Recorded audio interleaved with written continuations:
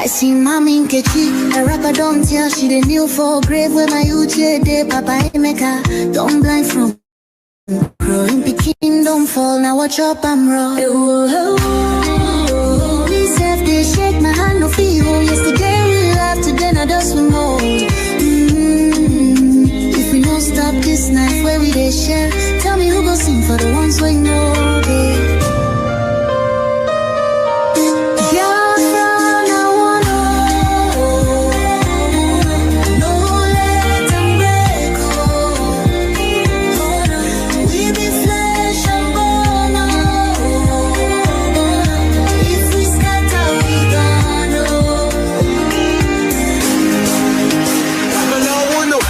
She need the voice from under the soil.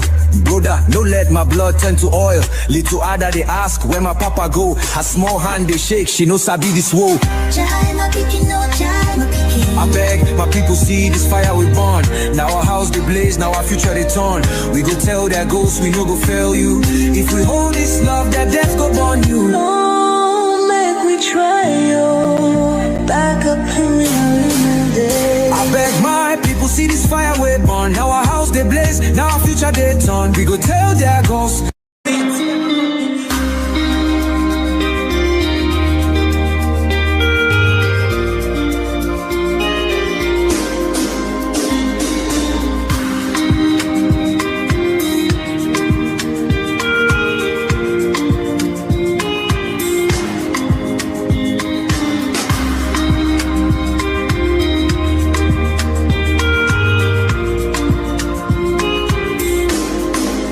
See Mommy Nkechi, a rapper don't tell she the kneel for grave where my youth day, Papa Emeka, don't blind from growing Peking, don't fall, now watch up, I'm raw.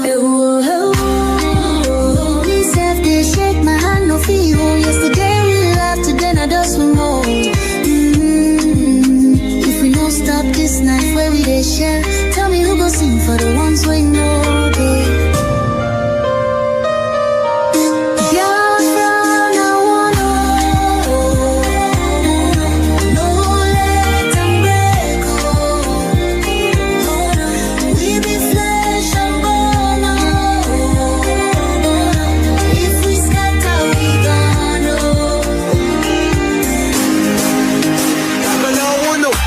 She need the voice from under the soil. Brother, don't let my blood turn to oil. Little Ada they ask where my papa go. Her small hand they shake, she knows I be this woe. I beg, my people see this fire we burn. Now our house they blaze, now our future they turn. We go tell their ghosts we no go fail you. If we hold this love, that death go burn you. No, make we try, yo. Back up in the day. I beg my people see this fire we burn. Now our house they blaze, now our future they turn. We go tell their ghosts we no go fail you. If we hold this love, that death go burn you. Oh, make we try, yo. Back up joints with the trembling. Oh, hey. If we no join now, our children go so.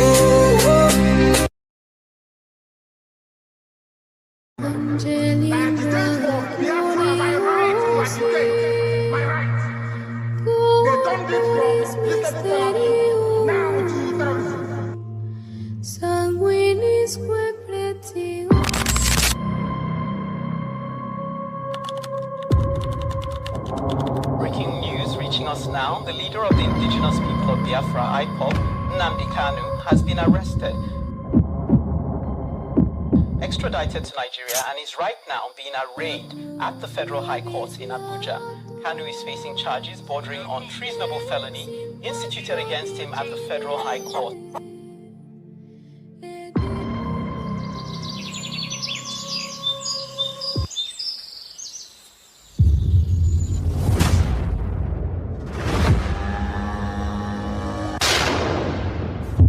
It was an unjust war.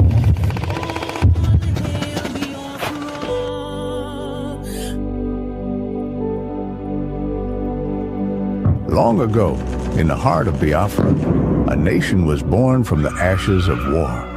A war that scarred the land and its people, yet it never killed the spirit of freedom.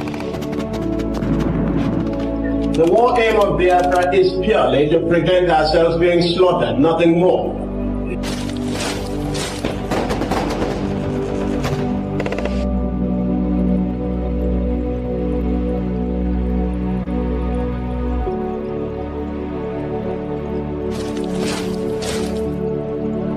It was in this land, scarred by conflict, that Nnamdi Kanu was born, a son destined to revive the dream of independence for Biafra. And if anybody is going to judge our success and failure in this war, it will have to depend on how much we have prevented the enemy from killing us.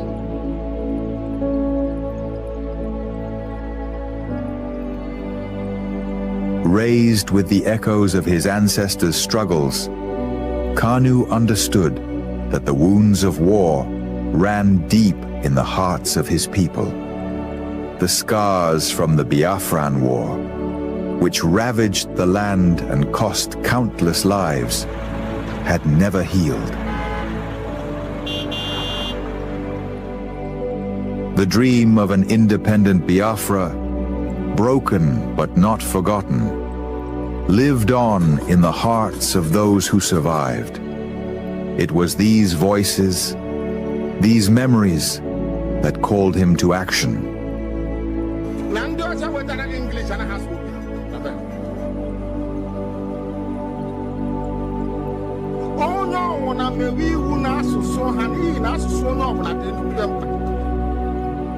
As Nnamdi Kanu grew, so did his voice. He became a preacher of justice, a messenger for those who were unheard. He spoke not just for his generation, but for all those whose lives were shattered by the war. The pain of the past was alive within him, and his words resonated with the cries of the oppressed.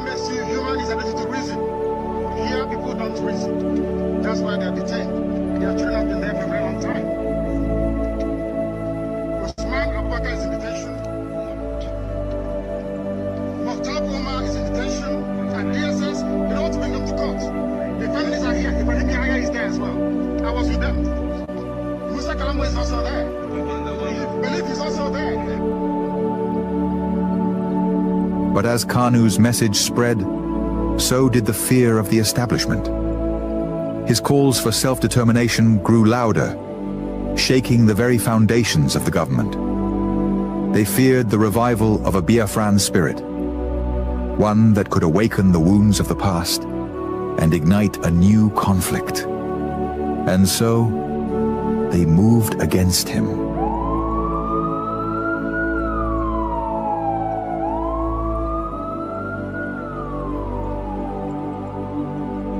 Nnamdi Kanu was arrested, his body captured, but his spirit unbroken. The authorities believed that imprisoning him would extinguish the fire he had started. But they failed to understand the depths of his cause. The pain of the war, the bloodshed of the past, was not something easily forgotten. It was a flame that could never be fully extinguished. His arrest became a symbol of the struggle that began in the blood-soaked fields of the Biafran War. The demand for freedom was still alive. The fight for justice continued, not just for Nnamdi Kanu, but for all the lives lost, for all the children born into a world of scars.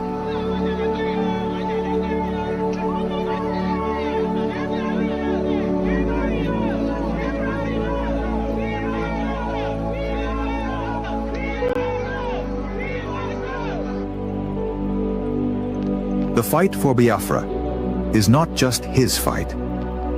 It is the fight of all those who have ever dreamed of a free land. And though the past may haunt the present, the future is still unwritten. As long as the story of Nnamdi Kanu is told, as long as the voices of his people rise, the dream of Biafra lives on.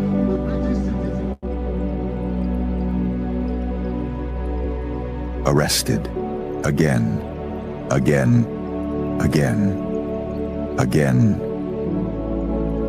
again, again, again, and yet again.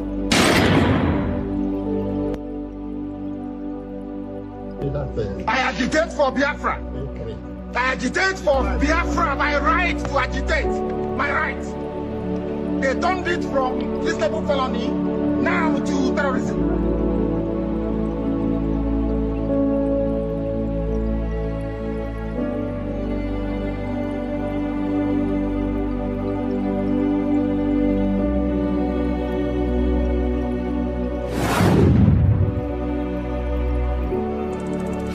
This is Nnamdi Kanu speaking. Biafra land, listen. They thought they could silence me, but they didn't just cage me. They caged your spirit. They made you forget that our land still bleeds, that our people still suffer, that nothing has changed. 5 years in chains. But what about you? Are you not free? Or have they bound your voice with fear? The struggle was never about me, it was about you, your children, your land, your future. So I ask you, where is the fire that once burned in your heart? Where is the voice that once roared for freedom? Wake up! Rise again. Speak. Act. Remember who you are. This is Nnamdi Kanu.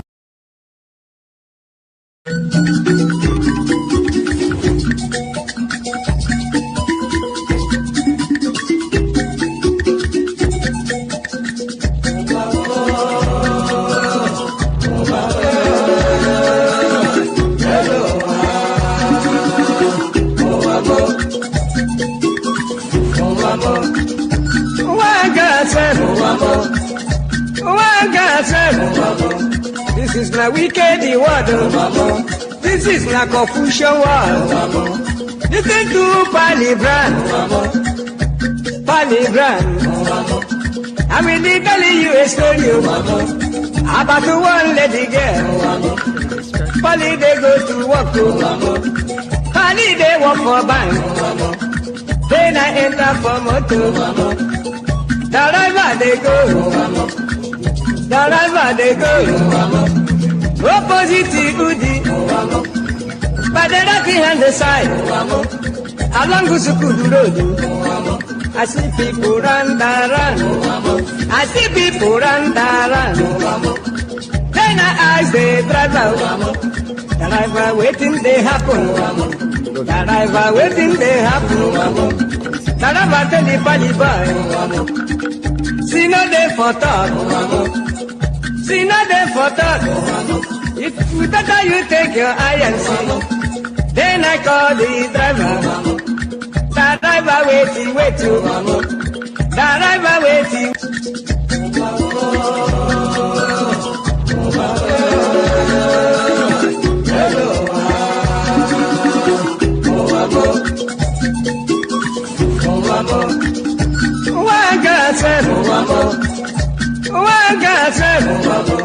This is my wicked word.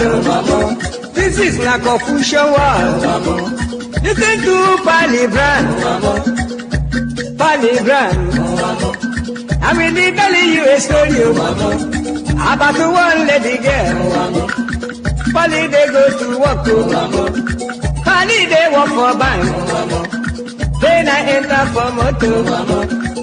Driver they go. Opposite Udi, but the right hand the side, along with the road. I see people run. I see people run.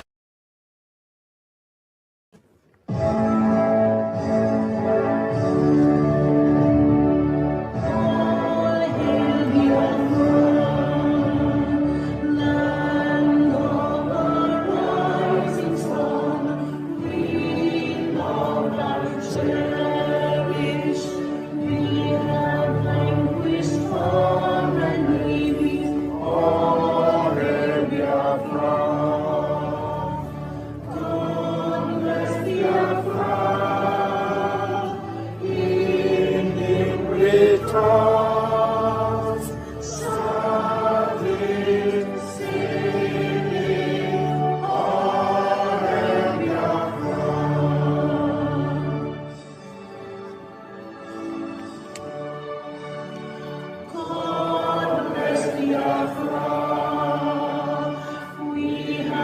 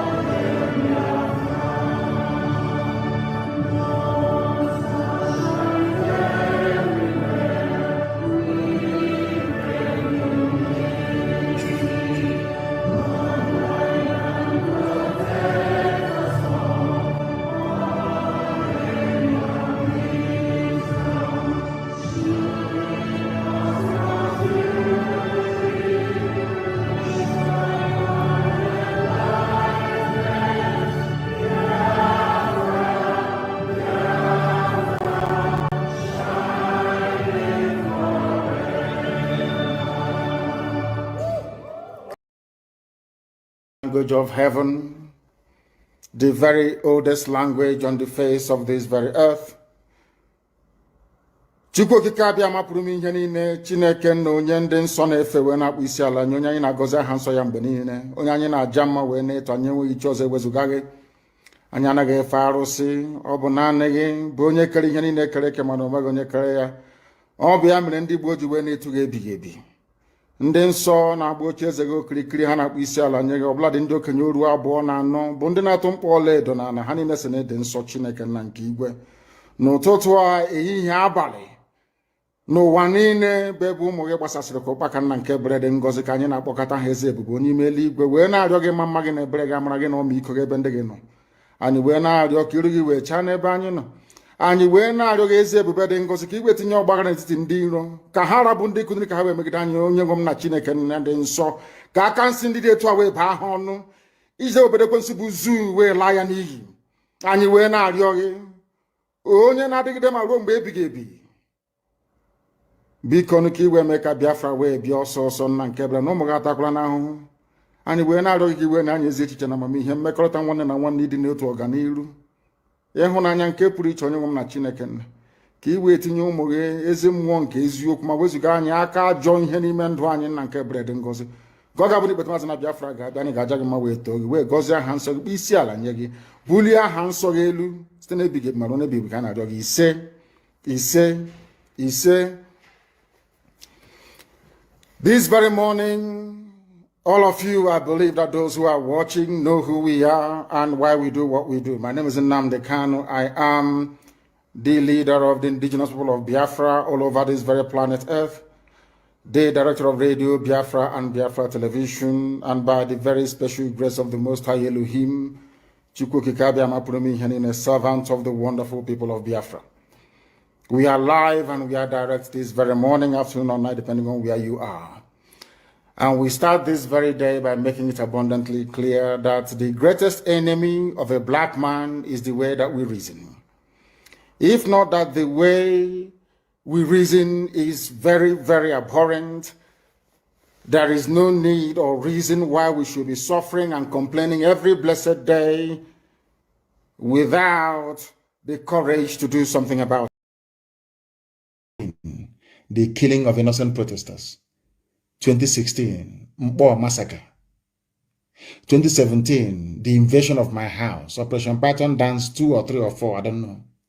I lost 28 men. My mom, my dad are both dead as a result of Southeast governors, what they did. I'm asking them. So when you want to sit down to talk about insecurity, please start from the beginning. The same people meeting today to try and discuss insecurity were the ones who caused it. They caused it, not us. And we must all now live with the consequences. Those who want to destroy this country have shock coming their way, says President. Now, this is what the presidency, which is the Fulani Cabal, what they have put together. Can I also remind the governors and all these idiots in Nigeria writing rubbish every day? You can't kill people's children and you expect their brothers not to react. It's stupid. It is called vengeance. There'll be vengeance, of course. So you're wearing army uniform, you're killing people, and you think every army officer will be safe. As long as you're going about killing innocent people, you are putting every army person on uniform at risk. The same goes for the police. All those years, you people were not going about slaughtering people. Was there any reaction? You people are the cause. You people, you come out, NSAS protests, you are there killing people. And you think that their brothers or their cousins will not avenge their death. You're joking. You are dreaming. You can write all your fanciful epistle about one Nigeria, insecurity, all that rubbish. From now till thy kingdom come, it will not make any difference to us. No difference whatsoever. Claim you own businesses everywhere in Nigeria. For that reason, you want everybody to die. Nobody is above death. Death is going to visit everybody. Just have to pray that you live and make impact in this life. The impact that matters now, as far as Nigeria is concerned, is not the impact to make people millionaires. It is impact to make people to be alive. It is impact to make people to feel secure. It is impact to make people feel they are free. That is the biggest impact you can make.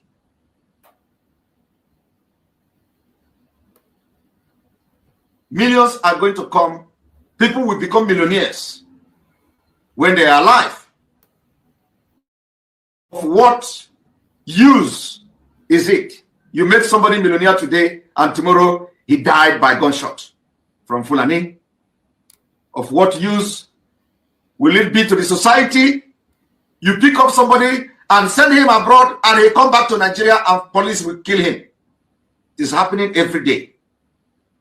Why do you want to continue to be part of a country like that?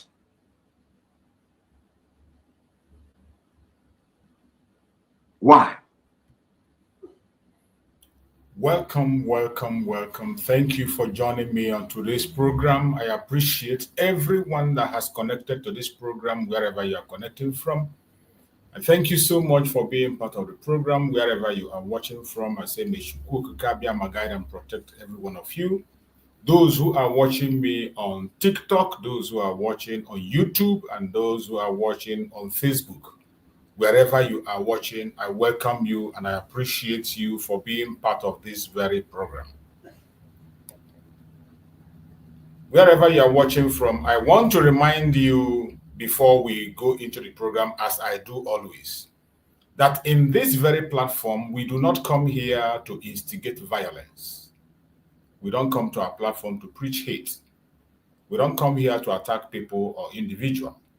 We do not come here to attack any race or religion. What we do in this platform is to present Biafra to the world as the only remedy to the failed state Nigeria. Biafra, the only remedy to the failed state Nigeria. As it stands today, nobody is doubting if Nigeria is a failed state or not. It has been confirmed, not just by us, the Biafran people, it has been confirmed by a Canadian court that the ruling parties in Nigeria are terrorist organizations. And what does that make Nigeria? It makes Nigeria a terrorist country and a failed state. And with the recent hammer of Trump that is landing on the zoo, everything we have been saying all this while that people see as a mere talk has finally come to reality. So we come to this platform to straighten forth these informations and make sure we put Biafra forward to the whole world as the only remedy.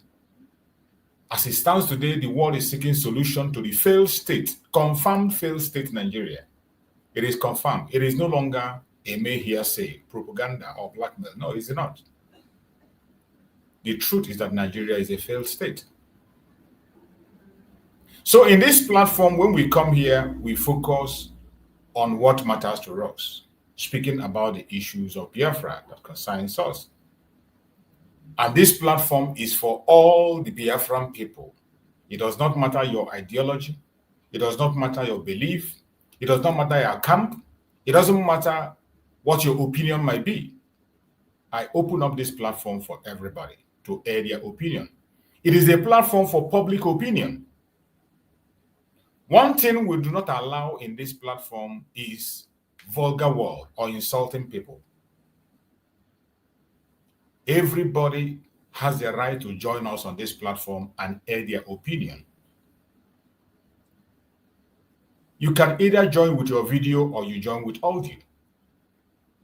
But one thing you must do for us is that when you are airing your opinion, you must be civil. Try as much as possible to be civil. It doesn't matter how angry you are, either with the speaker or with the Biafran people. No matter how angry you are, calm down, present your case in a very civil manner, and I bet you we are going to respond. You must not agree with everything I say. You have the right to object. And in this platform, more especially, I welcome those that have a superior argument. Those that have a superior argument, I welcome you respectfully. I am not going to be here to gag you or push you around or to insult you. No. Nobody is the master of knowledge or wisdom. We are all in the field to learn, and we are seeking for solution. So if you have a superior argument why we must not do what we are doing, then come up and tell us. It doesn't matter the camp you belong. Even if you are not a Biafra, you're one Nigerian, there is something in your mind that you think we are not doing it right. Come on and speak about it. Even if you are one Nigerian, even if you don't believe in Biafra. Like today, being Monday, we all know that he's sit at home. You don't believe in the sit at home. You think it's a waste of time. When you see somebody project sit at home, when I talk about sit at home, you get angry. Can you please click the link and come in and tell me why? And when you are coming, personally, from my own investigation and what I have seen, there is nothing we are holding that is stronger than that very sit at home. So whenever you are coming to make an argument against the sit at home, Monday sit at home, you must present something that is better than it. Once you present something that is better than the sit at home, I bet you I will join you to propagate it. But if you do not have something that is better than the Monday sit at home, please allow it for those of us who still believe that it is working. Allow it for us. If you don't believe on the Monday sit at home that is not working, it is your opinion. You are entitled to that. You might have different ideology on how you do it. It is your entitlement, your own very entitlement.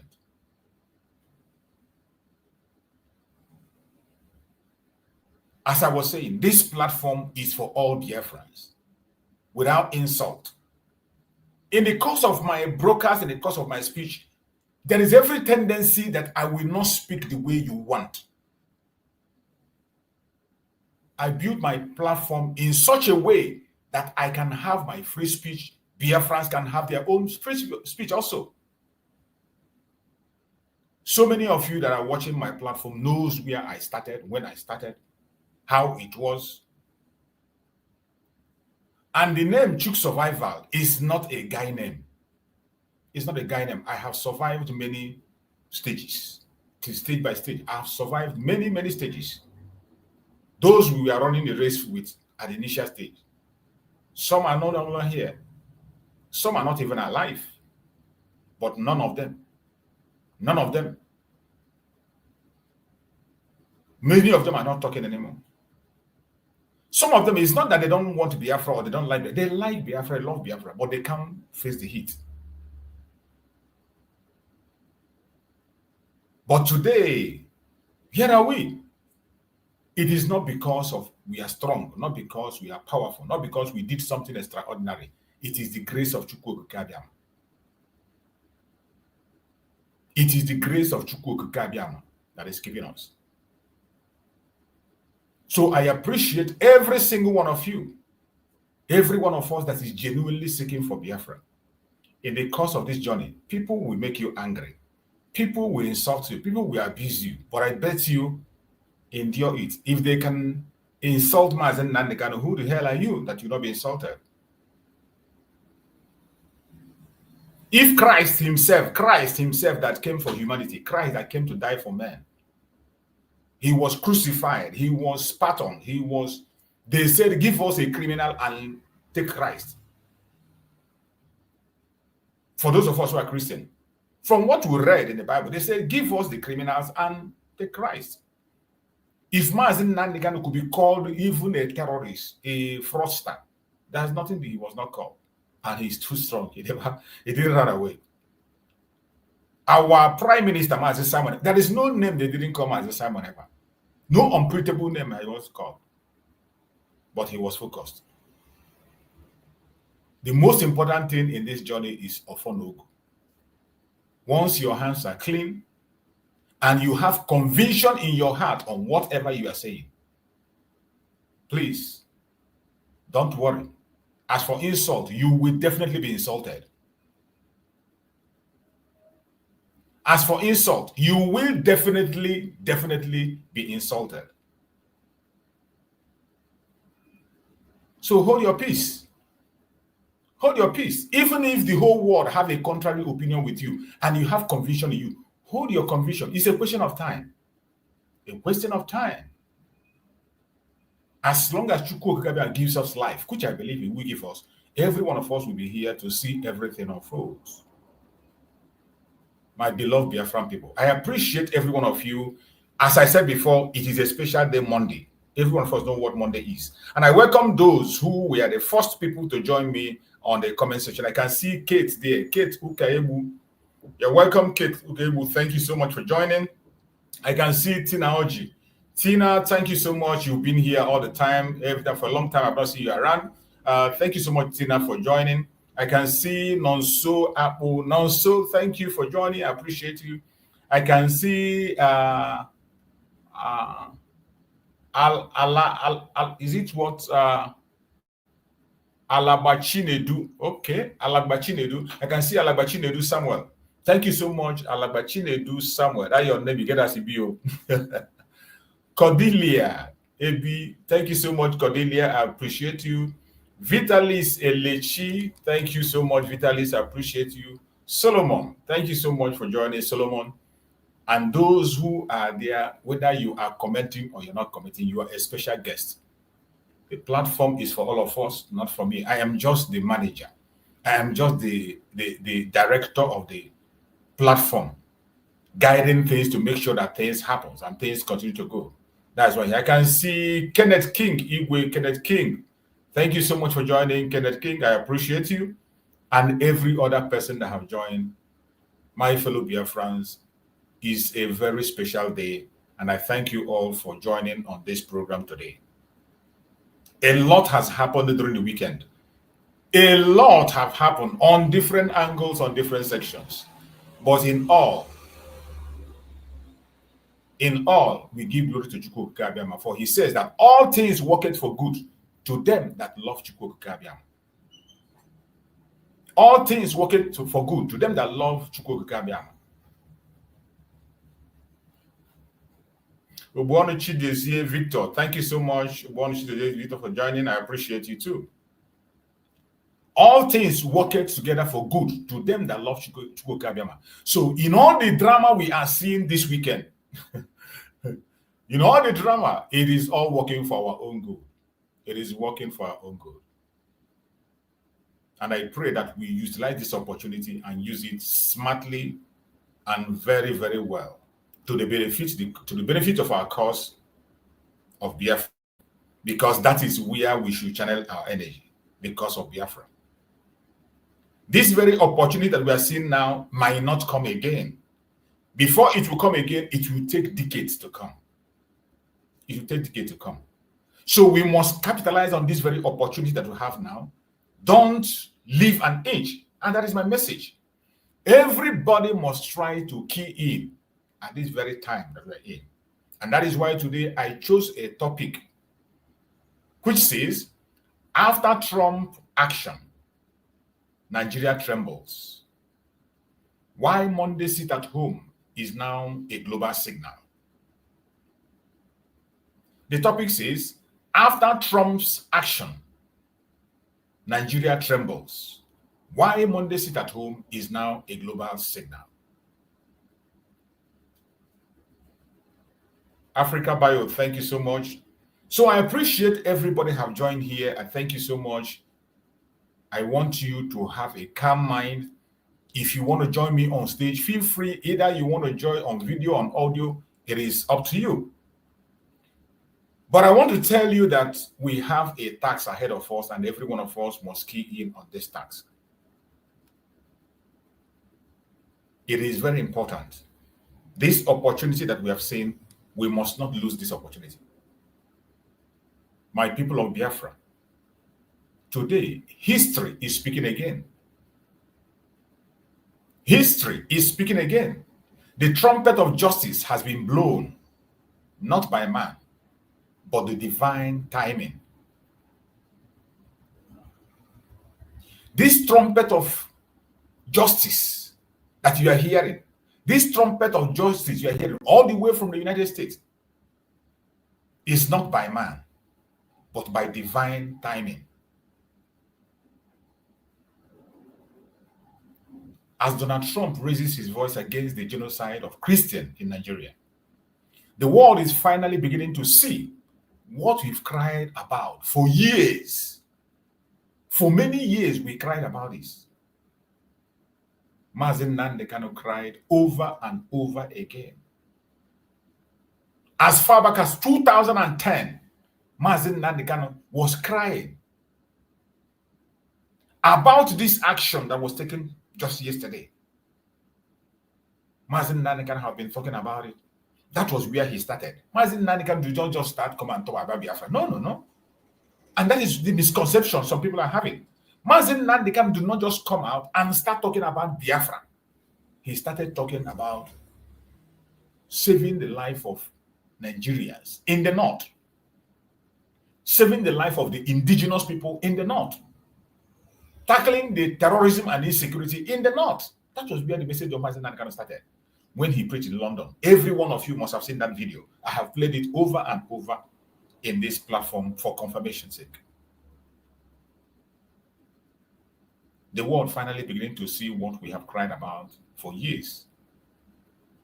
The evil, bloodthirsty persecution against innocent souls, especially the Biafrans and the Christians. Especially the Biafrans and the Christians. Now listen as the world reacts. Biafrans must act. It's an opportunity that we must not play with. It's an opportunity that we must not play with. We must rise, not with guns, not with hate, but with civil disobedience. Our Monday sit at home is not laziness. It is resistance. It is revolution in silence. It is our way of saying no more. You see, if there is time we are supposed to do this at home more, it is now, to draw the attention of the United States to Biafra. You know, there are certain things you will do. You will force them to mention that name, Biafra. That name is powerful and scary. This is a name that scares our enemy. They don't want to hear it. In the zoo, once they hear you talking about Biafra, everybody will be restless. Everybody will be jumping from pillar to pillar. You see them completely restless. This is a very good opportunity. If there is any time we must have sit at home, it is now. Our sit at home is supposed to be louder than ever. Now that the satellite of the United States is focused in Nigeria, their satellite is focused. They will see our cause, how we are pursuing it, that is a genuine, innocent process. Sit at home. Civil disobedience is a political, legitimate way of requiring for your right when you are dealing with a tyrant. In a tyrannic government like that of Nigeria, the only way you can express yourself and make your request without losing souls is this sit at home. That was why Chukwu Okeke gave the revelation to Master Nnamdi Kanu. He introduced it. Master Samuel came in and he built on it. And today, we are still going on that very sit at home. And it doesn't matter what anybody says. It doesn't matter what anybody does. If you are a genuine Biafran, you can never step away from this sit at home until they give you something that is more tangible. Master Nnamdi Kanu, in one of his brokers, said, you cannot remove what is working and put something that is not obtainable. Master Simon also said it. If you want to take away sit at home from us, give us something that is stronger. Okay, you don't like it. It is not working. Can you provide something that is stronger and better than it? And we follow you. Until then, our Monday sit at home remains. And it is not laziness. It is resistance. It is revolution in silence. It is our way of saying no more. Never again. The Trump action that we have seen today is a global signal that we must pay attention to. A global signal that we must key into. Wherever you are, we must key into this global signal that we are seeing. Donald J. Trump's recent stand against the Nigerian government complicity in Christian persecution has shaken Abuja to its foundation. It is shaking Abuja to its foundation. There is no two ways about it. They can't pretend about it. They are running helter-skelter. Churubu is looking for a way to get to White House by all means necessary. But I bet you, when Chukwu Okekabema says, yes, it is time, there is nothing man can do. No amount of bribery will take them away from this very time that we're in. We, the Biafran people, it is time for us to pay attention and unify ourselves to present our case. That is where my concern lies. We must focus on providing more evidence, connecting the Christian genocide to Biafran genocide. Try as much as possible to connect. You see, there are certain things that we're supposed to do that we have not done. A lot. I was playing a video yesterday, which I will play today. I saw in the northern part of Nigeria where a monument was erected for 501 Christians that was massacred. A monument was built, a grave monument was built, erected, and you see their names engraved in it.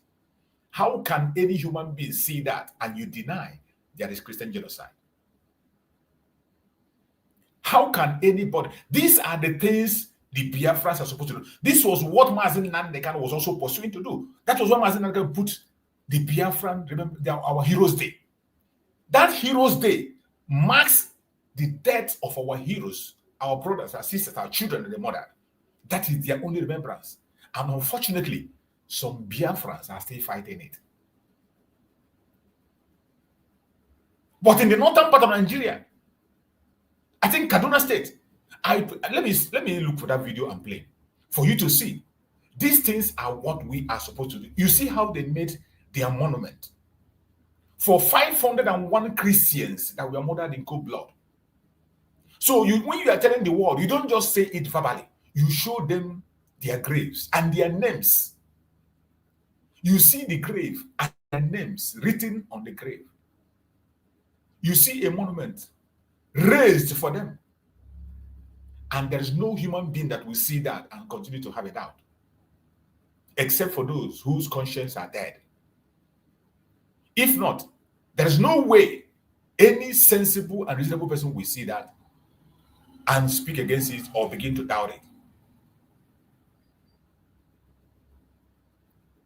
But in the world that we are today, that is what we see. That is what we see. They continue to deny the obvious simply because sometimes they tell you where is the evidence. They will ask you for the evidence. They will ask you to show them. I want you to pay attention to this video.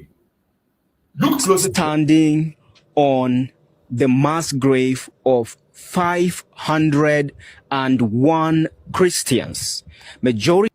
Did you see that? You hear that? 501 Christians who were massacred and buried in a mass grave. It is not just saying it.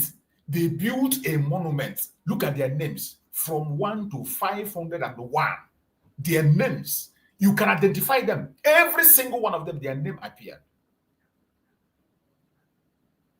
And they come and deny Christianity. I want you to look at it. Standing on the mass grave of 501 Christians, majority of whom are women and children that were slaughtered, literally slaughtered with swords and machetes.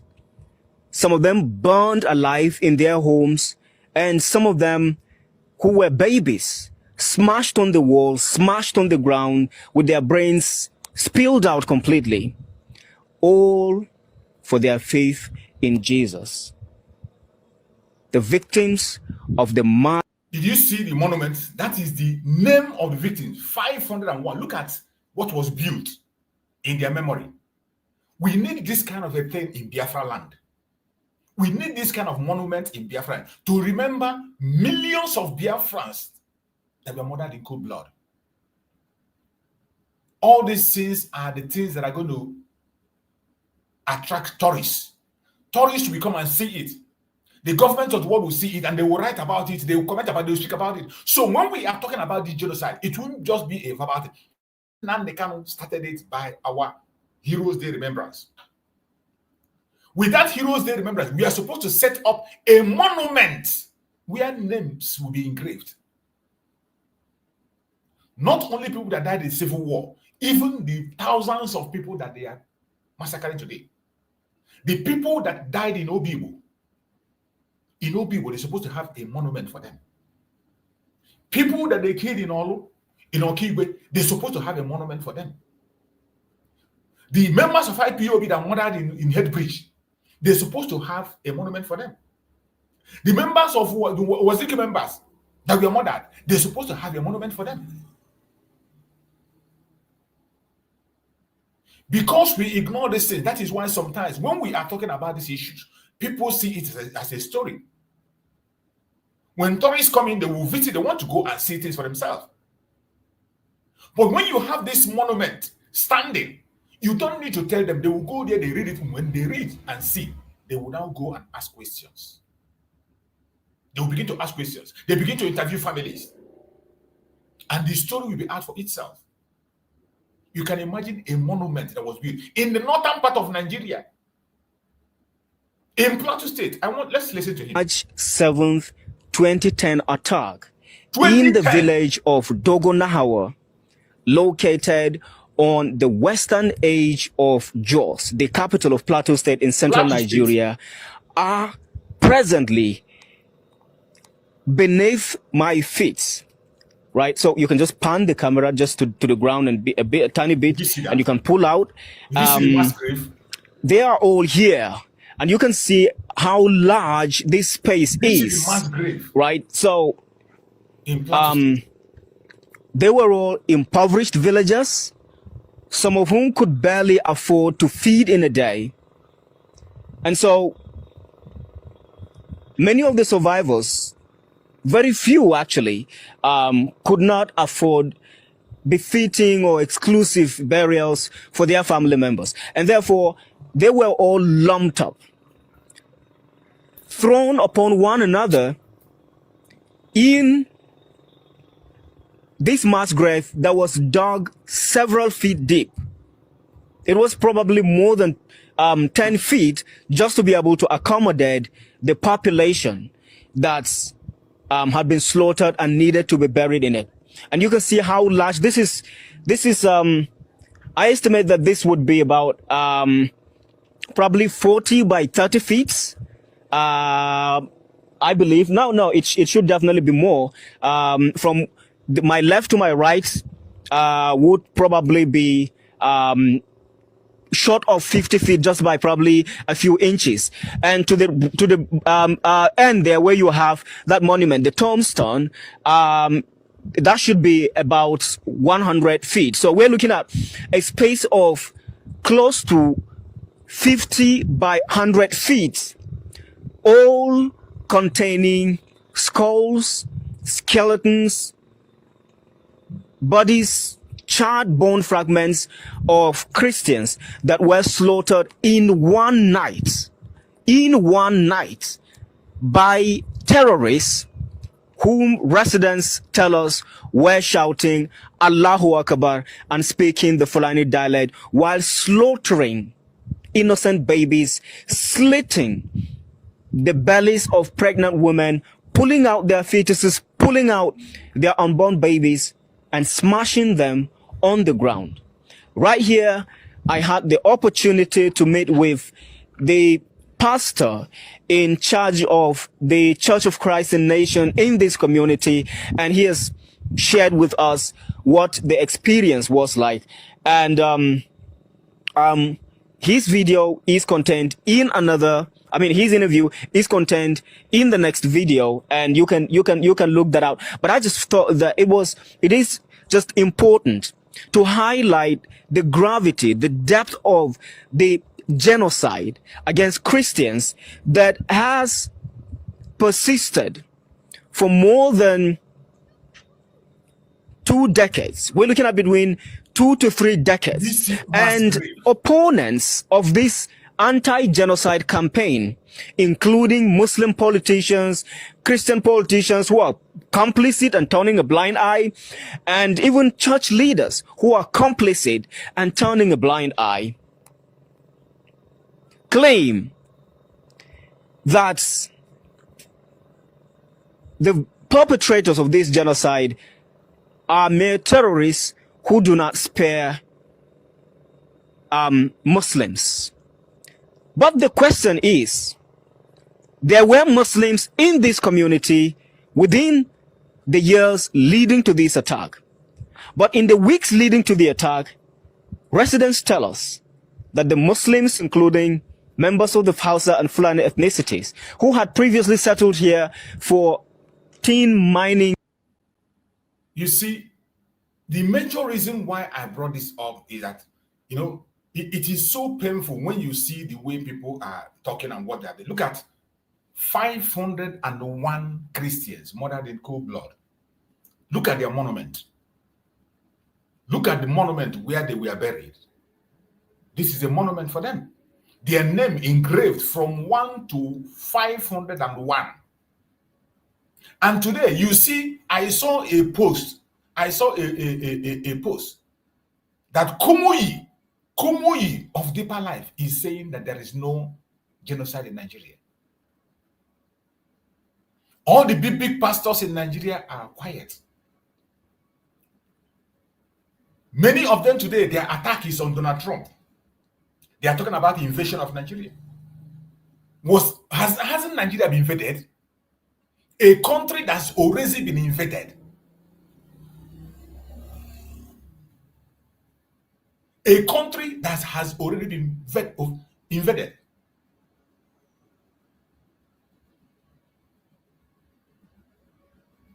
This kind of a project is what we need in Biafra land. Build a monument. Place the name of, you know, sometimes when we talk this, I have seen some people in TikTok where they were saying, every time we say 5 million were killed, where is their names? Where did they bury them? Where are those 5 million? And when they push this narrative, somebody who is not a Biafran, who doesn't know the history, who is not conversant with history, we begin to reason with them and think that they're making sense.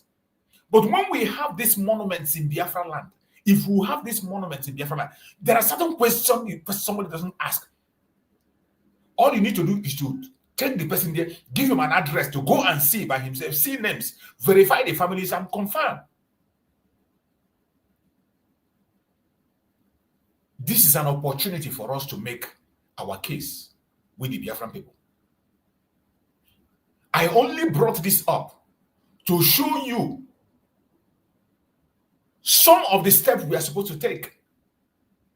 Some of the things we are supposed to borrow leave on and move at this particular time that the opportunity has come. I bet you the United States knows very well about the plight of the Biafran people. They know. They know. But they are waiting for us. They are waiting for. There are certain things we need to put in place. I'm not saying we have not done it. We have done a whole lot. But I tell you, there is nothing that is too much to be done. You can't stop. They told me as in Nnamdi United Nations, why did you stop? Why did you people stop? We cannot stop. We should every day be searching for what to do, how to do it, the next step to take.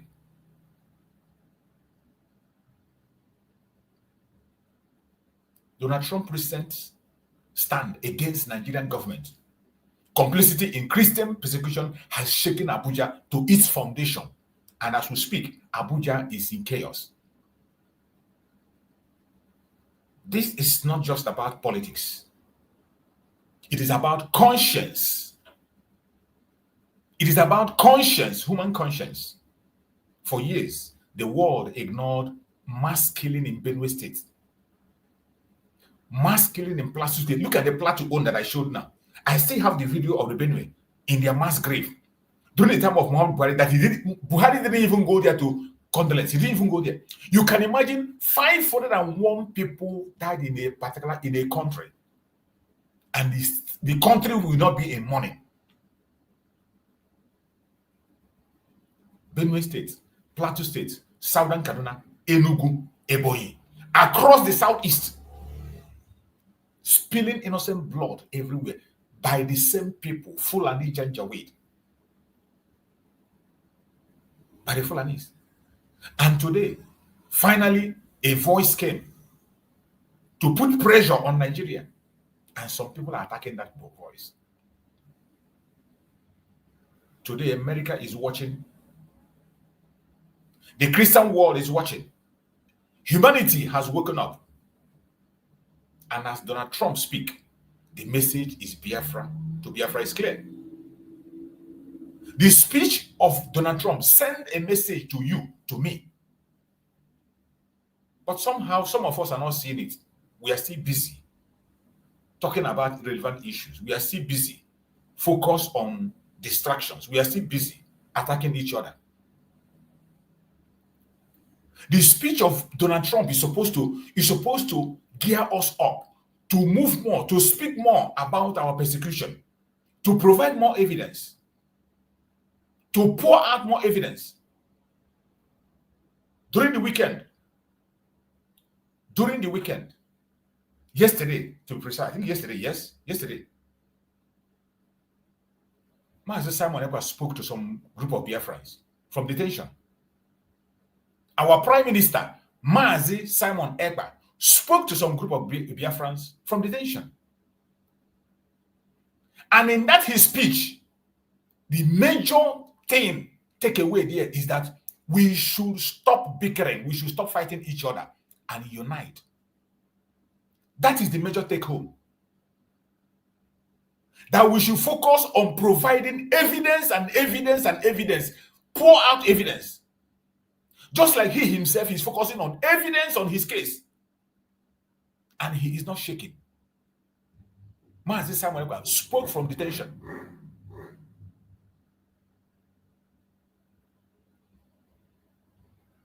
Maybe in due course, I will try to play the audio so that he can hear. The major takeaway, even though some people will now use that very speech of Mazi Samuel Ekpa for saga. Some people now will begin to find a fault in where it was done, how it was done, whether it is right or it's wrong. But the information there is that we should unite. That is what Mazi Samuel said. He said it in black and white. That you should stop fighting each other on media. Stop attacking each other on media. Even if somebody insults you, ignore that person and move on. Focus on the enemy. The opportunity has presented itself. Continue to provide as many evidence as you can to the world. Continue to push the case to the world. This is a direct message from Master Simon Ekpa. Yesterday, so many Biafrans were in that Zoom where he called. So many Biafrans were in the Zoom when he called and they heard his voice. Some people asked questions and he responded. And the major message he delivered was that everybody must stop fighting each other. Focus, focus, focus.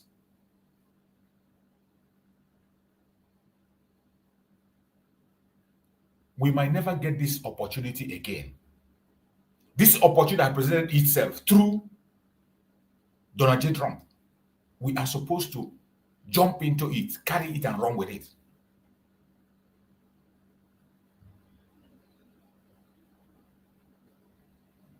As Donald J. Trump speaks, the message to Biafra is very clear.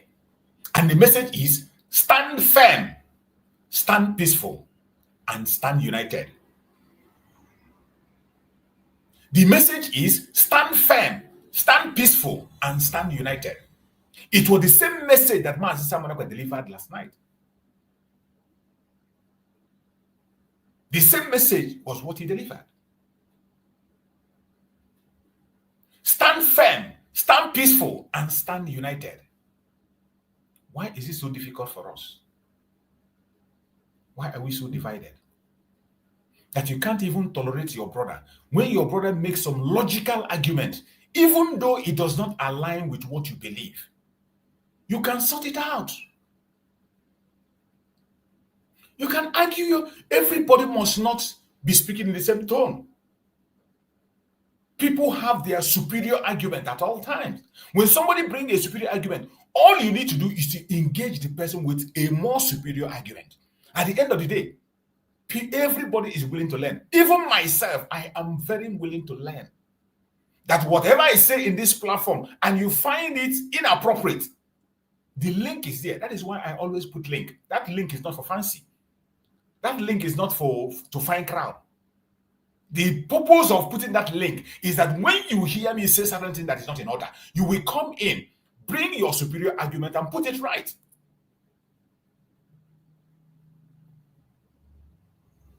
It is not for fancy. It's not for you to come and showcase yourself.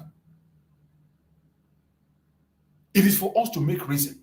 For us to reason. As I have always said, my platform is a platform of public opinion. People have to say their mind. Then as people make their contribution, any side that affects you, your department, you go and make amends. You look towards it and see reasons.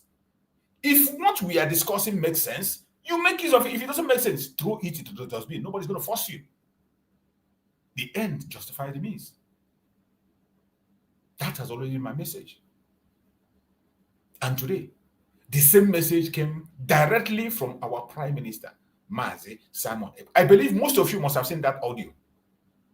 Many of you must have seen that audio. If you have not seen it, in time to come, I'm going to play it. You know, I don't rush in all these things. I don't rush in pursuing it, maybe to draw attention. I am not that kind of a person. I'm not that kind of a person.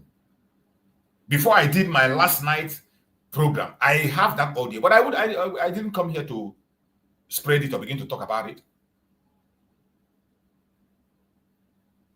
Whatever information that comes from Biafra is an information for us to build on it, unite ourselves, forge ahead, and do what we have to do. It is any information that is coming is not meant for us to divide us. It is not meant for us to fight. It is not meant for us to argue. It is not meant for us to begin to insult each other. It is meant for us to build on it. Seek for the positive aspect of that information and make use of it for the betterment of all of us. But some of us, it is so difficult for us to digest things when they happen. Once your brother does not say it the way you want him to say it, you begin to campaign against that your brother. Once your brother didn't say things the way you want him to say it, you begin to campaign against it. And I don't know why.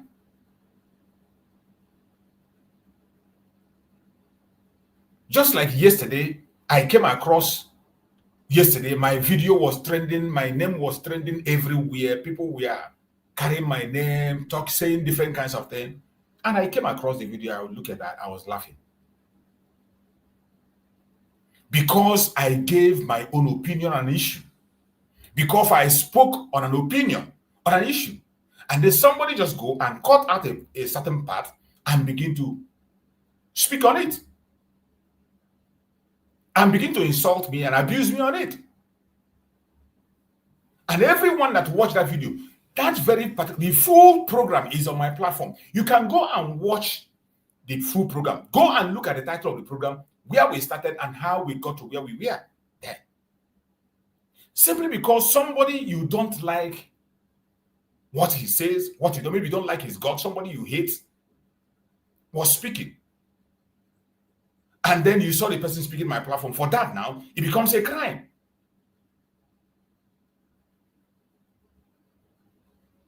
In that same platform, I say it every day. There has never been a time I insult anybody in my platform. I don't do it. And I don't allow my guests to insult anybody.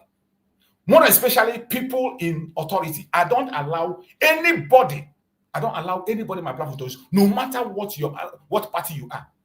I have never sat in this platform and allowed somebody to insult anybody that is living in Biafra.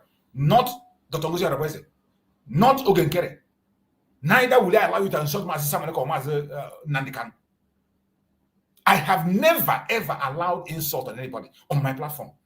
Not even my guests. You can't insult my guests speaking. I will not allow it. But simply because I did not You didn't mold me. You want to mold me to the way you like, to speak in your own terms. I am a very different person. My platform, I built it by myself. I didn't build it on somebody. I didn't build it on a group. Even that is the reason most of my platforms I have been using. I didn't put the name Biafra there because somebody will come and say maybe it's because of Biafra, I'm using Biafra to advertise myself. I have never, all my major platform, the only platform that have the name Biafra is my backup channel. My backup channel. My very first platform that I have up to 40,000 subscribers that I lost. I lost it because of Biafra. Troop Survivor channel that I lost, I can't be able to use now. The same thing. Thousands of subscribers. In all those platforms, you can never see me use Biafra. I use my name. I use different name. So that somebody will not say, maybe it is because of Biafra, I used to advertise myself, I used to do this. I avoided those things. I try as much as possible to avoid it. The same thing during the time of breeding. When my sister was here, I knew what I passed through. I know what I can do and what I cannot do. When I joined the media, I told them my limitations. Some of them came here to accuse me, and they say when they were doing when they were working and doing that, I refused to stream fundraising during the time of Master Simon Ekpa. I was not streaming fundraising. They accused me with that, and this is something I made clear to them because of my time zone, because of my time zone where I cannot be able to do, and I won't force myself. I will come and do that. I say tomorrow if I'm not doing it again, it becomes a problem. Even streaming, I did not stream. I didn't stream the fundraising of Master Simon them because they will say I'm using it to make money. That's what they will say. They will say because you are streaming it because of money. That was why I stopped streaming. I didn't want to stream it until it was the same media people were telling me, go and stream. Why are you not streaming? Why are you not streaming? You should stream it. They force, I began to stream it. I began to stream it. But they still came here to accuse me with that. Even in this present government today, when I was there, some of them didn't know why the streaming stopped. I didn't stop the streaming. None of the members of the media stopped the streaming. The streaming was stopped by the government, and the government gave reason. They gave reason, which I have explained here. This is not the first time I'm talking about it. The government gave a reason that when we begin to stream and we are streaming it, people prefer to go and watch in the stream, and they will not come into the Zoom. People will just go to the stream and they will watch the streaming. They will not come into the Zoom. That was why the Deputy Prime Minister gave order that we should not stream. And that very day that we did not stream, many people came into the Zoom to participate. But today, you see people, they carry my name, they accuse me that I decided not to stream because I wanted to bring down the government. That is why I stopped streaming. I wanted to bring down the government. Sometimes when people sit back and make up their word, I don't know where they bring it out from. I don't know where they got it out from. And when people make up their statements, make up their word, I can't just fathom where they get it from.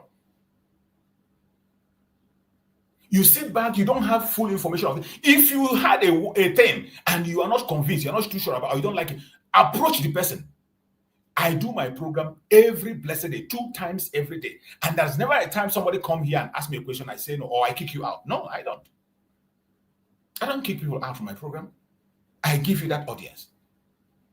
If there is something you want to inquire that has to do with me, come here and ask me. Or you invite me in your program. You invite me in your program and question me. I will be there. I'll be there. We need to focus on what matters with the Biafra people. There are a lot of things that we are supposed to do.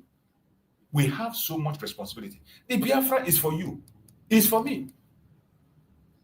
I have said it time and time again. We should focus on the things that matters. Unity is very important. I've said it. Don't create enmity with your fellow brothers and sisters because of Biafra. Because after this noise making we are making online, we will still go back home. Do not create unnecessary enmity between you and your own brother. After this, there is another stage that we get to. And you must not allow yourself to get distracted. because we have a very tough things ahead of us. Look at today, Monday sit at home. The responsibility we have to carry on our shoulder and continue to go and do what we have to do. It's a responsibility for every one of us. At this point in time, it is a time that you can't afford. You can never afford to look out. You can't lose any opportunity. No serious Biafran will like to miss any opportunity at this particular point in time, no matter what the situation may be. No matter what, you don't lose any opportunity. Let no one deceive you. The Monday sit at home is not just an order. It is a spiritual protest. It is a spiritual protest. Monday sit at home. And because of the spiritual inclination, that is why it cannot be stopped. No individual on his own can stop it. It was signed and sealed that only Mazen Nnamdi Kanu could stop it. Only Mazen Nnamdi Kanu. His freedom will put an end, automatic end to the sit at home. Many people have said it over and over again, over and over again. So it's left for people to begin to understand and focus on what they're supposed to do. Every Monday, when the streets go silent, the world feels pulse of resistance. You can't beat it. Every Monday, even if you don't know that there are people still talking about Biafra, every Monday you remember, you get people where they talk about Biafra. Every Monday, Abuja trembles. Asorok shakes because the people they thought were broken are actually standing taller. They thought we are broken, but we are standing taller. We are standing taller.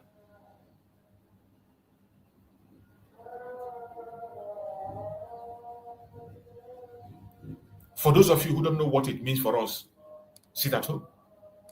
Sit at home means for us, we reject Nigerian injustice. We honor the blood of the fallen. We demand freedom for Mazen Nnamdi Kanu. That is what it means for us Biafrans. Even God rested on the seventh day. And we too have chosen our sacred day of civil rest and defiance. Let the world see our discipline, our unity, and our power.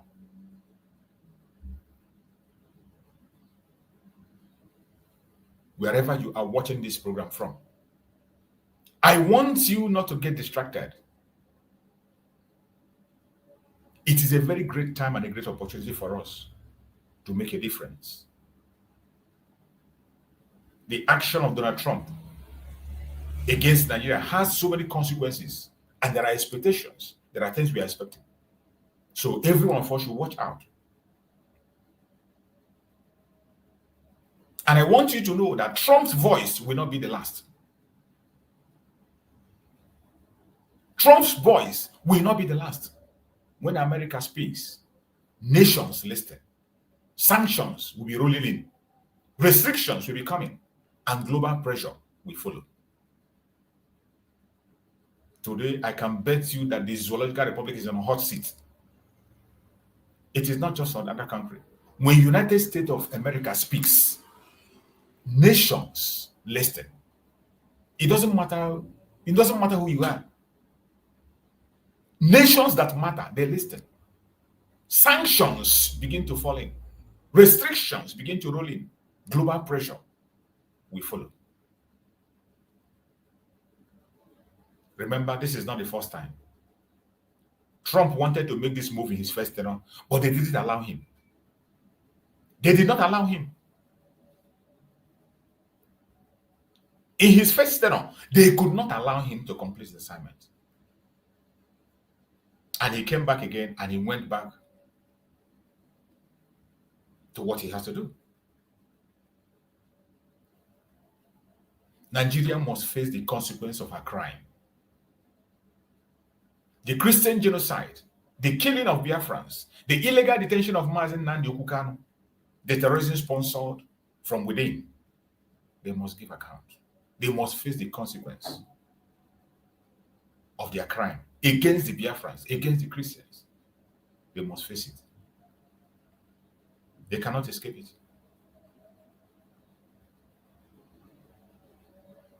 But this also means something for us. We must increase our political awareness.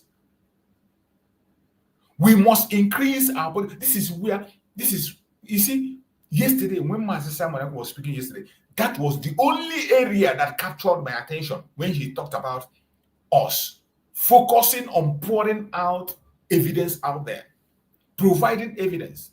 Stop fighting each other. Ignore. Even somebody fights you, talking something about you, forget about the person.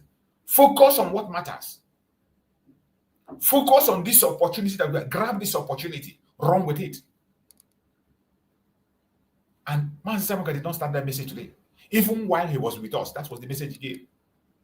The instruction he gave us on media before he was taken away was that we should not fight anybody that is speaking for Biafra. It does not matter who the person is. It doesn't matter who the person is supporting. That you should not, under any condition, attack it. Even he mentioned names of some of our media members. Say, don't attack anybody. And when he appeared yesterday, when he was speaking on the audio message yesterday, in that Zoom, the same thing is what he said. Just the same statement. And when I talk about it, cry about it here, some people, for one reason or the other, they get offended. And I can't explain that. I can't help you. When you get offended because I'm calling for unity, I can't help you. I can't help you. That is me. It's an assignment that I took for myself, and I got to follow it up. You equally must have taken an assignment for yourself. Go ahead and do what you want to do.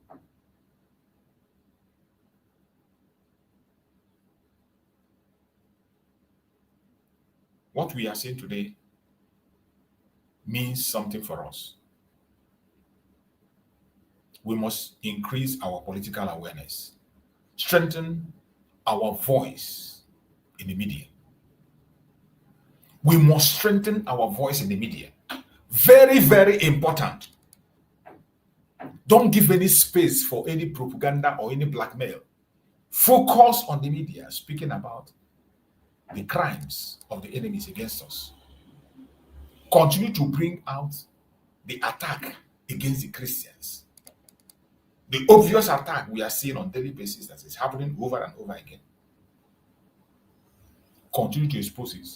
Continue to bring it out. Anyone you see, any information you get, project it. You never can see who they will get his own video. As we are talking, not only Biafrans are listening. As you are sharing the video, not only you share, you don't know who is going to get it. Not only Biafrans. It takes only one man to change the situation. That is why every hand must be on deck. Increase our political awareness, strengthen our media voices, and defend our truth on every platform. Defend the truth on every platform. Defend the truth. When the global spotlight shines, Biafra must be seen as disciplined, peaceful, and ready for nationhood. I want you to pay attention. All this is I'm saying is very important because the global spotlight is shining on Nigeria today. And when that global spotlight is shining on Nigeria, it is also shining on the Biafran people. They are watching you. They are watching me. The speech of Donald Trump have drawn global attention. Not just on Nigerian, also on the Biafran people. They will be visiting our platforms. They'll be listening to what we post. They will listen to our discussions.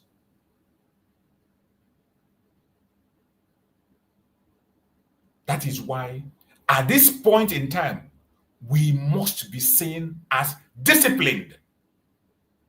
We must be seen as disciplined. We must be seen as peaceful. And we must be seen as ready for nationhood. We must be seen as ready for nationhood. It's a great opportunity that we cannot afford to miss. My brothers and sisters, this is not time to fight one another. It is not time to fight one another. It is not time to push propaganda. It is not time to analyze your brother or your sister. Master Simon never have already said it that we should ignore. Even if they offend you. If I offend you, forgive me, ignore. I am doing my own job. You equally must have offended one person, the other. Anybody that offends you, forgive. Myself, I forgive and I don't hold anything against people. I forgive. Wherever I need to respond. If somebody invites me or asks me a question to respond on a certain issue, I will go and give you my response. But engaging in fight, propaganda, on media, I will not do that. And nobody can trigger me to do that. You cannot. You can't trigger me to go to that direction. That is why I have survived up to this time. That is why I tell you, the name Chuk Survival is not a guy name. I survive because I mind my business. In every organization I find myself, wherever I find myself, I mind my path. I know the path I go. There are so many things that were said against me. I don't respond to it. I just keep silent. But if people confront me directly that they want to know, I will tell you. I will tell you my own part of. I will tell you my own part of decision or my own part of rules. It is not time to fight one another. This is time to unite under one umbrella. As the searchlight is on Nigeria, they are watching you and I. Nigeria uses division to conquer. They use division to conquer us. They have used it. And we preach it every day. Divide and conquer, divide and rule. We preach it, yet when we see it, we allow it. Why must we allow it? Unity will break their power. Unity will break their power. From Enugu to Aba, from Onitsha to Nsukka, from Bayelsa to Calabar. We are one voice, one spirit, one destiny.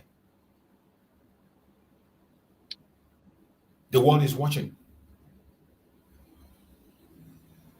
The world is watching. Let us speak loud with Monday sit at home continuously. Now that the satellites, let there be question asked. Just like that monument I showed. This is something we are supposed to have in Biafra land.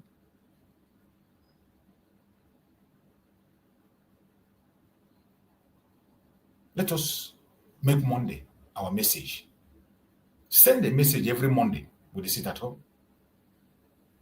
Let us make obedience to that Monday sit at home our protest.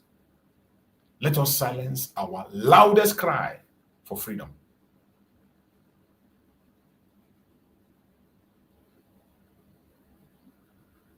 My brothers and sisters, we have gone through a lot. This very opportunity we fought for it and fought for it. Now that we have it, why are we going to try to waste it? Why? Why will anybody like to throw it away?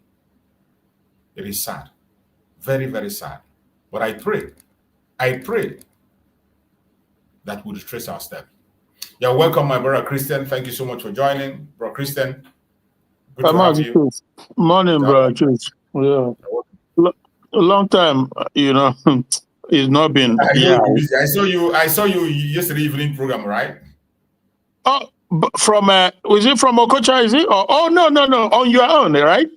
On my own. I thought as much from the write-ups. I saw Chris, listen, I wrote a couple of things because I was closing, I was leaving office. Yeah, but in my mind, I figured that you will somehow know that it's me based on how I write, because the way I talk is the way I write. So, you see what I mean? So obviously a lot is audio, my dear brother. I can't even. That is oh God. But meanwhile, I just saw on your platform now before I logged in, I saw a guy like comment section saying that Trump is one, that he shall allow, his name is Omar, stuff like that. So he was just trying to, the typical terrorist and, but the thing is, the platform, your platform, just like any platform, more or less, is like a marketplace, open marketplace. Anybody can come in and say whatever, so it doesn't really matter. But onye ha gwa na amalgo okoyanu onye ha gwa amalgo na ya ka na gwa. So we know when they come, we know whom they are, just like even in the zoo as we speak now, a lot of different people with different version of what is going on.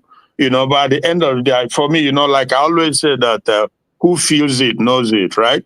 So Exactly. all over the world, people have different view of issues, but at the end of the day, you have to figure out what is good for you and how it affects you and how to go about it.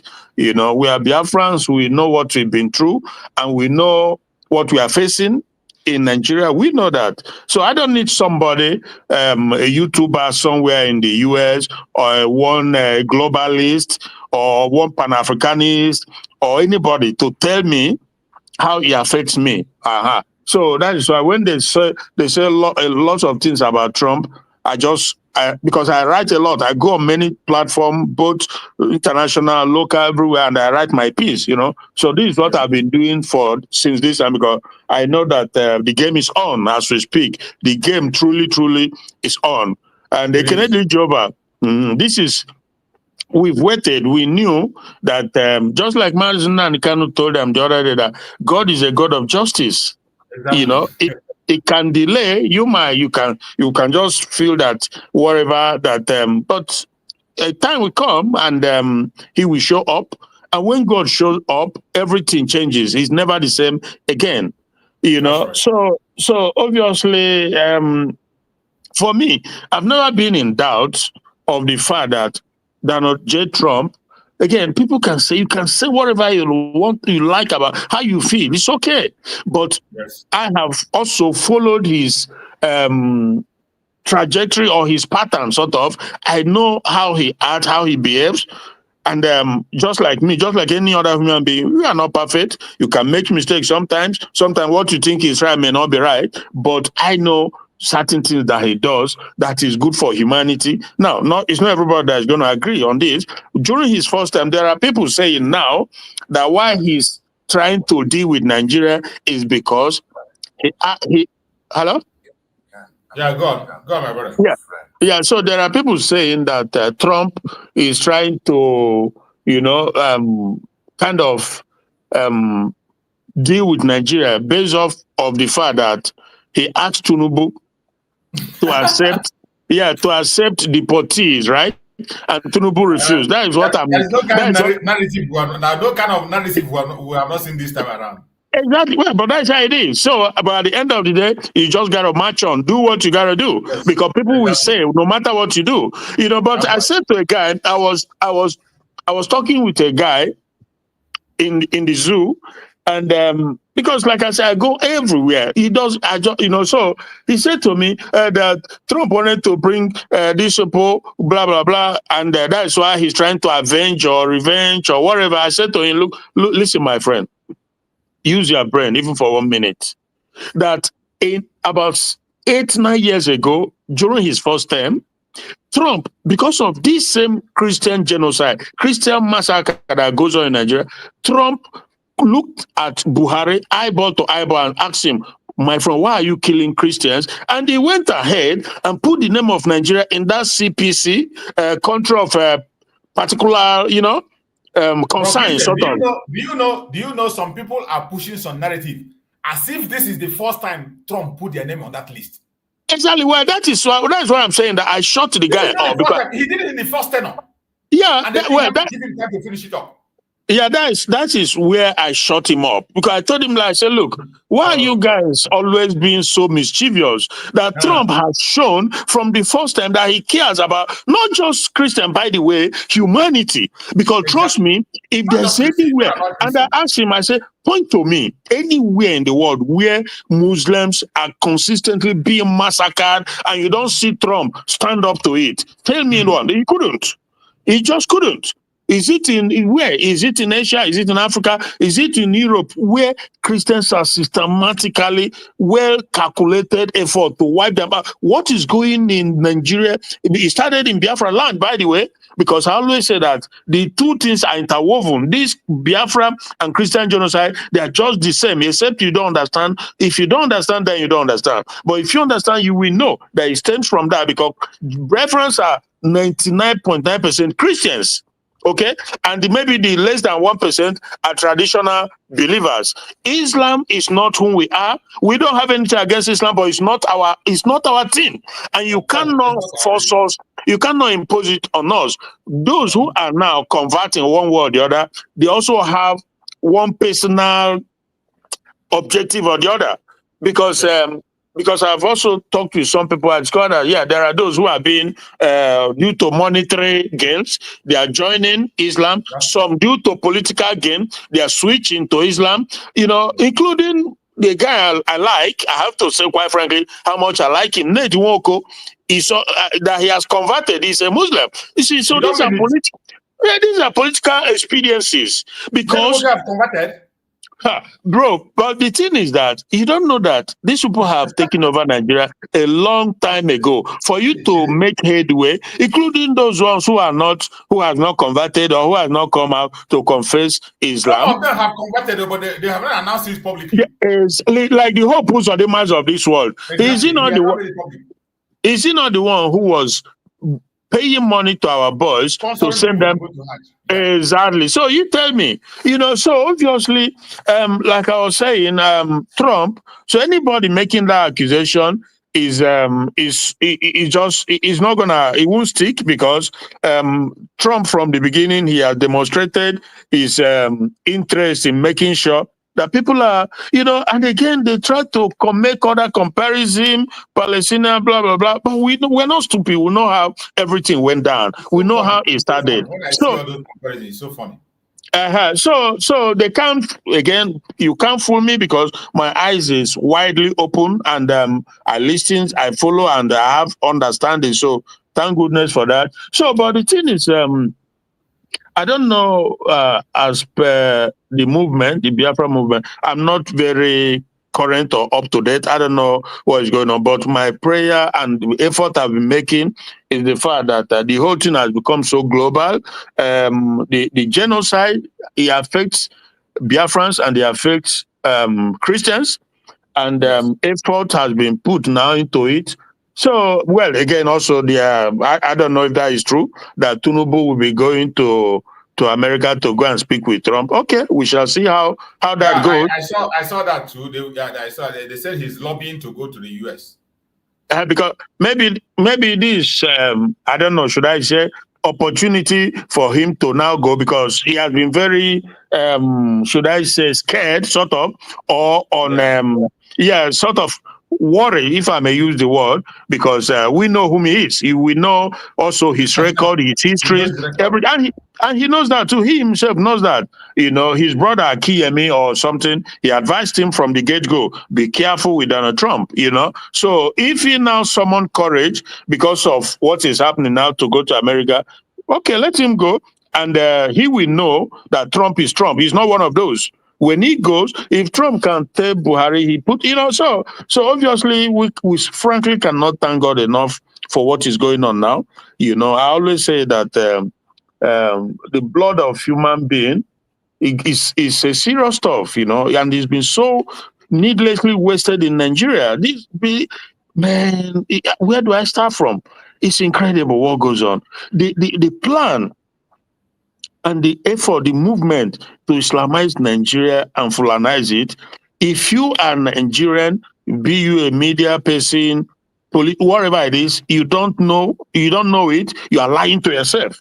You are just lying to yourself. Yeah. So that's a fact. Even if they know so bro, the evidence is overwhelming. It's everywhere, and they run the show. They run that country. Tinubu can't even act. He can't even do nothing. First of all, he said from the beginning that he was going to start from where Buhari left off. That was his word, not mine.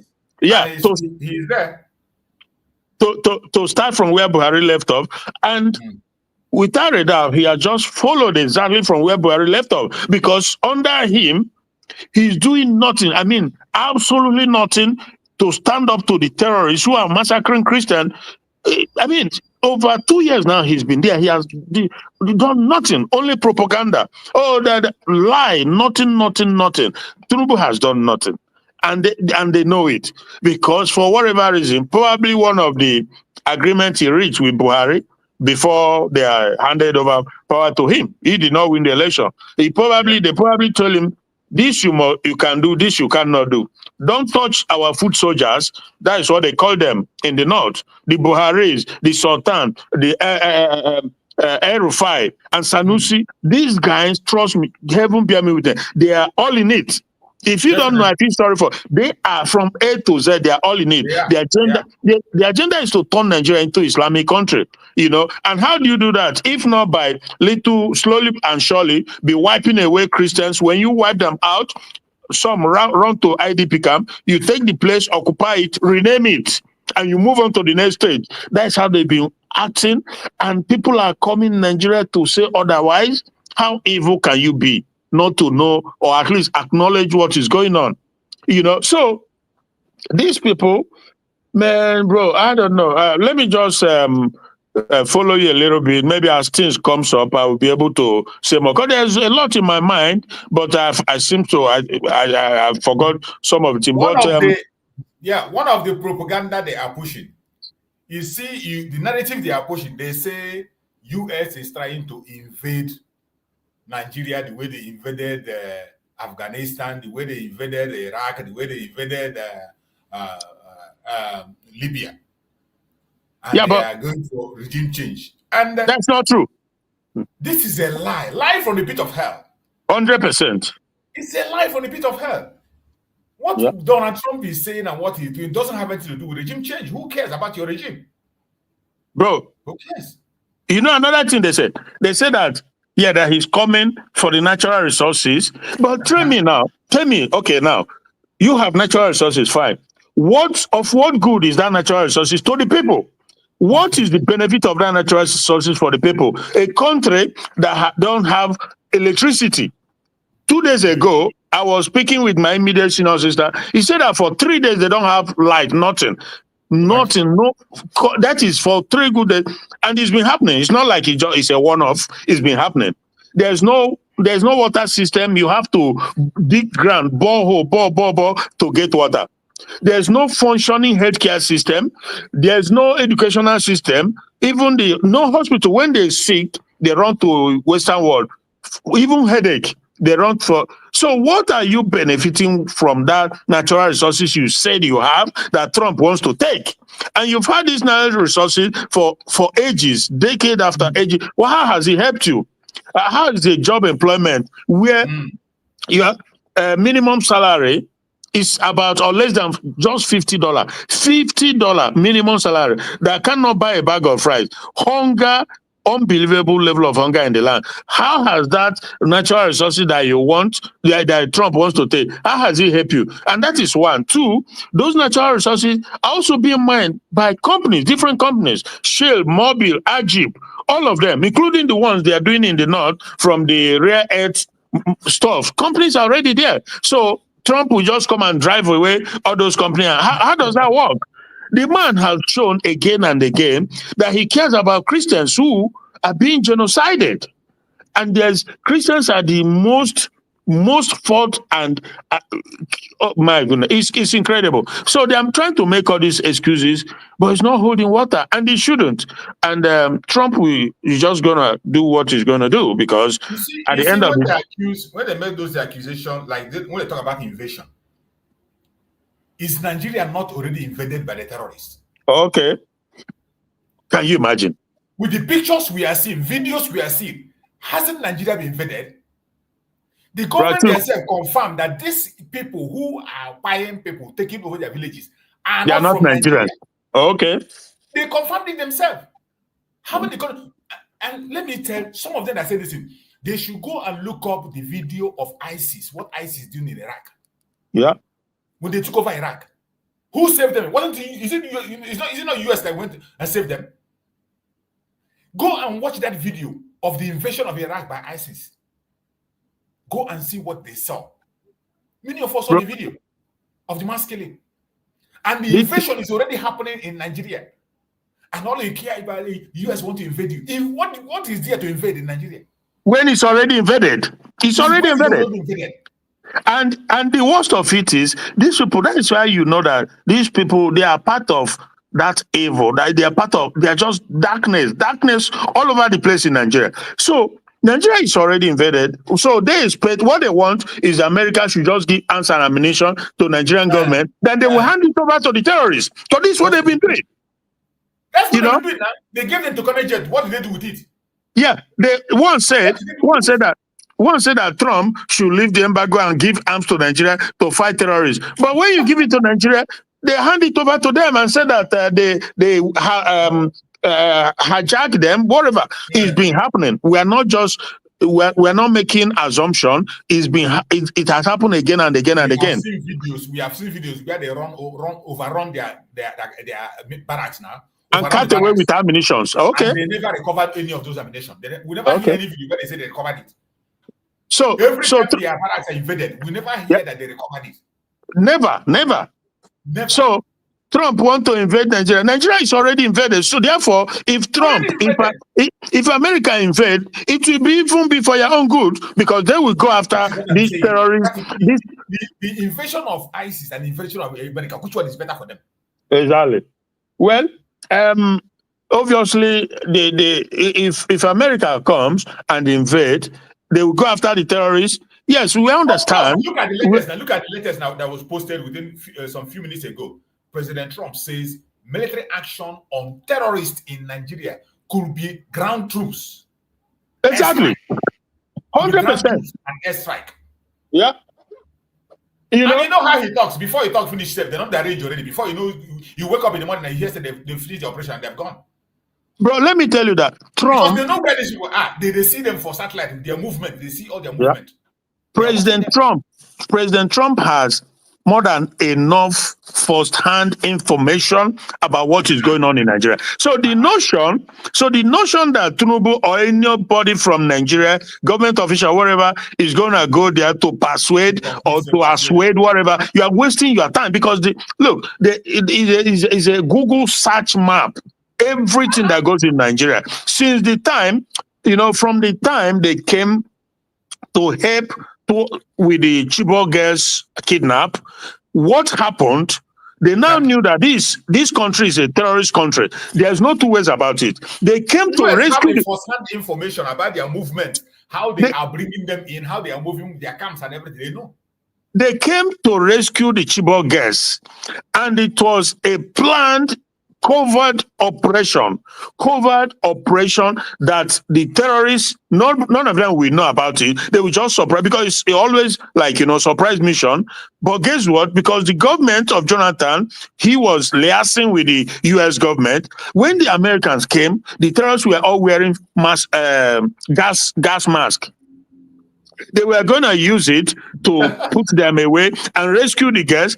But as they arrived, they were surprised to see that all the terrorists, the Boko Haram, they were all wearing face mask, gas mask. So you ask yourself, what is going on here? That's how they left. They just left because so Nigeria, you can lie to yourself, you can pretend all you want. Nigeria is a terrorist country. Terrorists has taken over a long time ago.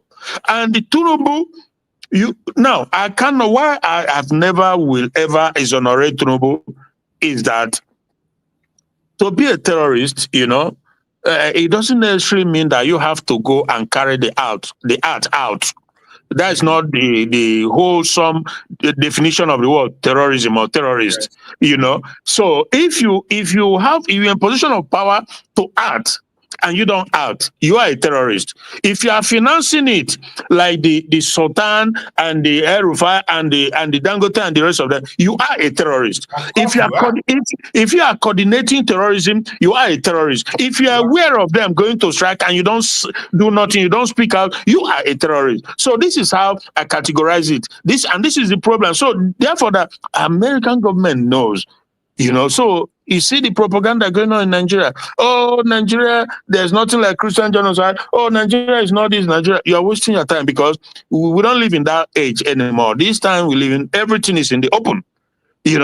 Now they say Sharia. We talked about a week or two ago, a Christian young man from Southeast, his shop was taken over by the Sharia court in Abuja.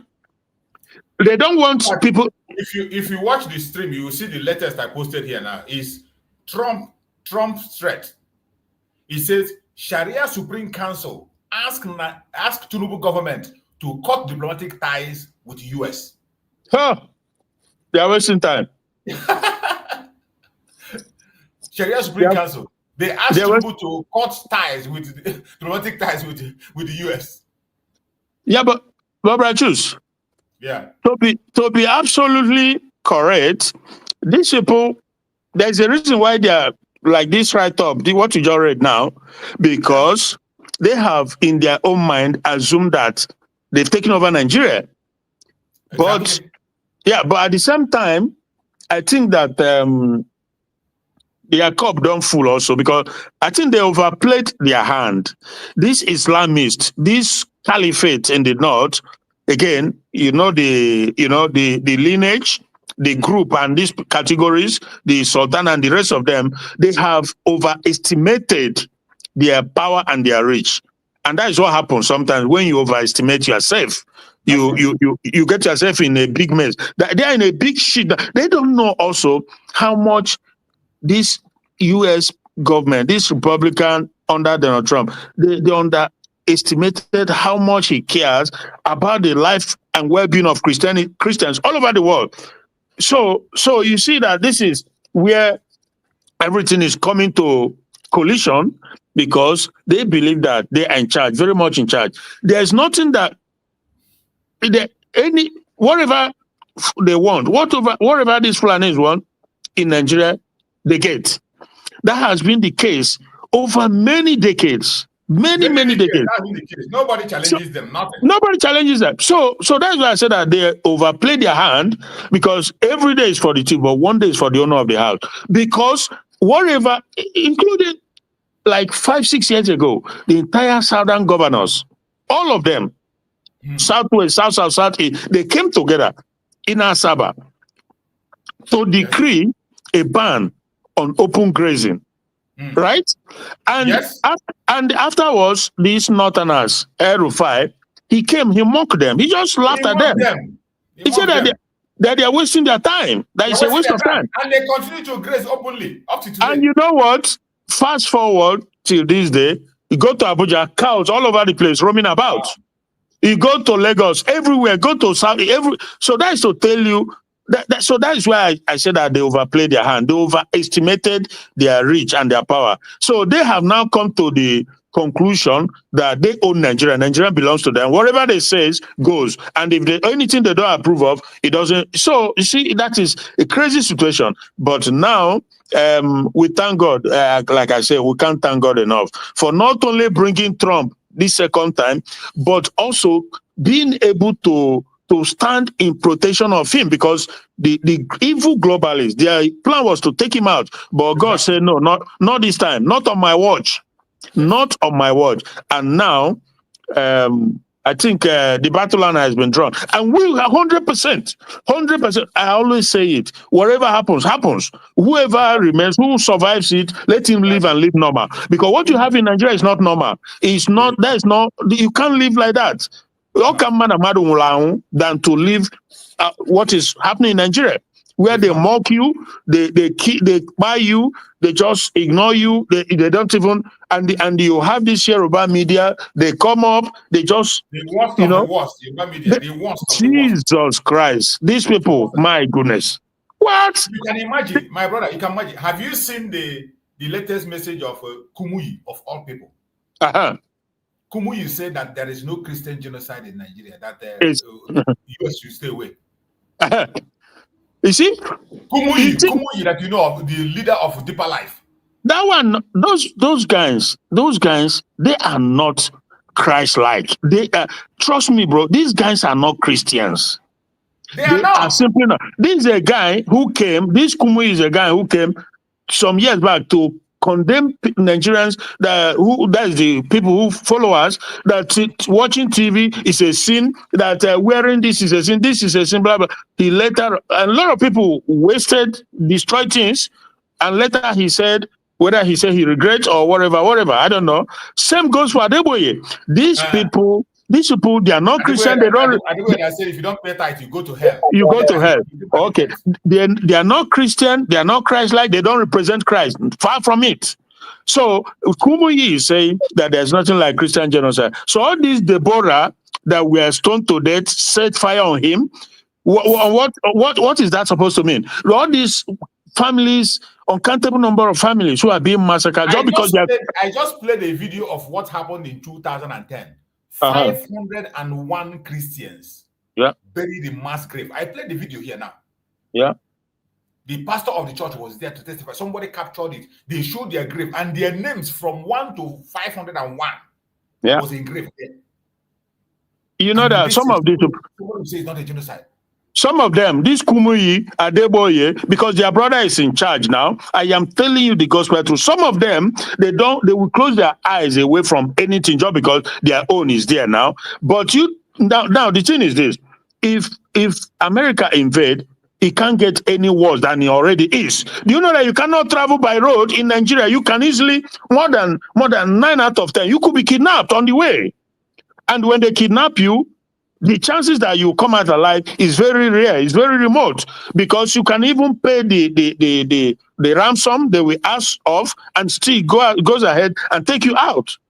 There's no safety anywhere. So how bad can it get with America? When they come, they're just going to help the ordinary Nigerians at least to fight off the terrorists that have taken over. Talking about invasion, we saw in a video where more than 100, if not thousands of these Fulani Northern terrorists riding, I think he's here in Zamfara, one of them, they are all armed. All of them from A to Z are armed. October 2025. Yeah, bro. How do you? It is so pathetic, my brother. It is so sad what we see and what we hear. It is so sad. Did you see another one from your brother Soludo? Oh no, I didn't. Let me bring that one up. Let me bring Soludo up. Recently. Okay. Let me bring his what he wrote. What that Sahara reporter presented. I want to show you. You know that these people, the only thing I can't just understand. Nigeria is irredeemable. No. The only thing I'm even praying for, I'm praying for Trump to push more. Let every man go his separate ways. Disintegration of the zoo. Yeah, bro, choose. Go to the section and practice this thing they want to practice. Exactly. One little push, and that is where we are going. Yeah, bro, choose. Look at Soludo. Okay. Ted Cruz. Okay, all right. He said, criminals in Southeast Forest killing people bear Christian names, says Anambra Governor Soludo. Is that not the one he said before when he was in America, when he said that... This one is a different one. Oh, this one, the Sarah reporter just put it 1 hour ago. Okay. Enemies within. I won't even say enemy within because I don't know if he's genuine, if he's truly an Igbo man. I don't know. I leave that to people who know. You used to say that this man is the most dangerous person you can... Look at the kind of statement he put forward. At this time, a critical time. At this time, yeah. Genocide is look at what he put forward. Yeah. At this time. In Southeast Forest, killing people via Christian names. Yeah. Says Anambra Governor Soludo. And he's getting ready for election in a week's time, yeah? You can imagine. Yeah. You can imagine. Yeah. You can imagine what a governor in the Southeast is posting. And when you see these people, I don't know. Sometimes when you look at this, you see that for people to survive in this zoo, it must end to save humanity. 100%. Every single one of them that is in this politics, whether a Yoruba man, Hausa man, a Joe man, every politician in Nigeria, they are in this genocide, supporting all these genocide atrocities and this Islamization of Nigeria. They are part of it. Yeah, because Brachus, the thing is that for a very long time now, lots of people, not just in the north, in the Yoruba land, in Igbo land, there are people who have been so, they've committed, the level of commitment, entrenched interest in seeing Nigeria become Islamized. I don't know why, some of them are even, I don't know if I would say some of them are Christian, but they have that interest in playing along for Islam to take over Nigeria, like the Sarudo Kubos of this world. They are all part of it, and we know that. Did you see his own video? Have you seen his own video? No. You didn't see Sarudo Kubo video? Recently also. Sarudo Kubo is challenging US. He said they should bring their troops, that he's going to fight with Nigerian soldiers, along with Nigerian soldiers, and they will decimate all of them. You see, you know why he's doing that? Nobody should bring them. They should come on the ground, and he's waiting for them to come. You see what that including our sister to Aisha Yusuf, they are all in it. Trust me, bro. When I talk, oh God, forget that he wants fairness, justice, whatever. But the truth of the matter is that this Islam that they've all been one way or the other they are all in it now. But one thing that gives me joy is the move or statement of Senator Ted Cruz, because and I think that is just the right way to go, because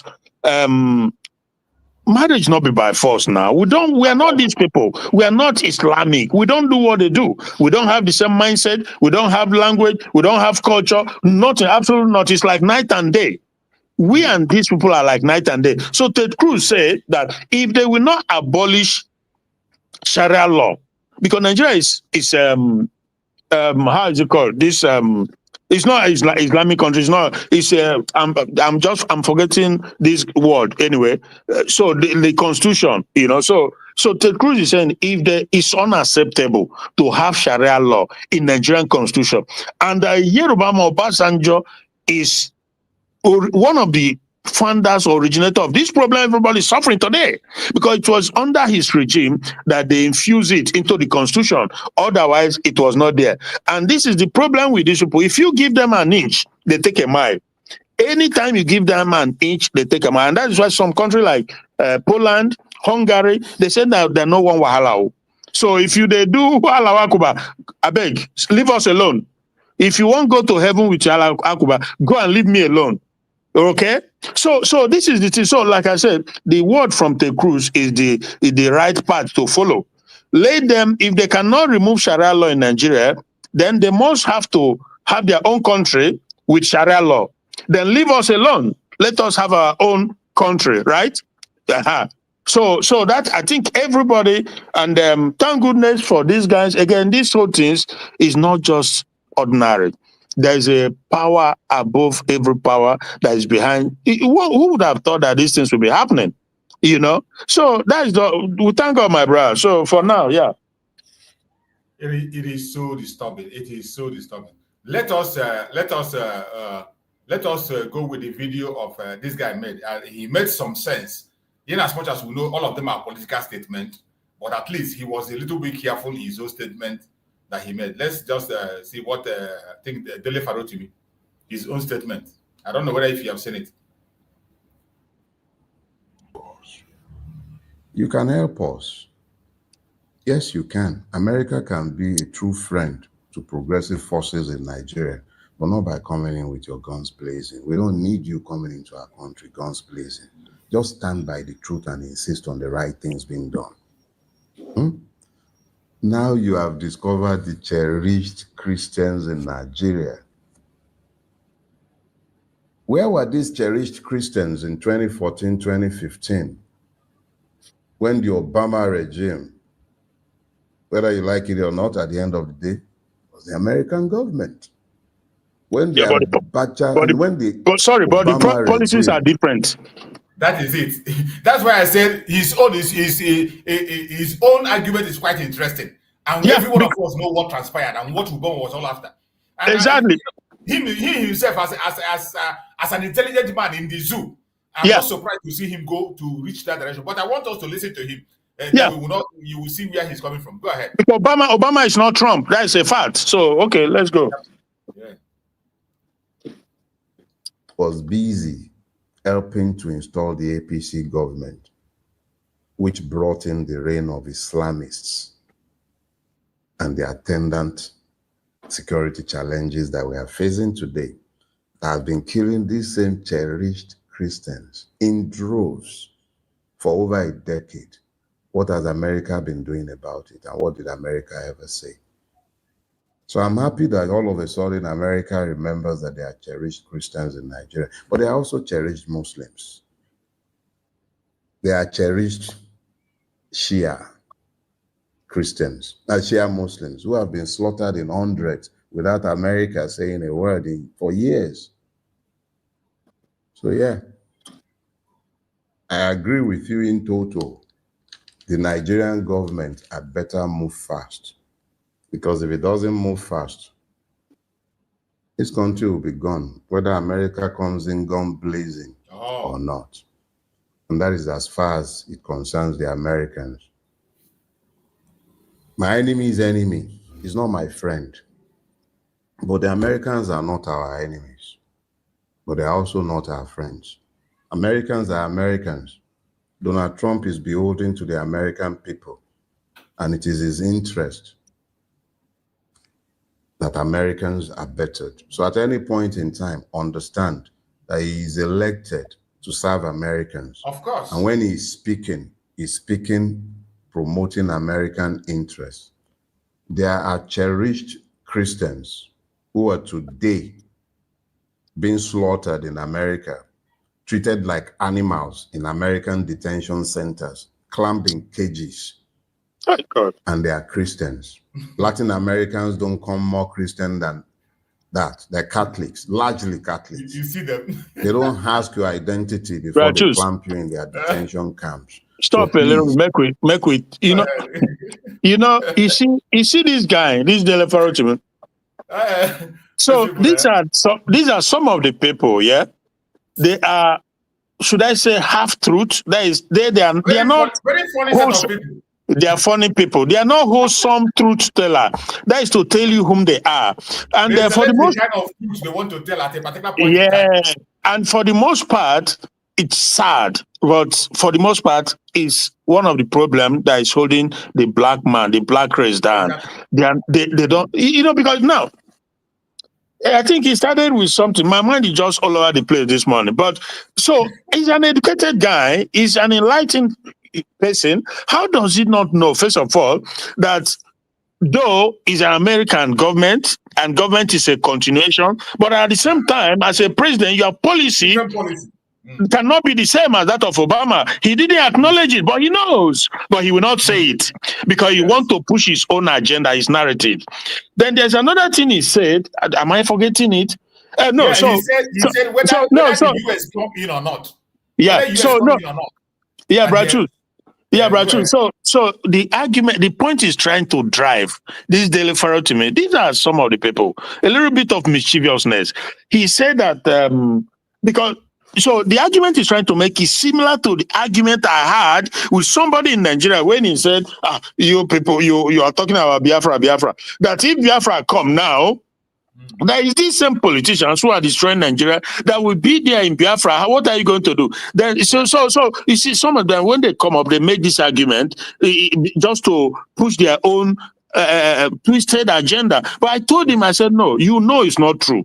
Just like this very to me, he knows that Trump's policy is different from Obama, but he said it anyway without even trying to differentiate or let people know, just to cajole people. So I told the guy, I said, look, if we have Biafra, Soludo is not going to be there. Tunubu, their likes, you know, these people who have shown us that they are enemy of the people, enemy of humanity, and they are not ready to do right, they will not be there. And I also told, I said, look, if you think that if Yoruba have Oduduwa today, you think Tinubu will be president of Oduduwa? The answer is no.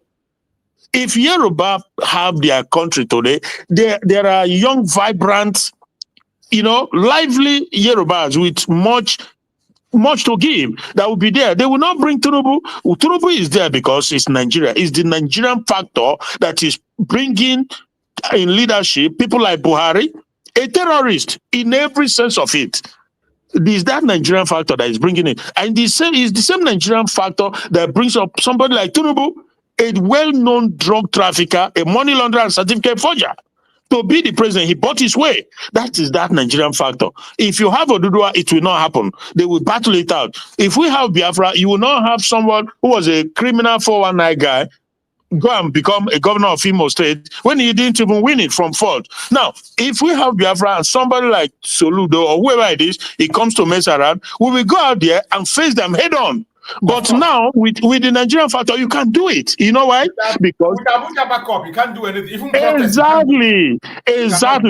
Abuja military backup and everything, they crush you, they just completely finish you, and nothing's gonna happen. It ends there.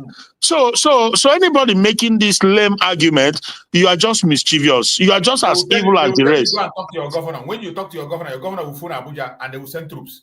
Okay. Audio. It's so sad.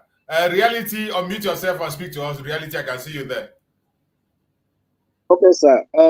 Mazuchuk, good morning. Good morning, my brother. You're welcome. Thank you, sir. It's a very funny situation. Yeah.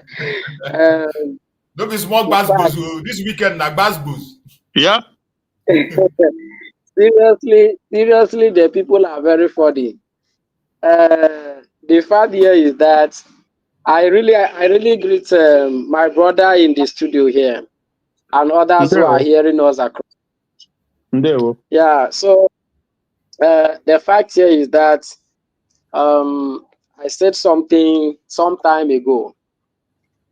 When somebody do not know his history, it's always difficult for that person to have grounds wherever he is, wherever he finds himself. So, and that is one of the things that is punishing our people seriously. And why I say this, let me just finish with this point a little before I say another thing.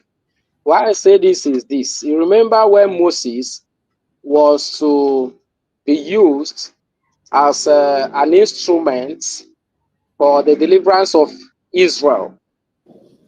God took his time to download his history into him because he really never knew what his history is, even as an Israelite. He downloaded his history into him to know who he is and where he comes from. And that actually helps Moses to go for that mission, and he stood his ground and, you know, battled out everything, whatever the challenge, and he made it. And even with all the offers that Pharaoh tried to offer him, he couldn't accept anyone because the history in him has to supersede every brand. And that is what it used to be. So when you don't have your history, you cannot be able to stand your grounds. When anybody shows up with anything, you can be bought over as cheap as possible. Then, moreover, all of these our people, you don't expect them to come out and say something reasonable. Even when they attempt it a little, they will mix it up. Why? Because even the school they go to, the education they have acquired, they only taught them how to speak English. Nothing more. No wisdom is impacted in them. Only and that is that is the reason why, to me, I used to say that all of these people they call elites, we do not have elites within the space of Nigeria. We don't have elites. And I used to call them educated illiterates because there is no single wisdom in them. They only gather the knowledge about a particular cause that will give you money or will enable you to gain employment elsewhere for just ends, and then how to speak English, criminal English in that matter. So that is what is punishing all of these people. Moreover, again, I said something before this time, and I've been sounding it. You see, from the same history I pointed at first, when everybody knows his history, we can unanimously put our hands together on one desk and fight the cause. You see, one thing that delays this movement, this struggle for freedom, is this, that our people First of all, to start with, one finger, they said, cannot carry a lice from the head. And the reason why this course becomes so long is because just very fewer persons, almost like no number, to a multitude of population, you know, are the ones fighting this cause. That is the reason why this struggle becomes so long, takes a so long time as it is. But I have been telling our people, if this mentality will be taken, or orientation rather, will be taken to our people living in their churches to know who they are, where they come from. That more than 700 years ago, we have been in existence before, you know, anything Nigeria came to play. We have been in existence. Like, call it the Arewa nation has been in existence for decades ago. And I mean over generations. As well, the Oduduwa nation, also the Biafra nation. We have been in existence before these colonial masters came in and finally created this forceful marriage, this forceful unionship, caused this contraction that we are into today. The whole of this history is no longer in our people, more especially the Biafrans. If this history can be downloaded into them back again, unlike Moses gathered his history from God Almighty himself, and that gave him the bonus, that gave him the momentum to do all he did, even with all the bribes and threats of Pharaoh. That couldn't pet him up. He concentrated, he was focused, he did it without allowing himself to be bought over, without accepting any bribe, until he made it. So now in the churches, the pastors, after giving us the spiritual line of our history, I mean spiritually, they need to also give us the physical line of our history. When this is done, you realize it's not going to be a fight by just a fewer people or persons. And once it is not by a fewer persons, it won't even require Trump coming here. I am telling you, if all of us will rise up and stand our ground, that our history can never be abolished, can never be taken away from us. We have a history and we must protect it.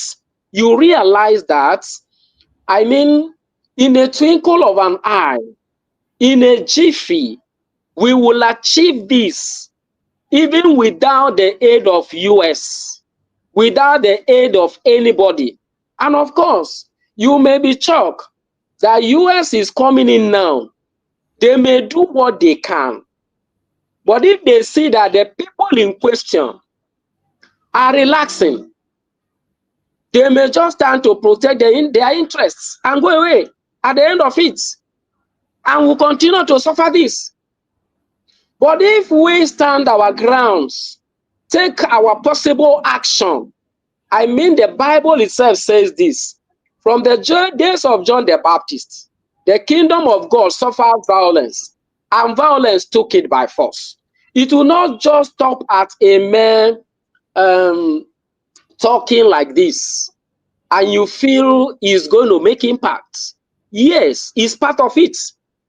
But then after talking, even God himself is always expecting his people to swing into action. Any possible action. So that is the only thing that will make even heaven. I saw one of the contests here, or content here in the YouTube from one of the channels. a question was asked by the terrorists. Where is their God? Trump, you want to come and fight for the Christians in Nigeria. Where is that Christian God? Like a question. On the other way around, the question is a very sensitive one, though it comes with pride, but it's a very sensitive question. It's a question that has to do a lot of reawakeness in us if we are really conscious. Unless we are not conscious. Now, this question, I want to attend to it a little for the world to hear me. In the days of Israel in captivity in Egypt, the same thing has happened. Pharaoh asked the same question, and all his actions were showing the same question against the Israelites. If over generations I have been tormenting these people about 470 years, I have been tormenting these people, killing them, and committing all manner of, genocides on them, and their God has not been taking action. That means they do not have God. Now, how does that scenario come in? It comes in by this. The Israelites were busy. Their 70 years that God himself scheduled them to spend in Egypt for a purpose has been completed. Remember, God is not partial. This is the kind of God we are serving. He says, ask, and it shall be given unto you. Knock, and it shall be opened unto you. He said, find or seek, ye shall find. That means when you look for something, you will certainly get it. And now, when you ask, it will certainly be given to you. When you knock upon a door, it will certainly be opened unto you. And now, by this, God expected us to ask, yes, to find, to seek, so we will find. Then to knock, so it could be open for us. But what happened to the children of Israel at this time? They were there when they meet one another. They will say, in fact, my brother, how are you? Do you observe that cucumber is so sweet? Do you observe that melon is so sweet? That leaf is so sweet, and all of that. This is what the children of Israel, the commoners of Israel, were doing in Egypt.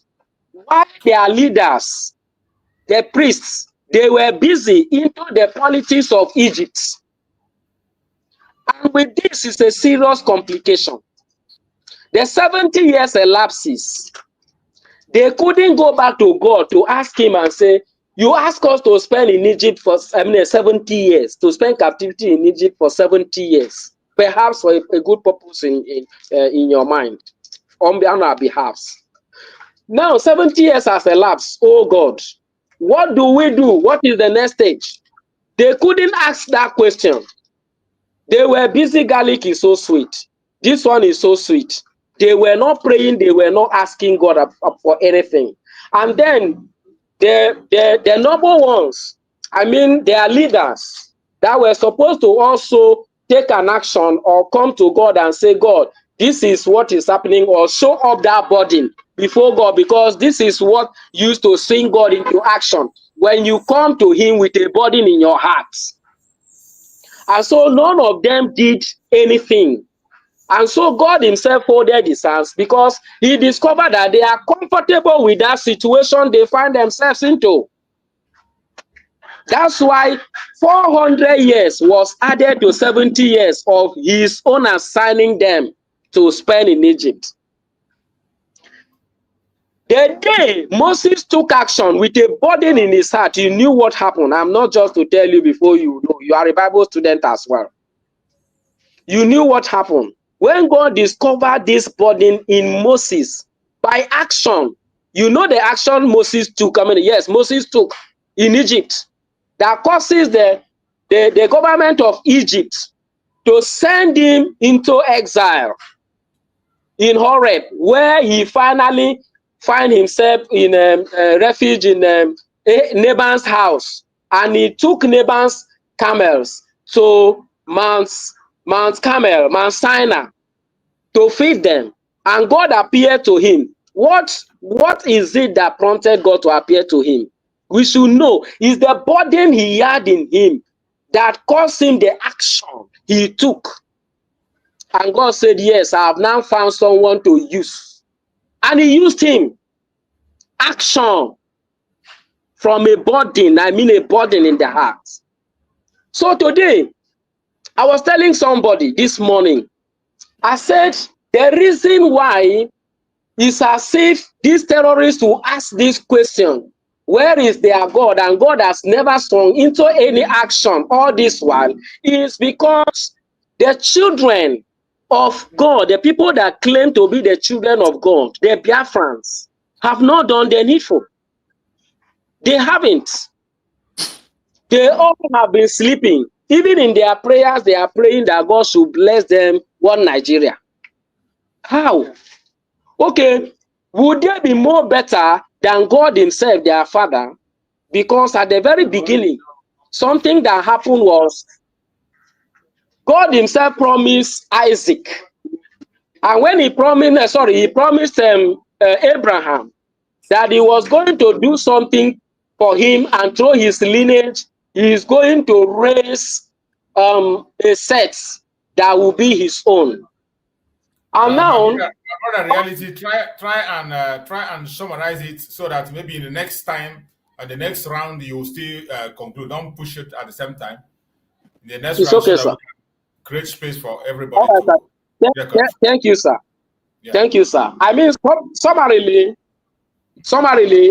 it's expected of us, the Biafrans, the Christians. And before I come into a total summary of it, you know, I want to drop something, a message. You see, one thing here is that I know all we are fighting for Africa in entirety. We are fighting for even other coexisting nations within the space of Nigeria. That is what we are doing in this struggle. But I also want to get us reminded that even the Bible itself says that you need to save your house, even in security field. You need to save your house before you can be able to have the grounds to save others. We are Biafrans. We need to swing into actions swiftly to save ourselves, so that even when Trump comes in, he will know that these people mean and that they can't continue this nonsense here. So something I should give them that support because of their action, so that they will go. And once we have got our own and we build our nation, I mean that others will jealous, you realize that they will key into the same mood we are into, that helps us to actually gain victory and a permanent solution indeed for ourselves. So this is my advice at this moment, and that at the same time, our people should come to understand that if you who has yourself has not taken any decisive action that will show the other person that you mean you are serious about this and this is what you want, nothing more, you realize the person cannot give you that support like that, because he is not the one facing what you are facing. He is not the one passing through what you are passing through or suffering what you are suffering. So you who is suffering it, you must be decisive to take a suitable measure action to what you are facing, or to make the measure of what you are facing, and for your total liberation. So this we should do. We are Biafrans. This is what we should do to ensure that we do more of talking at this time, but that action, even from the Bible base, is more expected of us than talking too much, arguing from place to place, bringing a lot of arguments of different people, submissions or take, you know, it will go a long way to help us to really achieve what we are aiming at, I mean, chiefly. So I pause for the moment so that as we go ahead, I must still have other little things to bring in. Thank you very much. Thank you so much, Reality. Thank you so much. I appreciate you for that submission. And I believe that Biafrans are listening. We are making points here. All we are doing is to bring out the points for you, and you meditate over it. Think about it and also make up your own mind for your own decision. As I have always said, you are responsible for your decision, and there is consequence for every decision you make. Our purpose of being here is to allow Biafrans, give a platform for people to air their opinion. Whatever your opinion is, you are entitled to it. You are entitled to share with us. And we say, if you have a superior argument, please bring it on. Bring it on so that Biafrans can take it along with you. Remember, today is sit at home. Biafra land is under lock and key, as always. Biafra land, people are sitting at home, and we will not stop until Nnamdi is released. Anybody that doesn't like the sit at home, who don't want us to do it, please click the link, come and tell us why we should stop it. And before you come, make sure you have something in your hand that you're going to give us to replace it. If you don't have anything to replace it, allow us to continue on that path until we get our destination, because we have not seen any other weapon that will be stronger than a civil disobedience by the people, not enforced by the people, for their own freedom. So that is where we are today, Monday, every Monday. And remember, tomorrow, Mazen Nnamdi is coming to court tomorrow. Tomorrow is the court day of our Supreme Mazen Nnamdi. Don't forget it. We are going to be here live, as always. We are going to be here live, and we join them from Abuja. And when you look at the screen, you will see what is there. Breaking news. President Tinubu to visit U.S. Tuesday. That's him tomorrow. Tinubu will be in U.S. to meet Trump's vice, not J.D. Trump. He's going to meet the vice president. The vice of Trump is who? Oh, not Trump. Oh, not Trump. Okay. They wrote it here in clear terms.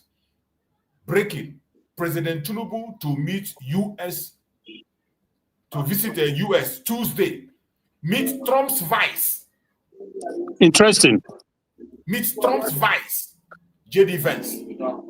So tomorrow is going to be a very interesting day. Mazen Nnamdi is going to be in court. We're going to see what Omoto Shock is going to say tomorrow. You know, Mazen Nnamdi has fired another this thing. So we're going to see what is going to be their response tomorrow being his court day.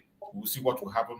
And also, I hope by tomorrow, our lawyer Jumako can be able to be in court, because, you know, last tear gas they push on him is really giving him a hard time, and he's using a mask to breathe for now. So I hope by tomorrow we'll see him in a different form, and Chukwu Okada will help him, that he will be able to get back to his feet and continue to do his job for Biafran people. So when you see people talking about Tinubu, he is visiting US, you have said it is confirmed, but he's not going to meet Trump. Trump is not ready to meet him. He's going to meet Exactly. You hit the nail. I am sure that Trump doesn't want to see him one-on-one. It's disgusting. You think Trump doesn't know that this is a guy who was involved in drug trafficking? He knows. Trump is no nonsense man. He cannot give him that honor. He cannot give him that honor. Now he has been running away from there. Exactly. France is the worst country you can think of when it comes to the colonial criminality. No other country can be compared to France. We know the British are there, but I think British, they make their own fancy. They make their own fancy, look fanciful. But look at France. You can imagine France upholding the election of a 93 years, maybe 95 years old man that cannot even stand on his own. Unbelievable. He can't stand on his own. Living all his life in France, he cannot even, his brain is damaged, his brain is not working. Yeah. The same thing with the INEC, chairman of the INEC, 93, 90 something. Their chief judge, their whatever they call it, their chief justice, 90 something. Tell me how these people can be able to make a good call, and yet France is supporting them. Yeah. So you see when Trump described the country as I think disgraceful is the word he used. And whenever he says those words, if you like hit your head on the word, it's the truth. Yeah, hit your head. You When you say Exactly. disgraceful, you are a disgrace, which everybody has confirmed that you are a disgrace. And these people, the word shame doesn't exist in their dictionary. This guy is as crooked as they come. Tinubu, all his life, been a criminal, money laundering, drug trafficking, certificate, everything. And for you to know that Trump is a straight shooter, he won't see him. Let him go and see J.D. Vance. That is a very strong statement. And very strong statement from the strongest nation in the world. Yeah. Who the hell are you to see him? To sit in his table and begin to shake hands? Yeah. And if Nigeria, if there were anybody in the country with even half, should I say, dignity or pride in them, they will know that this is obviously a slap in the face. That for the first time since the stealing of the election, he has been avoiding going to US because of consign. And now that something is happening, he wants to go. He's being relegated to the second man because exactly. The second man. Go and talk to him. And somebody will come out and be telling me Nigeria this, Nigeria that. You should be ashamed of yourself. Giant of Africa. You should be ashamed of yourself. Other African countries have gone there, have a handshake with him. Exactly. He gave invitation to Traore to come. Exactly. Traore turned it down. You remember, Yes. Traore said that he's busy building his country. You know. But this one, a criminal, shameless. They are not even ashamed. They are protect. They are fighting. He must win 2027. This guy is so incoherent. It's Joe Biden. Even Joe Biden, as should I say, demented or degenerated in terms of mental well-being. Joe Biden is still better than Tinubu by far. In terms of mental cohesion, Joe Biden is better. By not even you can't even compare. But look at the guy they are parading around. When he open his mouth, the word can't even come out. That now waiting Trump go deal with that? No way. You see, one of the accusations they brought against Trump was that I watched one of the videos where somebody was accused that he met with Buhari and he talked with Buhari. Why didn't he act now? That time when Buhari met him, he told Buhari to his face, "Why are you killing Christians?" Sorry, Brother Chus, I don't understand. They said that why did he not act during Buhari? Why did he not act during Buhari? And Buhari went there. After that, Buhari stayed there. They talked and they reached a deal, and Buhari came back. Well, that doesn't make sense. So what do they mean? Why is it now that he want to intervene now? But he didn't intervene. Why is it now that he's taking action, talking about Christian issues? Why didn't he say when Buhari was there? He told Buhari to his face, "Why are you killing Christians?" Yeah, and he put Nigeria in that country of particular concern. Exactly. He put them in that. He put that in that black book. Then the Democrat came and removed it, and so obviously they are not making sense with that argument because at the end of the day, you have to be warned. It's like he warned him. That was the first warning he gave to Buhari and Nigeria, and he was there. So, but if he was not rigged out, because Trump was rigged out. The second time election, he was completely rigged out in cohesion with the globalists, but God won him back. And I'm not sure if that has ever happened in the history of the United States, that you will come back, and to win again. I don't know. I could be wrong. But I'm not. Back in history. So obviously they are looking for every excuse in the book to cover their shamelessness, but it's known to the whole world. If you continue to cover your sin, you will never prosper. This guy bought the election with all the criminal money, stolen drug money, everything, and they think that we have to call it for what it is. By the way, what I cannot even say, I don't know if I've said it earlier, is that when the chips are done, who will be holding them accountable? You see, anyway, let's just watch and see what happened. This Tinubu Yoruba government, what they are doing, we are keeping record. It seems like that old hatred, even before the war, I think it still lingers. Because it is there. Not you think. It is very, very clear. And they are not hiding it anymore. Exactly. Because we know how. I don't know. I think I said it that I was talking with a guy. He said that that it's not Tinubu that arrested Nnamdi Kanu, that is Buhari, so they should leave Tinubu. I just swear, I told him, because I was so pissed, and so then I said to him, okay, first of all, Nnamdi Kanu was kidnapped, not arrested, so stop lying. Two, government is a continuation. If you want to make the alternative argument, so then it was Buhari, not Tinubu, that went after Sunday Igboho, that sent them to go and buy him, and he ran away, and he could never come into the country. So, but when his brother Tinubu came, why did they allow him back into the country? He came in, Sunday Igboho came in, do the burial of his mom, and left. And when he left, he went to UK to go and tender a protest letter of Oduduwa. You remember that? Exactly, yes. Now, went to Buckingham Palace to go and tender. Right, because their argument is so lame and so nonsensical. So how can you say there is not Tinubu? So why Tinubu then free his own brother, Sunday Igboho, if it's not tribalism? And he's holding Nnamdi Kanu, while at the same time, bro, as we speak, at the same time, they are preparing for the eventuality of Nigeria. Do you know that? I think it was a week ago, the entire 6 governors of Yoruba land, they congregated and they were singing Oduduwa national anthem. Are you aware of that? Of course, they have been doing it. They didn't start today now. You don't tell Okay. They just started yesterday. Okay, but now that same Biafra national anthem is what Biafran youth were singing, you know, and with placard that they want Biafra, and the Nigerian government went and massacred lots of them. Massacre them. So now, but people who swore an oath, this Yoruba governor, and I'm not sure there's anywhere in the constitution where it says that Oduduwa can sing Oduduwa national anthem or Biafra. They have been singing it even in the House of Rep. They sing it in the House of Rep. They sing it in the House of Assembly. Oduduwa national anthem. All those Yoruba senators, they have been singing it. In their program in their states, they sing it. Oh, in their state, okay, not in the national district. In the national, they sing it in national district and in their state also. Wait. In the national, where other people, Yoruba...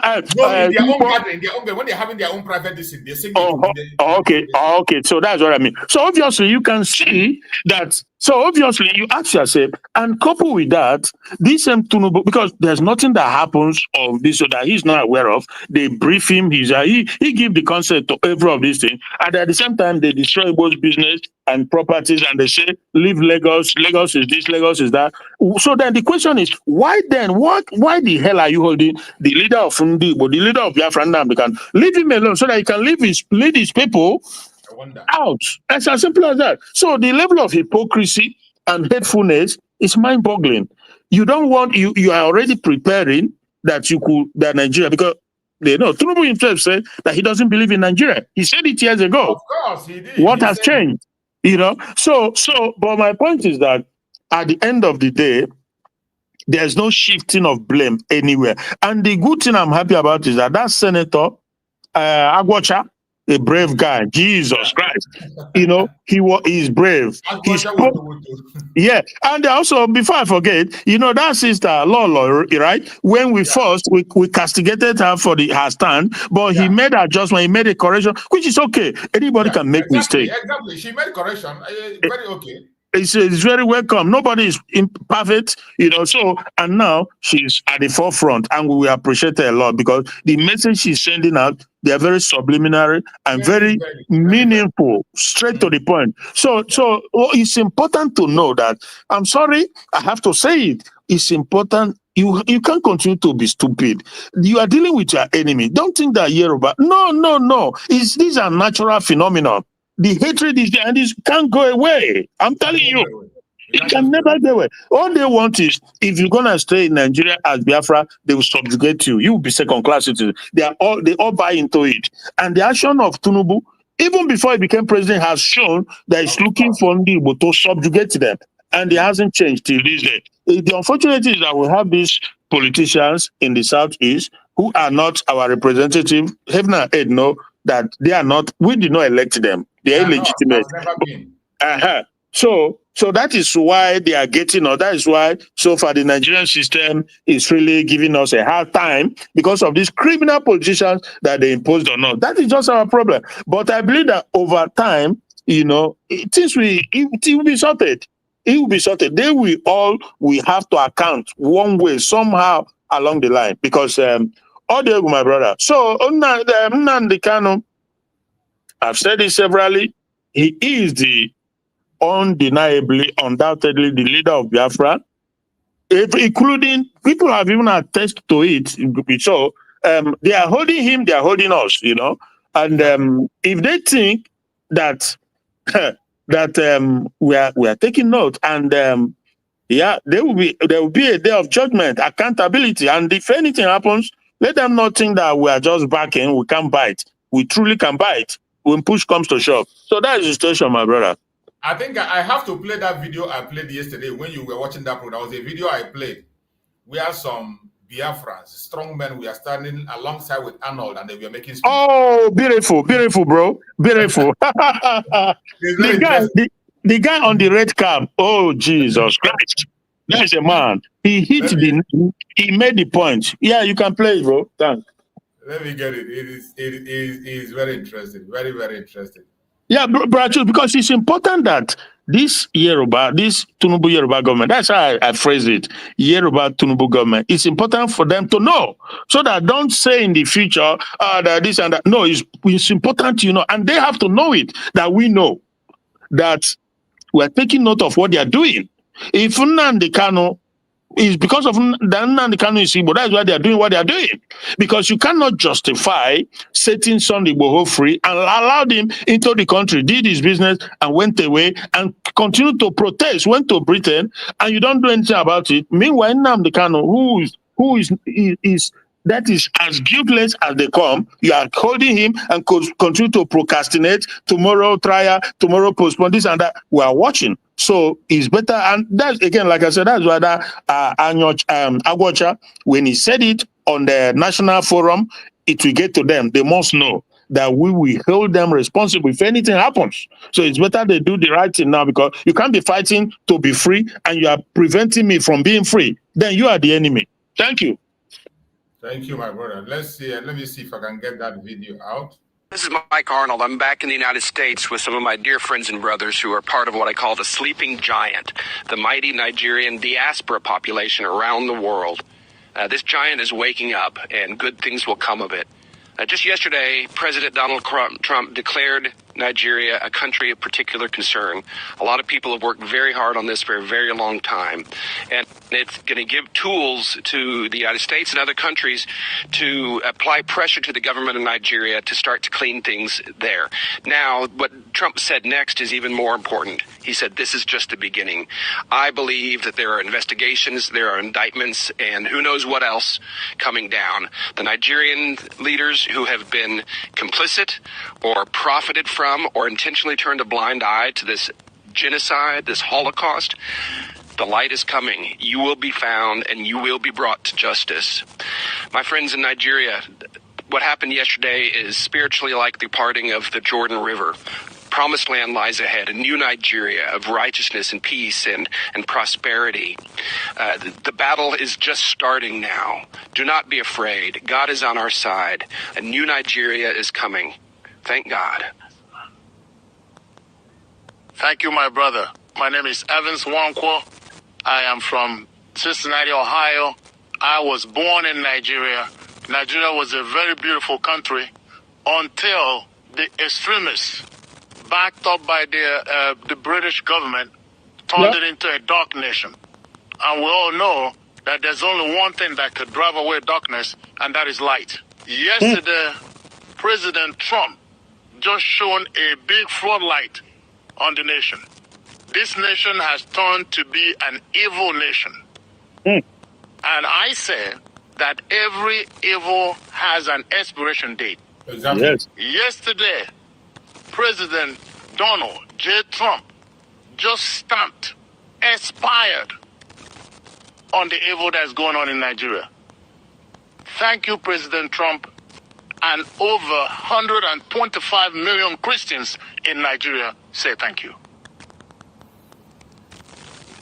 Thank you very much. Let me begin by thanking God in a special way for this development that the President of the United States of America, President Donald J. Trump has put Nigeria back on the list of countries of particular concern. And the guy that is speaking now, Reverend Ekpa, is one of the people that Mazen Nnamdi mentioned to conduct that fundraising. These are people that did that fundraising for Mazen Nnamdi. The one okay, that's the one speaking now with the red cap.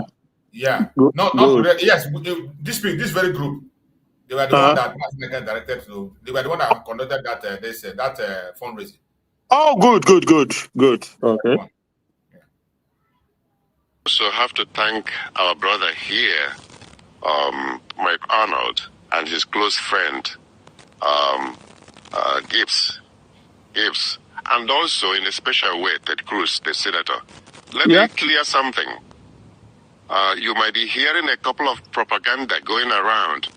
Oh no, this is going to bring sanction and more difficulties for the Nigerian people. Do not pay attention to that.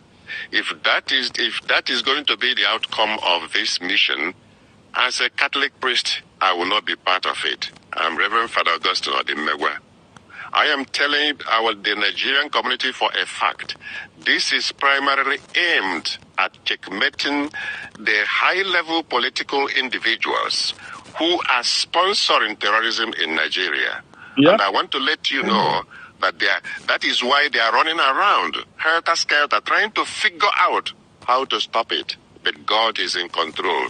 Because basically what it means is that many of them, they are going to lose their visa status, coming to America, or even parts of Europe.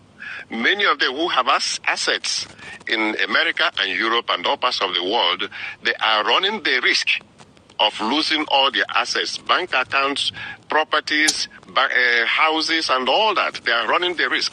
So long as you are identified as one of those who are perpetuating this genocide against Christians in the past 10 years, once you are identified as an individual, you are running the risk of losing everything you have overseas. And we'll continue to fight until we fix Nigeria. If we cannot fix Nigeria, we work for the disintegration of Nigeria. Thank you very much. Simple. My name is Dr. Sylvester Onya, president of AVID. These are men speaking like the men. Whistleblower in this is Mazen Nnamdi Kanu. She started talking about the jihadists, the Fulanis, coming over to take and displace the indigenous people of Nigeria. 100%. Well, nobody paid him heed. The only thing they're interested in doing is charging him to court. For no offense, he have committed nothing. So this coming Tuesday, we are very much aware of what have been fired, and the world is watching. We are watching. United States is watching. So, Honorable Justice Omotosho should do the rightful thing. We encourage him to follow the rule of law. You cannot charge a man for nothing and expect to do something with it. You cannot use a repealed law to judge any human being. You cannot do double jeopardy on any human being. You cannot extraordinarily rendition somebody from another country, Kenya, to Nigeria, and want to profit from it. Illegality cannot yield anything. So nobody is stupid these days. We will fight, and just as we have won on the CPC designation, we will win the case of Nnamdi Kanu, and you need to set him free and to bring peace to normal human beings in Nigeria. Concentrate on dealing with the people that are decimating everybody, people that are trying to kill off Christians, and leave people that want to live a normal life. You cannot benefit anything from that. And we're equal to the task. And we encourage every Nigerian to stand behind Nnamdi Kanu to get and demand for his unconditional release this coming Tuesday. Period. We are sick and tired of everyday adjournment, again court. There's nothing working. We should be worrying about development of the nation, not xenophobia in the Igbos, not attacking the Igbo markets, businesses. Enough of this nonsense. It must come to an end. I love this. You know, they begin to speak like men, not like before they speak like women. Go straight to the point and punch line. Tomorrow is Tuesday. Even as Turubu will be in US tomorrow, they are supposed to be there to confront him face to face. Exactly. Confront him. Yeah. He hits. And as the court case of Nnamdi Kanu is going on, he is there. They will question him about the case of Nnamdi Kanu. Yeah. They will ask him questions regarding to that case. Yeah.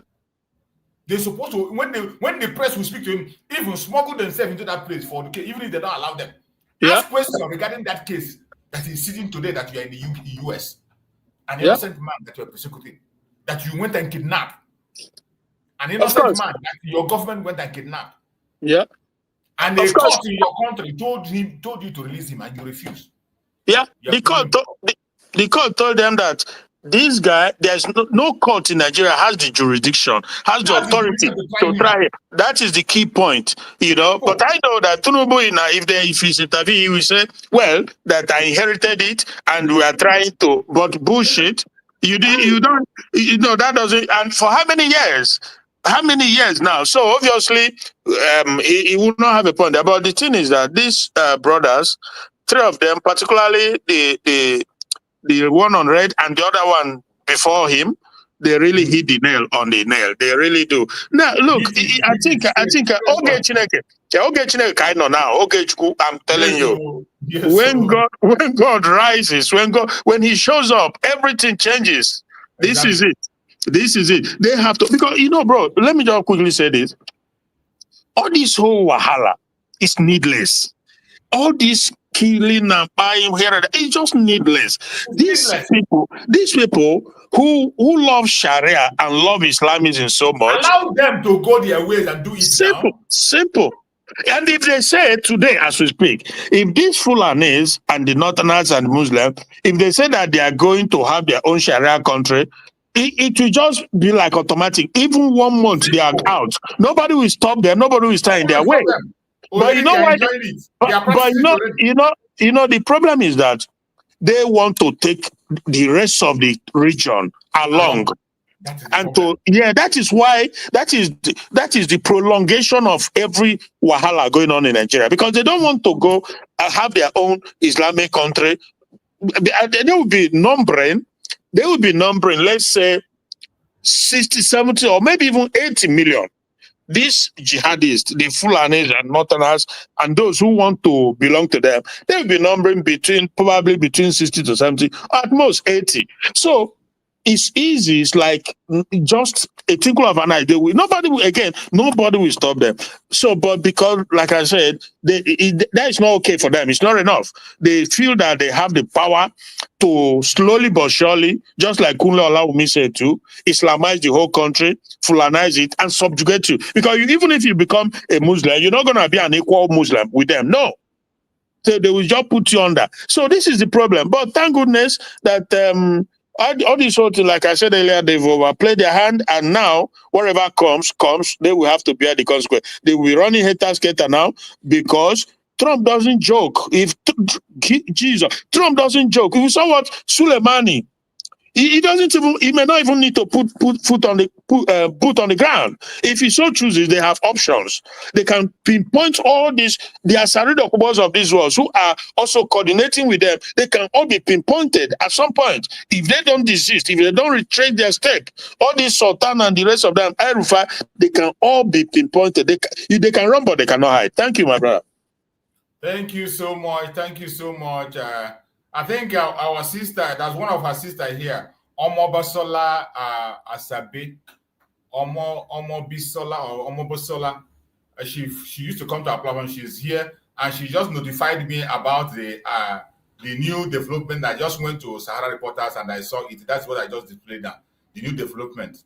Tinubu has cancelled his trip to US. It's a breaking. Tinubu's US trip aborted to attend G20 meeting in South Africa, discuss with Trump. Oh my God. The battle line is drawn. Brachus. The battle line is drawn, isn't it? That is it now. That is it. Yeah. Because because to attend. I think there are some people who I think there's people. I think maybe there's people telling him that Trump is trying to belittle the presidency, whatever. You know what I mean? But then go cry. It will not make any difference. Even if you go to South Africa. Yeah. If he meets, it will be more disgraceful because if he meets Trump in a place where other people are gathered for another program, Trump will not give him audience. He will snub him. Trump will snub him. He will snub him. It will be worse. Yeah. And I hope that Jehovah. You can show us. Jehovah Beze. Thank you for that very information. Mobosola Asabibi. We thank that sister. We thank her. We thank her. Thank you so much. She used to come to our platform and all that. She's always here most of the time, and she speaks on the Ududua issue. She's part of the Ududua movement about the Ududua restoration. I remember, Brachus. I think he's the one who said one time that they've gotten Ududua already. You remember? Yes. She's the one. We thank her. My brother Maxwell, thank you so much for joining. Go ahead and unmute yourself, Bro Max. Bro Max, are you still there? I know Bro Max is still having network issue. He has been battling with network. Yes, I'm here. I'm here, Mazi Chicks. Good morning to you. Thank you so much. And before I proceed, I would like to thank my sister, the Dudua sister, beautiful sister that that is. I think she's in the listening session, right? Yeah, she's in the comments. She wrote the comment. I saw the comment. Then I read it. Oh, okay. May God bless her. If she can hear me, I say may God bless her. And Amen. From my own side here, we are in the same canoe.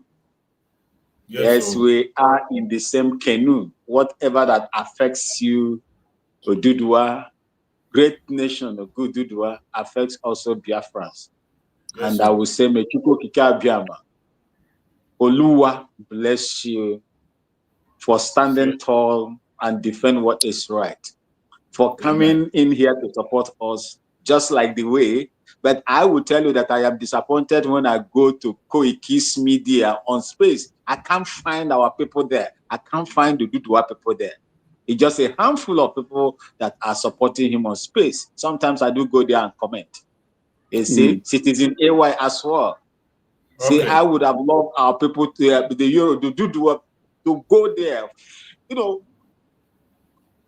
flood yourself at those places and begin to speak. I know that you are doing something great, behind the scene, but Chukwu Kikabiama, Oluwa will bless each and every one of you. Thank you so much, Mazi Chicks, Mazi Christian, Ndewo Namoche.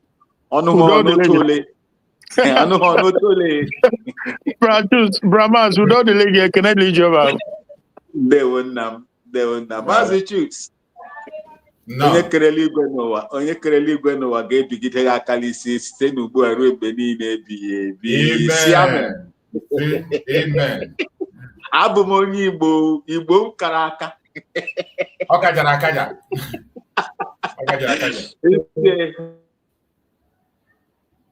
So I say I am so happy and happy sit at home to the great sons and daughters of Biafra land, our mothers and fathers across Biafra land that are sitting at home. I saw Port Harcourt Road, the picture earlier today, how deserted it is. That is to show them because we cannot come out. If we come out, they will buy us. They will level their barrels of gun and spray us with what they know, what they know how to do best, with the equipments that they use, to deal with our people. So that is the reason why we've resorted sitting at home. And it is worrying them. You see, let me tell you. I said it some time ago, even when we were in Sister Linda TV show, I told you, I said, there will come a time when the world will hear and they will speak.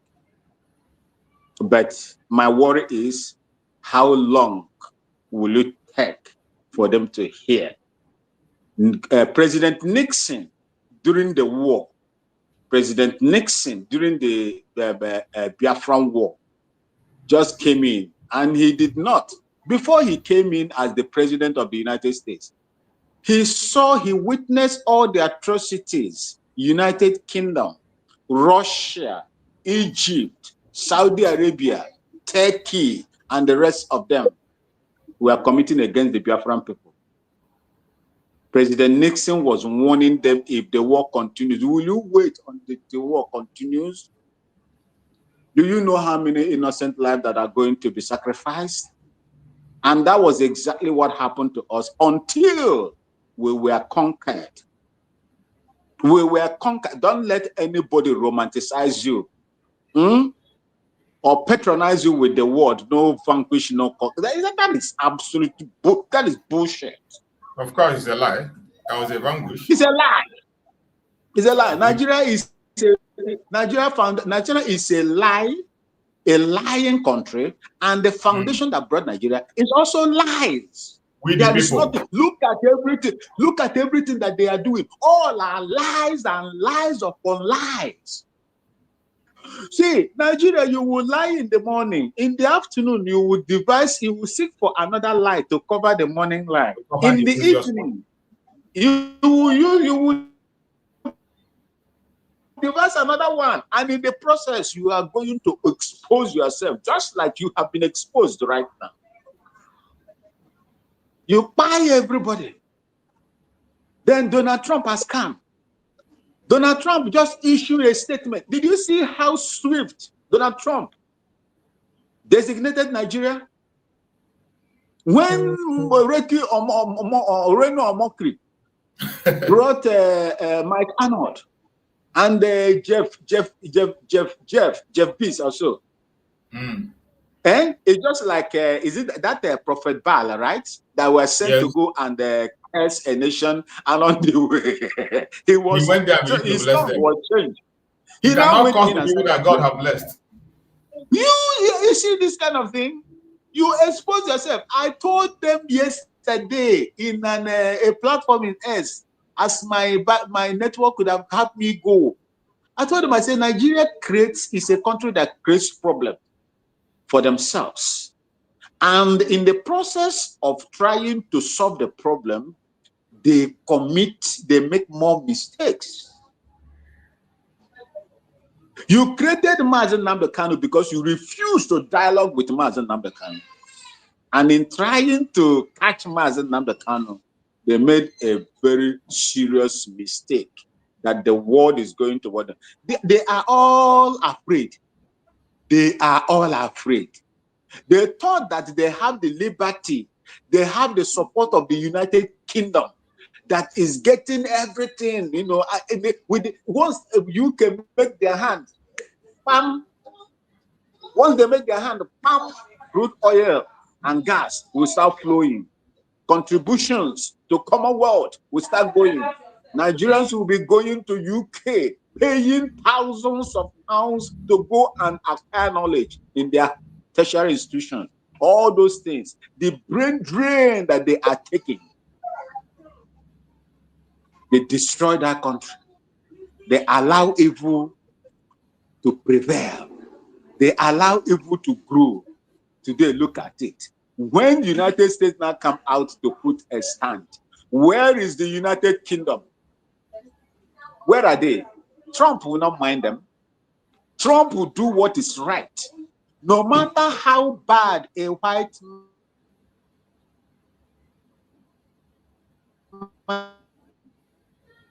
man is, my brothers and sisters, a white man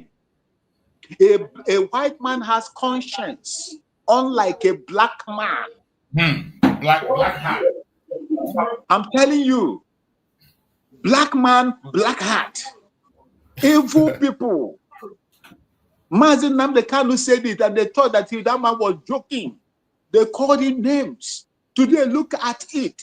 Do you want to tell me? Is it not the same army that we serve? You want the army that we serve that performed in Lebanon until they say we will not go again? They pull out during Shagari time. They pull out because they wanted to use the Nigerian soldiers to do all manner of where it is tough. That is where they will put the Nigerian soldiers.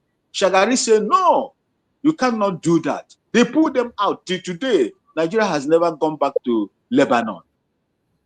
Nigeria performed in Yugoslavia. Yugoslavia is peaceful today because the Nigerian army was there. I was a part of it. 2 years. We were there.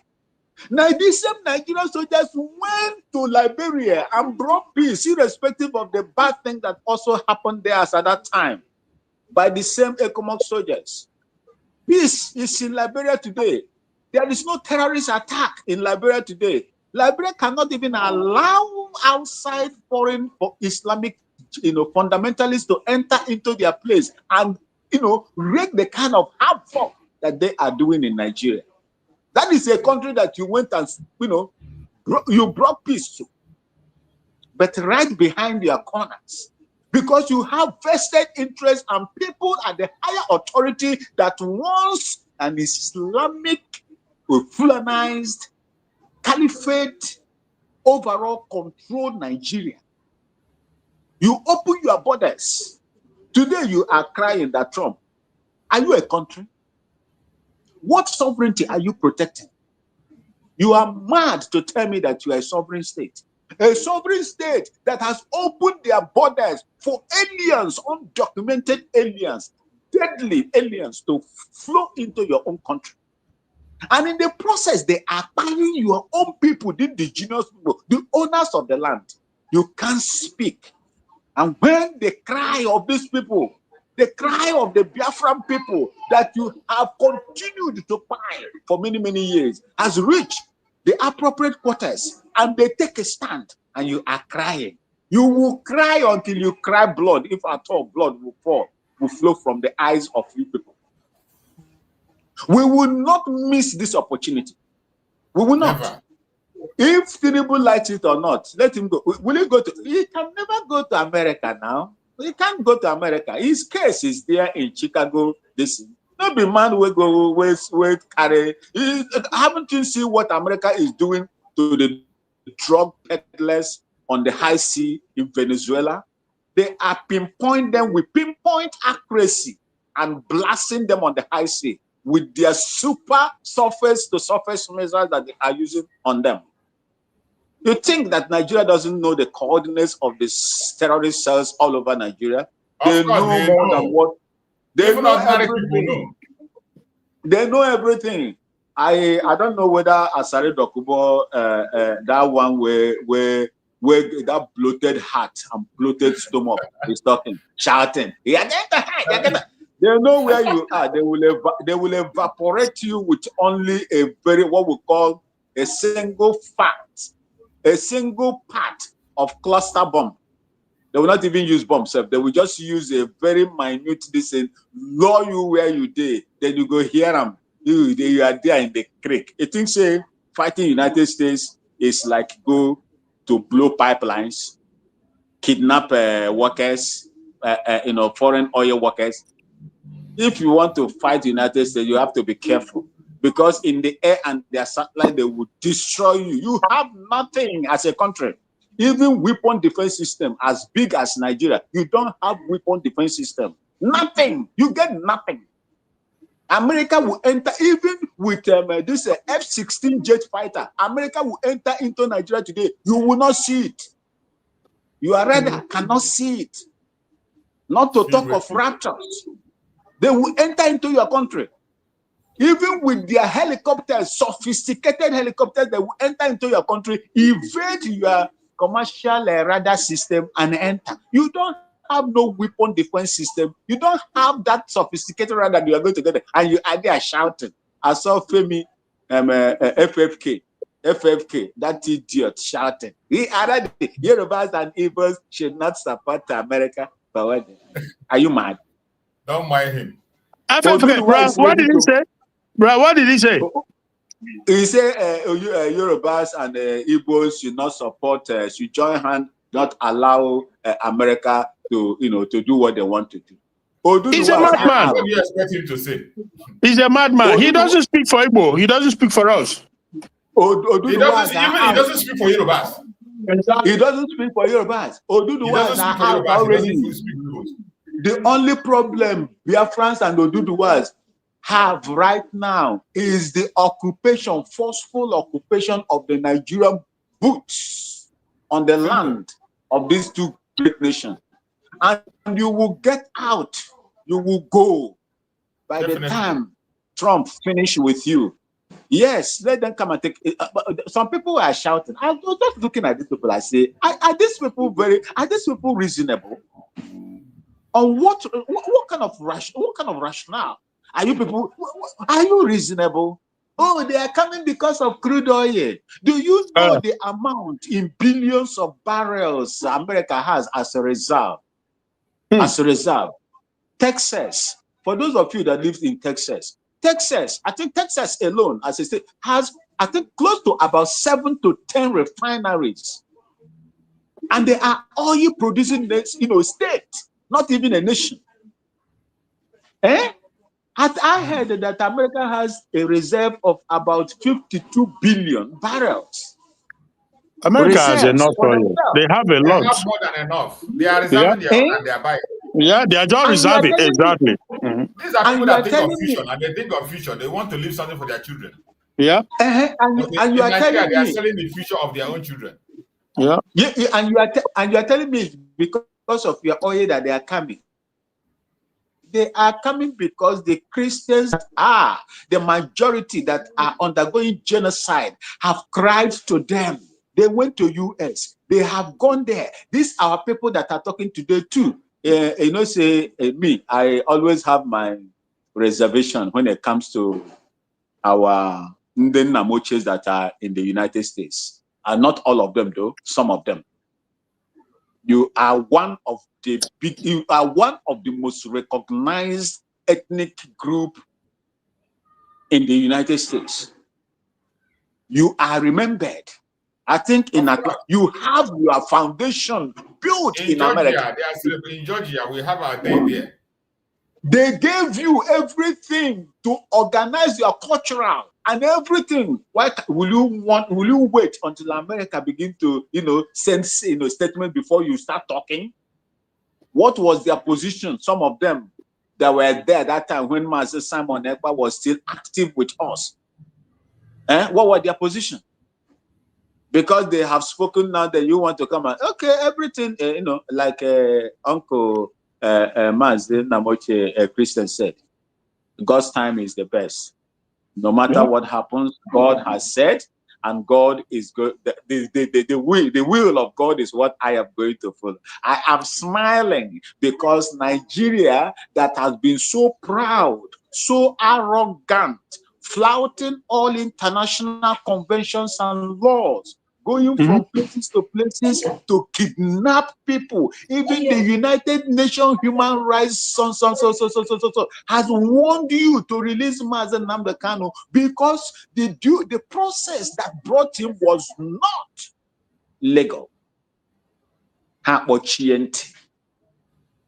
Akwefo ndị Igbo anyị unu gbaghara m ndị tọrọ m n'ebe unu gbaghara ma ndị na comment section ba o nwere inu ya atụ na unu gbaghara m biko ndị Igbo anyị si na a na-agụ onye ibi amụ a na-eto ya a ga-ahapụ ya ka o jee na agadi nwaanyị ahụ ọhụrụ na ndị mmụọ. We will leave Nigeria to go and visit that old woman that they see in the spirit world. It is time for them to go and visit because Mazi Nnamdi Kanu warned them. They refused to listen. We warned them. They refused to listen. They thought that they are the Alpha and Omega, but the police of the world has spoken, and they are shivering. They are shivering. In fact, the way I am happy, I was with some of my, Ghanaian brothers and sisters the other day, yesterday in the evening. They were narrating the whole thing to me. I say, yes, we love it. Even most of them said, I was even surprised they know much about Mazi Nnamdi Kanu. They say, use this opportunity now to campaign for the release of Mazi Nnamdi Kanu. Definitely. They say the Igbo people, not the Biafran people. I say, yes, they came here, they signed the peace accord, which Nigeria violated. They went to war and they were conquered. They say this is the time for them to use this opportunity. If not, he said Nigeria, with what they have, and as long as Nigeria is in control of the wealth of Nigeria, it will be difficult if you miss this opportunity. That was the reason why I was shouting. Our people in the United States, most of them, please, if I were in the United States and a citizen, I would take one day off I will sacrifice that one day for Biafran people that are in my mother's ancestral home. I will be marching to the house of my governor with placard. Nobody is going to stop you because that is your right. In America, that is your right. As long as you are not attacking anybody or constituting nuisance, it is your democratic right to protest to your senator, to protest to your government, to protest to your governor of your own state, and they will listen to you. So what a wife did it. One woman did it. One woman did it. He put fire on her senator, and things begin to happen. Nigeria, just one senator spoke, things begin to happen. They begin to shake. And look at it now. Till today, they are afraid to touch Showore. That is the reason why you see they are doing this hanky-panky with Showore. Showore is riding on their back. They can't do anything. You know, I'm telling you the truth. They are afraid because if they do that, it's going to affect them. My people, we must rejoice. And we must work with this tool now that God and Hausa people say, Alaya kashi yabam, Alaya kashi yabam. God has killed the meat and gave it to us. We must not allow other animals to take it. We must fight to get that meat. Thank you so much. Continue to bless all of you. We are getting there soon. Yes, we'll be there. Thank you. Thank you so much. Thank you so much. I appreciate you. Let us get some updates that we'll see that are coming up now. Look at this update. This one says, presidency backs Konkoso for condemning Trump. Ask opposition to unite with government. Fire on the mountain. Konkoso, the Janjaweed are gathering. Make opposition group join government. Yeah, you know that, Do you know that as we speak, it is very possible that there are people who would have been advising Tinubu not to go. That it could be a trap.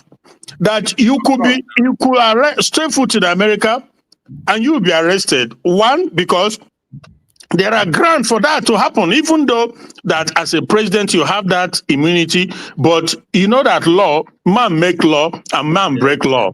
Trump is one of those. He's scared like hell. Trump, if he wants to go for it, he goes for it. So they would have told him, hey, be careful, don't take this chance. You could get there, your record is there. And Trump doesn't joke with drug trafficker. We see what he's doing with them and terrorists. So he could be arrested, and there's nothing Nigeria can do. You can shout and cry from here to high heaven. You can't do America, nothing. The world can do nothing. Anybody, let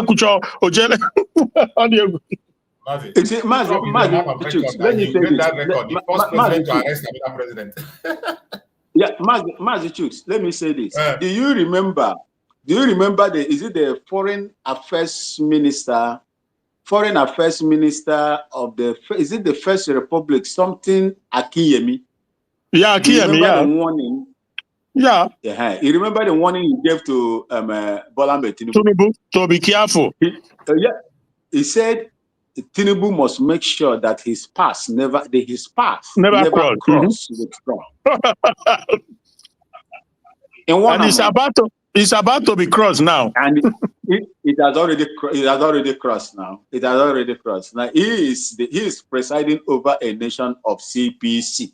He is presiding as we speak. It is him that is holding Mazen Nnamdi Kanu with the influence of the idiots in a idiot political stalwarts in Southeast.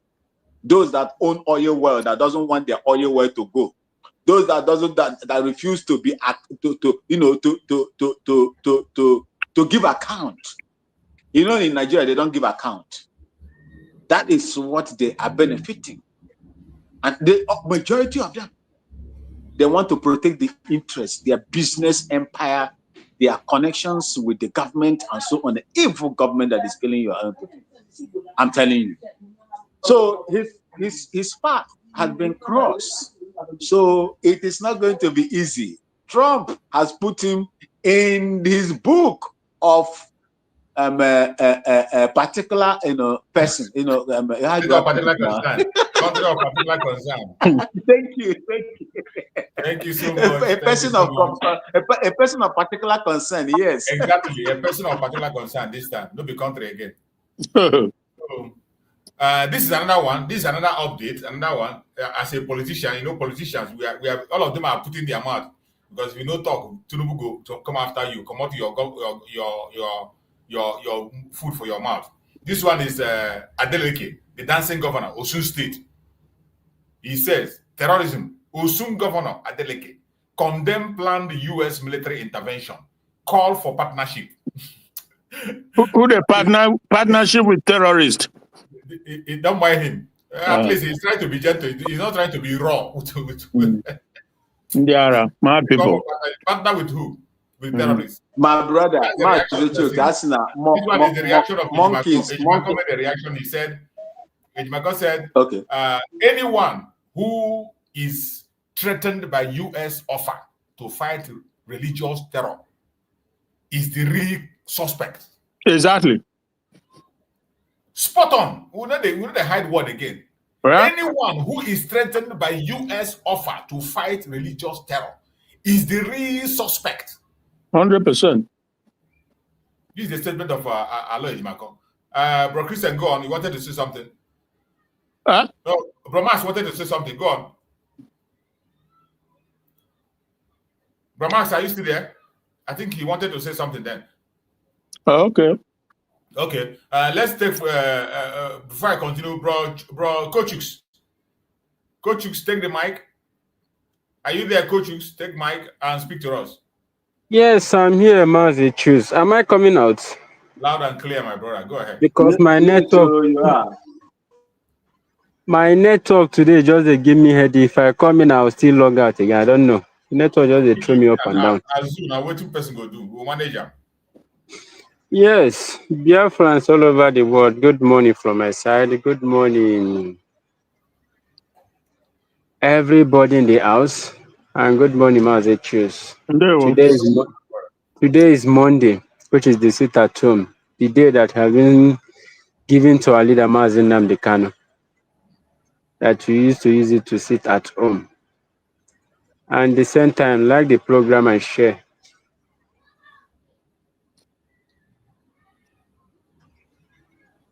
And at the same time, everybody is no longer a news again. Because what is happening now is just a prophecy that what I say is going to say, how will I even put it myself? Now prophecy confirmed. Now be this way they play on now. Nnamdi Kanu have said this thing before. That the agenda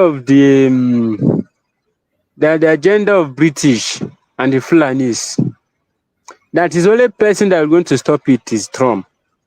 And that is what is going on now. That's the reason why I can see all these Nigerian bloggers, the ones that is being sponsored by Nigerian government, by the Fulanis as well. Yeah. Content creators. Because this guy that called himself VDM, this is exactly thing that you're going to know. That is Nigeria Fulani government that sponsored this guy. Exactly.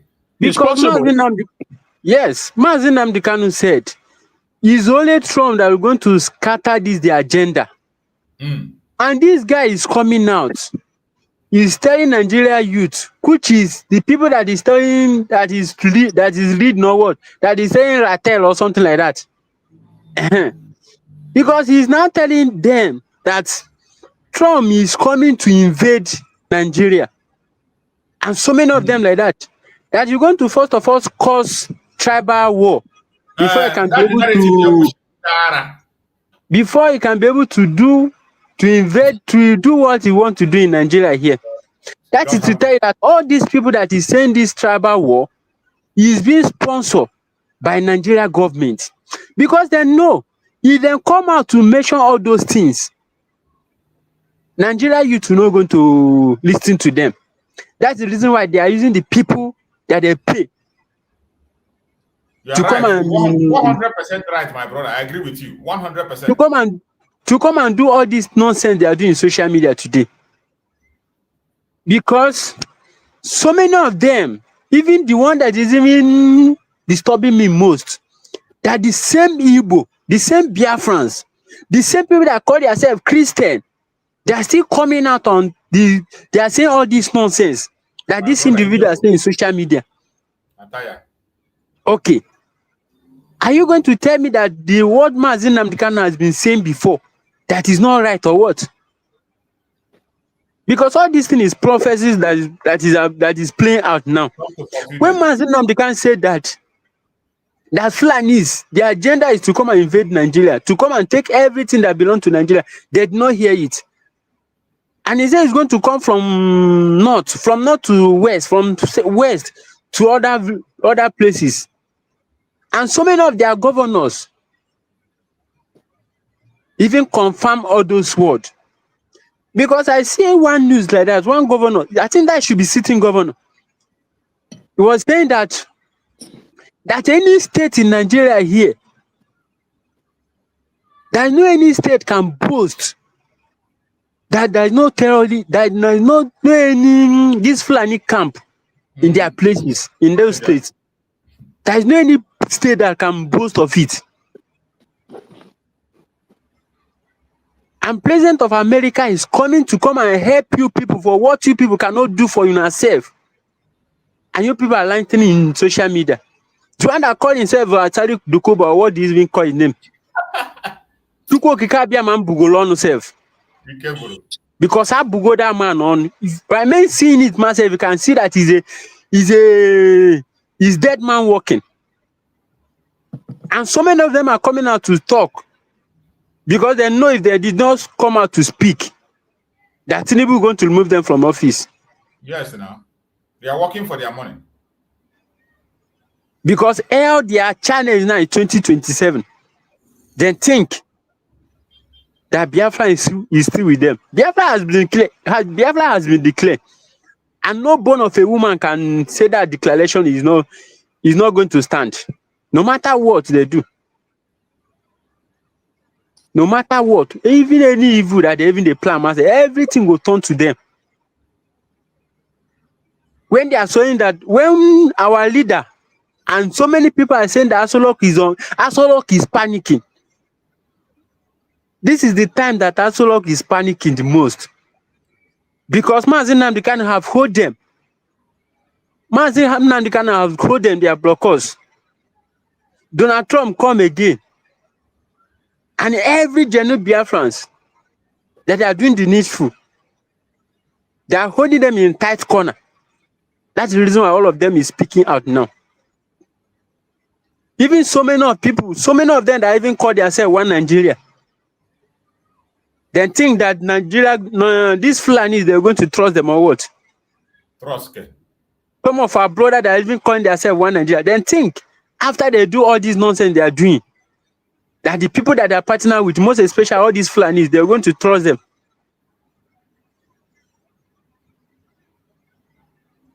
Every Igbo man and every Biafrans, even the genuine people that call themselves Nigeria youth, they know that it's only Nnamdi Kanu. It's only him that's going to bring them this mess that they find themselves into it. They should even ask themselves, where is Sunday Igboho? Where is him today? Where is him today?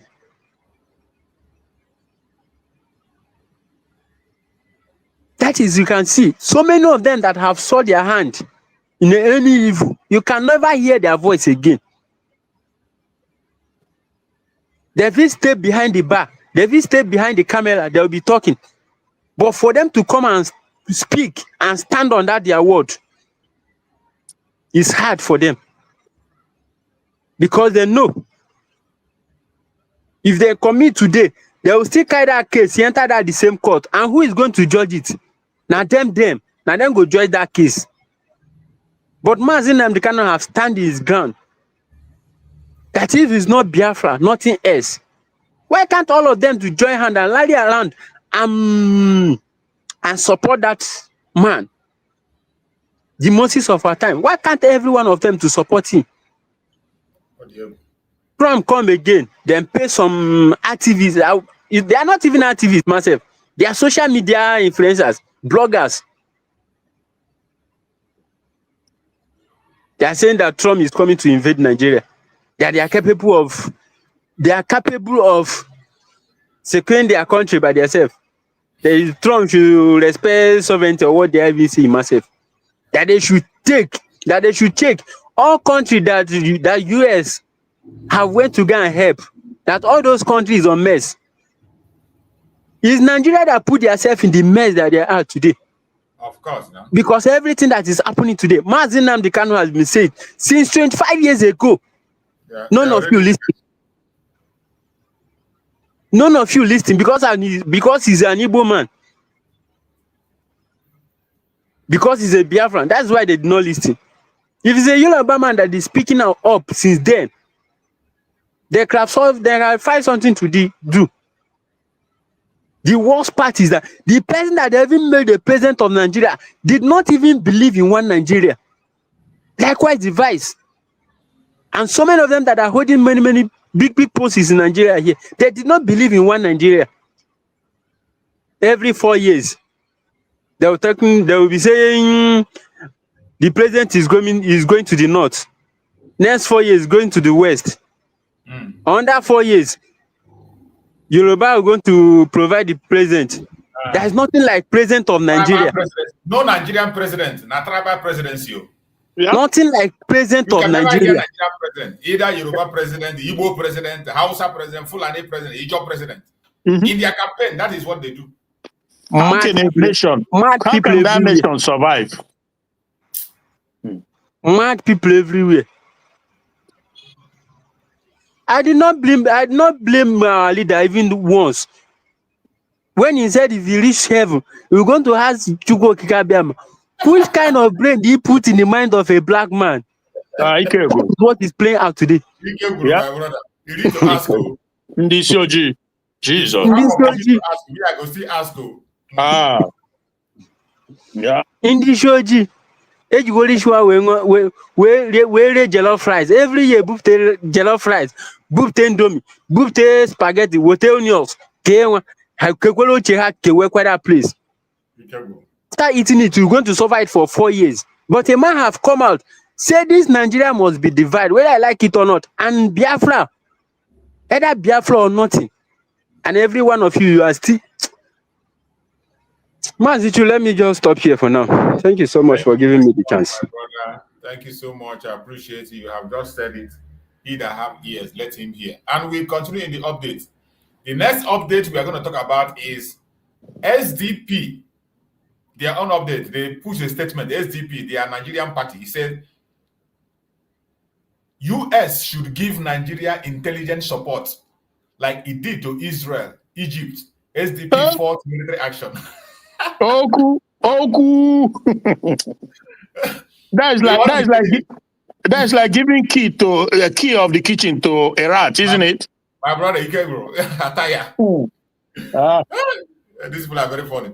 The next one, US lawmaker says Trump will be given full menu of options to stop alleged genocide in Nigeria. Yeah. You hear them? So those ones where they run around, they are just running around the event. Yeah.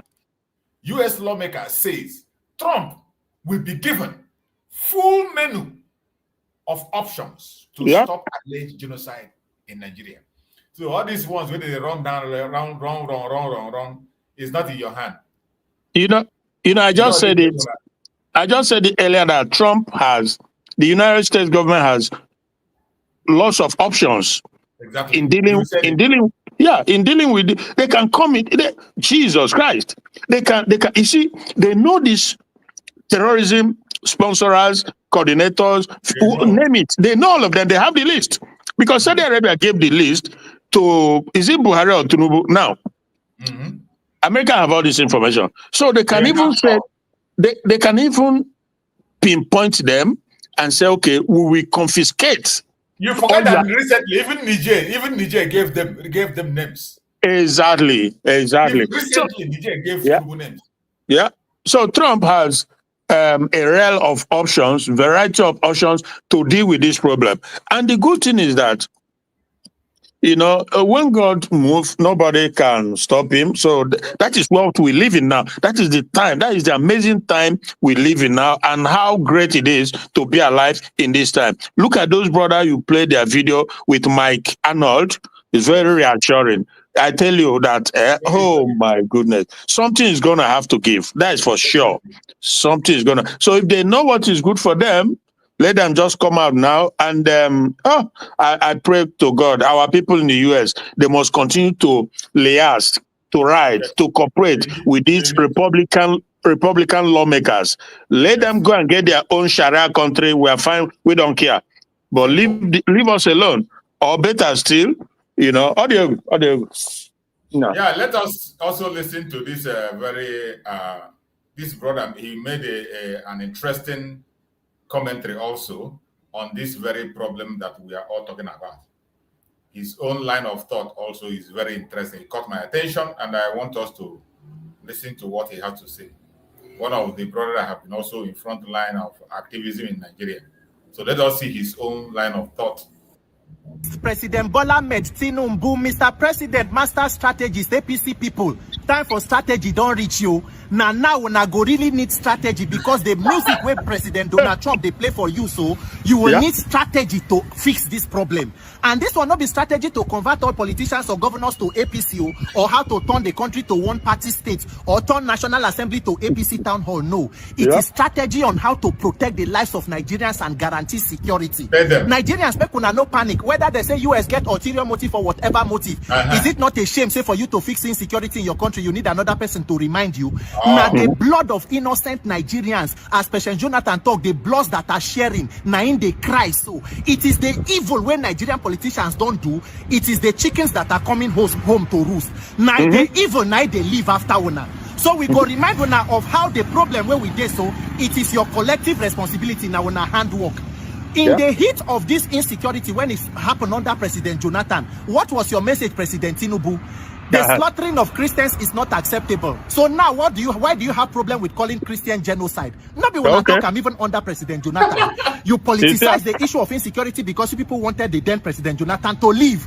All the time, the then President Ayo Risheja he go UN, he talk say Christians should defend themselves. Now even pastors been they talk. Why should he say so? Today, Kanu and PFN, nobody they hear their voice again. No. Buhari come for 8 years. What did you people say under with the issues of insecurity? What happened with insecurity? An entire region, Southern Kaduna, was almost wiped out of the map. What you wanna do about that? You said that there is no Christian genocide. Yes, Muslims are being killed, Christians are being killed. The important question first is who they kill people. What is causing the killing?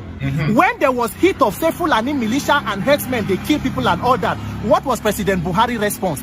They say, may they create Ruga, may they do this. And then you come up with such policies and you say that they should not be Christian genocide in the country. When they play, Oriburuku Leshe, the names of the people where they on top of the states where they look. So now which people are in there on top of them? When people were killed and buried in a mass burial in Benue, the President Buhari there in government house, he no come out, go there. He said, tell IG or police to go, IG no go, but he no even remember. In 2016, Deaconess Eunice Olawale, a member of Redeemed Christian Church of God, was butchered in Cuba for doing morning evangelism.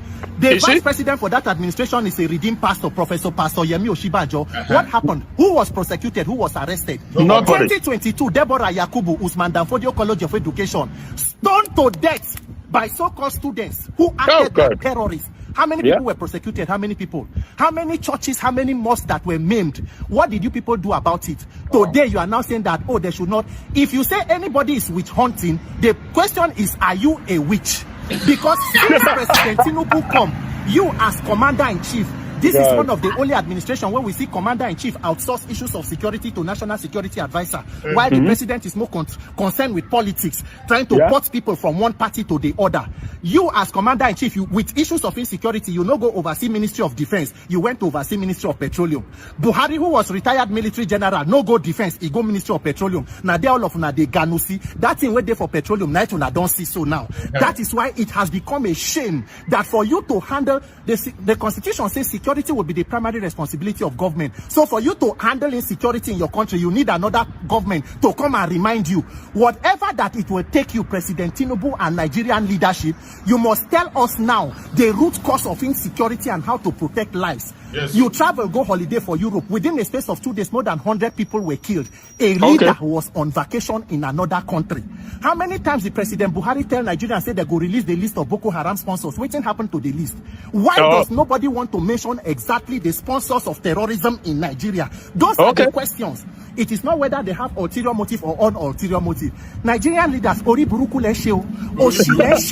this issue of insecurity must be taken to a reasonable conclusion. The wasting of innocent blood, the wasting of innocent life has to stop, and we must get to the root cause of the matter. So if you will need external pressure to be put on you, they should put it and ensure that you protect Nigerians. Because as it is, nobody they call for war, nobody they call for religious war, but government must do their job. Anywhere where government have been putting injustice and evil, this is the result. As you they collect loan from them, collect their warning. We want to handle the issue of insecurity in Nigeria. Master strategy, strategize very well because we need security, we need protection, we need an end to the killing of all Nigerians regardless of religion or tribe. May God help you now for the one we want to do so. My name is Peter for Nigerians. Nigerians, it is up to you. Ensure that you speak up to liberate yourself come 2027. This one catch me. When I see him, I say I must play this one. Yeah. He's a smart guy. This very guy, I've seen him severally. Very spot on. Very spot on. He's brilliant. But the big but is that at the end of the day, they go back to the same. Of course, now we know now. Same and we know their fears. Ground zero. They go back to ground zero. One Nigeria. One Nigeria. Now, is that one Nigeria that is decimating them all? Is that one Nigeria that is impoverished all of them? Is that one Nigeria that has turned their life upside down? How they don't get it, but I can understand. I know why they do what they do. I can understand. He's probably a dog guy. I don't know. He speaks Yoruba, but he's probably a dog guy. I don't know for sure. But the point is this. Nnamdi Kanu from the get-go made it very clear that, look, like Benin, for example, we as Biafran, we are not looking for or forcing anybody to be Biafra or Igbo. No. We know those that are our people. We know those that who are ancestrally Biafrans. Now, but as for Benin, he told them, look, he said, look, if we can give the help in the sense that Benin can become like Monaco, a kingdom, right? And we function based off of what they decide, and they will have our support, you know. So, but the notion that if you will now expect that we should forget about Biafra and continue to stay with you people in this retrogressive, evil, dark entity that is not leading to nowhere. No. We are not, never. We cannot. And meanwhile, of course, worst of all is the fact that these Fulanis from Futajelon, they have over the year mastered the artistry on how to take over the whole country. And we're also not going to allow that. We are not going to allow it. And Chukwuka Abiyama has seen no way. That is why we are where we are today as we speak. God say no. Thank you, my brother. Thank you so much, my brother. You have spoken well. And just like you said, this is the difference between us and them. Yeah. And whenever I see their video, I don't hesitate from playing it. We take the lessons that are there. They join in this position. If you see everything he said, he nailed every single system in Nigeria. And you see how it is a systemic problem. Mm-hmm. A systemic problem that can never, ever be fixed. Look at when he was speaking. The same Tinubu that wrote that time that it was Christian genocide. Mm-hmm. During the time of Goodluck Jonathan. Tinubu himself wrote Christian genocide. What has changed? The death toll has become worse than it was then now. What has changed? It is so disturbing when you even see people that call themselves pastors joining in criticizing this very thing, speaking lies. Speaking lies. I don't know what has come over some people, that people don't have conscience anymore. Yeah. Once there is money involved, they leave everything. Yeah. Once there's money involved, they sell their soul. They don't care. Rachus, there's a brother yesterday on your program. I saw it halfway. I don't know if he called from France. He came in. Was it you? Oh, I don't. Yeah, I think it was. It was you. No, listen. No, but bro, he was talking about India. He said that. Look at India. That the British created India just like they created Nigeria, and that today India is doing well. Was it not your program? No, not in my program. When he was talking about no, it was that your evening program yesterday. My evening program, nobody came in. I did the program alone. Nobody came in. Oh, okay, then it's not you. It's Okocha Happy Marcel. You know the guy, huh? Okocha. Yeah, it might be Okocha Marcel. It might be. He's doing so well. I put my support 100% behind him. He is doing so well. He's from Abo, Anyoma. So of course, that is what we are saying. Everybody should get busy. We must not speak in the same language or in the same tone. Yeah. But the most important thing, we have a common enemy that we must focus. Yeah. Just like as I was saying before, some people, when Master Samanaka spoke yesterday to some people, some group of Biafrans, when he spoke, this is what Master Samanaka said, that we should forget about bickering among ourselves and focus on providing evidence. Yeah, sorry, I was going to ask you, did our PM said anything recently? I don't know. That's what I'm saying. He just yesterday. Oh. Just as yesterday. I'm not aware. A call was put to him yesterday, and he spoke to some group of Biafrans yesterday. By who? Sorry, who put the call on through to him? Some group of Biafrans put the call on Zoom. On Zoom, I saw they put the call there. Then he was there talking in that very Zoom, and then the major point he made there was that we should stop this social media fight among ourselves. You cannot play it. Do you have it? I have it, but I can't play it. I wanted to prepare it before I play it, but I can't play it now. Okay. I can't play it now. Hopefully by my next program, tomorrow. Hopefully tomorrow. Oh, that will be fine. Well, I have it on my phone. Yeah, I have the audio on it, but I want to put it in a way. I don't want to play it. I don't want to put it in a way that I will just put it inside the stream and play it from the stream so that it will be loud enough for people to be able to. Oh, this is also another good news because, frankly, very interesting. It's a very good news. It's a very good news. Luckily for me, yesterday, I don't know how I just got that very contact yesterday, and I was in that Zoom, even though they didn't know that I was there. You did not speak. You did not speak in the Zoom. No, I didn't speak. They didn't know that I was there, but I was there. Good. Well, frankly, I'm just hearing this now, and it's unbelievably a good news. Why? Because since the incarceration, we've not really, I have never, maybe others, I don't know, but we've not heard directly from him. So it's a good thing. And maybe when you play, we'll be able to analyze it. To whom, who are the people? Is it USB or is it CR? I don't know, whatever. Who are they that spoke with you, that have that direct contact? That is very important. Who is it that have direct contact? And what he says goes a long way in the unification, because it's important to have a unified force moving forward. Yeah? Exactly. Unified force, that's language. And you know me in my own pattern of message. I don't want people to now begin to go and do a propaganda or whatever. That is why I don't mention that it is this person or this person. Okay. I don't want somebody to go and begin to use it, because the major message I see here is unity. The great message I saw, the major message there is unity. Unify yourself. Don't fight each other. This issue of fighting and talking. Question were asked. People asked question and he responded. Wow. I see somebody writing his AI. My sister Stella Uzoka. My sister Stella Uzoka said it's not AI. My sister Stella was there. There. Stella, bro, that Stella is an amazing sister. She's always, I really appreciate her effort, that sister. So, but she's not saying conclusively it's a suggestion, because you never know. Of course. There's no everything. Everybody's suspicious. Exactly, and we have to. It's not wrong for her to think in that manner. It is not wrong. It's not. If anybody tell you AI or it is not wrong. I don't attack anybody or maybe say you. Jesus, are wrong of course. No. the time we live in now, everything is possible. Who would have believed that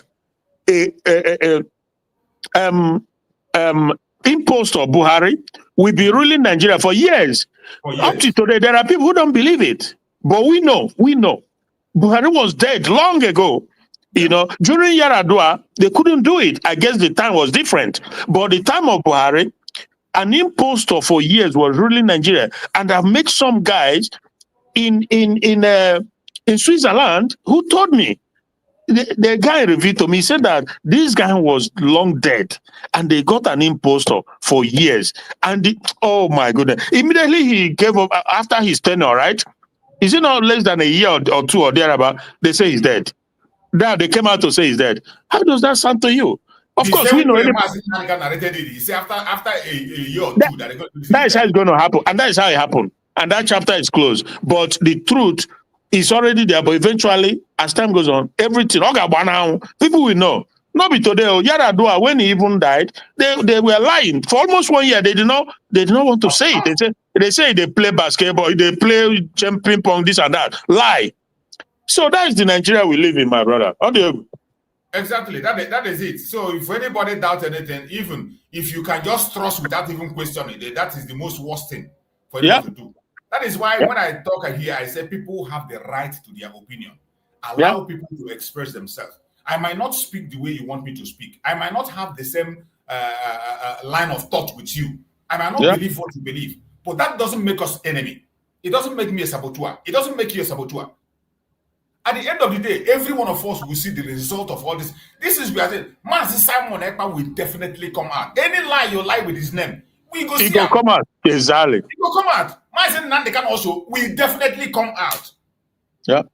Because so whatever, if anybody try to do anything for me, particularly yesterday, the only message I picked was this message of unity. We should be together. Yeah. We should stop fighting ourselves. And again, talked about we providing evidence. If you have as many as you can, provide it and send it to normal. And he himself is preparing for his own what do they call it? The appeal. Preparing for his appeal. And he has gathered enough information, enough evidence on his own side. He said on that side, there is no problem. There's no problem. That we should not worry. Nobody should worry. Go ahead. So that is the actual message I picked from there. I didn't come to begin. I did my own self. The way I do my thing, I will not come here to begin to advertise. It is this person they talk to. It's not the person they talk to. But why I'm talking about it is because I was there when it was done, and I said, and there is nothing wrong for somebody to doubt it. There's nothing wrong. Because there are modern technology abounds. You can pick up the voice of somebody and say anything you want to say. It will be exactly the voice of the person, but in actuality, it's not that person that is speaking. So that sister, she's not right to be doubtful. She's not wrong. She's not wrong. Sorry, she's not wrong to be doubtful because everything is possible now. Okay. Yeah, exactly. Just like this in this brother. Yes, that was one of the words he used. He said, "Stop media war. You are stabbing me from back." That was the comment he used. Stop media war. You are stabbing me from back. That was what Master Simon said in that way. So that was the actual thing I picked up. It's not about who called or who sent the message. The message for us is for us to use this opportunity. He spoke much about this opportunity, this spiritual opportunity that we have now in this Donald Trump action. He said he's seen everything, he's hearing everything. Everything we are doing, he's seeing it, he's hearing it. And it's in possible. this Donald Trump action that he's taking is an advantage. We should furnish them with as many information as we have. Or to Trump, to the administration. To the administration. Yeah. To the choir place. And even on his own case also, information is gathering enough. He said for this time around, he has more than enough. They want evidence, they want information, they want update that he has more than enough. You know, because also the one thing that probably time did not permit him to do, because of course, also, now you know somebody who is in cancellation calling on phone, he don't expect him to spend a long time. And the thing is that he did not anticipate, not even by a stretch, that Finland was going to do what it did. I didn't think he believed that. But that's life. It's okay too, you know. But the thing is, like when he started, he was possibly the first or second leader in the world, if I can put it that way, that endorsed Donald Trump for this second term election. He was either number 1 or number 2. The Hungarian president, Viktor Orban, was either the number 1 or number 2, you know, second to our PM, Simon Ekpa. So if he has had enough time to kind of interface with the likes of this Orban, whom Trump love him, Jesus, not even like because of the steps he takes to make sure you have to keep your country safe. You cannot be a leader. You cannot claim to be president, but your people are not safe. Your primary objective is security of lives and property in any country. If you don't do that, if you can't do that, then you are nothing. You've done nothing. So this is where Nigeria continues to fail. From Buhari to Tinubu, they sit down in their office or wherever, they are massacring people. They cannot mobilize the military and say, go after them. You must go. I want to resort. You must go and arrest them. You must bring them to book. Tinubu doesn't do that. He doesn't do that. So how can you explain to me that he's not complicit, that Tinubu is not part of it? Since he came in, uncountable number of instances where they've come to buy people everywhere, Tinubu will not give them a marching order. Go and apprehend them. He doesn't do it. So I don't know what else you can tell me. Audio. Thank you so much, my brother. I appreciate you. And every Biafran that is here, remember tomorrow, Mazen Nnamdi Kanu is coming to court. Tinubu have cancelled his trip to US.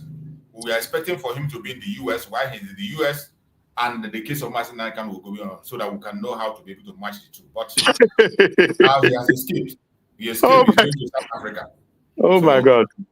He escaped to South Africa. So what is going to happen is tomorrow we are going to be here again as always and make sure that we push forward and see what Omotosho is going to say tomorrow. See what Omotosho will say. Mazen Nnamdi Kanu has stood his ground. He has filed a motion to drop that case. The government has no case against him, which we all know. It is not just that he said it. That is where the evil of this media is. The media knows very well. They know very well that the Nigerian court has no jurisdiction to try Mazen Nnamdi Kanu. Yeah. They know very well that Mazen Nnamdi Kanu have won his cases in 4 places. They know very well that Mazen Nnamdi Kanu is standing on his right. They don't have the right to try Mazen Nnamdi Kanu. They know very well that Appeal Court of Nigeria have quashed every case of Mazen Nnamdi Kanu and discharged him. But yet, when you come to their media, what are they saying? Oh, does he know what he's doing? Why did he take that decision? Does he know the implication of that? The implication, The implication of what he's doing. I can't just understand. And they put this narrative. But I can't put Gabion. When the time of a thing has come, there is nothing anybody can do. There's nothing. So we're going to be rounding up now. We have really done it. Today is almost 4 good hours. We have done it, and we're going to be rounding up. Let's take our closing remark. I think Bro Max is back. Bro Max or Bro Christian, who is taking first, who is going first, our closing remark as we go on. Let me go first before my network now threw me out. Okay, go ahead. All right. Go ahead, Bro Max. But listen, let me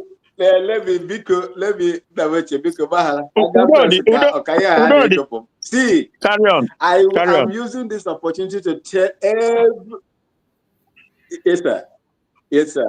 I'm using this opportunity to tell every Biafra, United States of Biafra, Biafran, wherever you are, whether you be from the coastal area, wherever you are, this is the opportunity that you have to free yourself.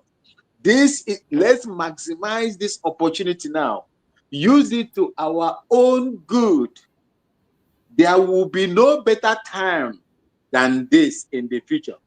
If we fail to maximize this opportunity right now,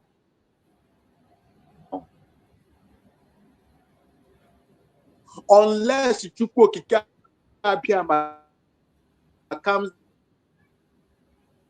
down from heaven and give us our freedom, we must use this. And for these people that are lying on daily basis, America will give you 8.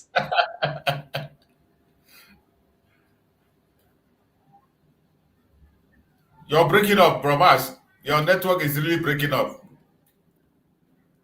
This your network is not allowing us to enjoy your comments. The finally Louis They don't want us to get this. We can't hear you, Bro Max. We can't hear you, Bro Max. We've lost you. We've lost you. Bro Christian, take the mic. Go ahead and hit it. Okay, brothers. So, by the grace of God, we will be here again tomorrow for Mazin and Kanu's. So obviously, some of these people, this is where you know how evil has really either taken over them or the one Nigerian syndrome, because there's this young lawyer, they call him something Enebehi or Enebele, I don't know. But yeah, I heard him saying, well, I think I just saw it like headlines sort of saying that Kanu, just like some of them, the rest of the zoo lawyers saying that does he know the implication of this and this and that? But what implication are they talking about? So these people are so mischievous. As if they don't know about the case. They know, and they know that there's no court. A competent court in the land has proclaimed that absolutely zero court in the country has the right to try now. And they know about that. Because why? Because of the extraordinary rendition. They know. But still, they're coming up with all this rubbish just to play, play sentiment or play. I don't know why they do what they do. I don't know why they do it, for Christ's sake. All over the world, there are things that law, cannot supersede something. You can't put it on. But it is what it is, my brother. I don't know. But we, by the grace of God, we'll be here tomorrow and see what happens. But they have to, this Omoto Show guy, whoever it is, you people, make una do because Pikin when say mama no go sleep, he say no go get sleep. Thank you, my brother. God bless, and we move. Thank you so much, my beloved brother. I appreciate you for your immense support. I appreciate you so much for standing on with me. We've taken it almost more than 4 hours now. We've been here talking and talking and talking. It's not easy. I appreciate everybody that have been here as my guest. Both brother Kochuks, I know he's battling with network from the zoo and CES. He always tries to come up. I appreciate Kochuks. I appreciate my brother Maxwell, and I appreciate my brother Christian, and every other person that was not able to come in due to one thing or the other, and everyone that is listening on the comment section. May Chukwu Okike my guide and protect every one of us. Remember that the only thing we are after is Biafra. In the course of this Biafra, many people will be offended. Many people will do things the way you don't want them to do. Try to be tolerant. That spirit of tolerance is what makes you different. Tolerate each other. We are different people. You can imagine even people, the same people that are born with the same mother, from the same father, they behave differently. How much more?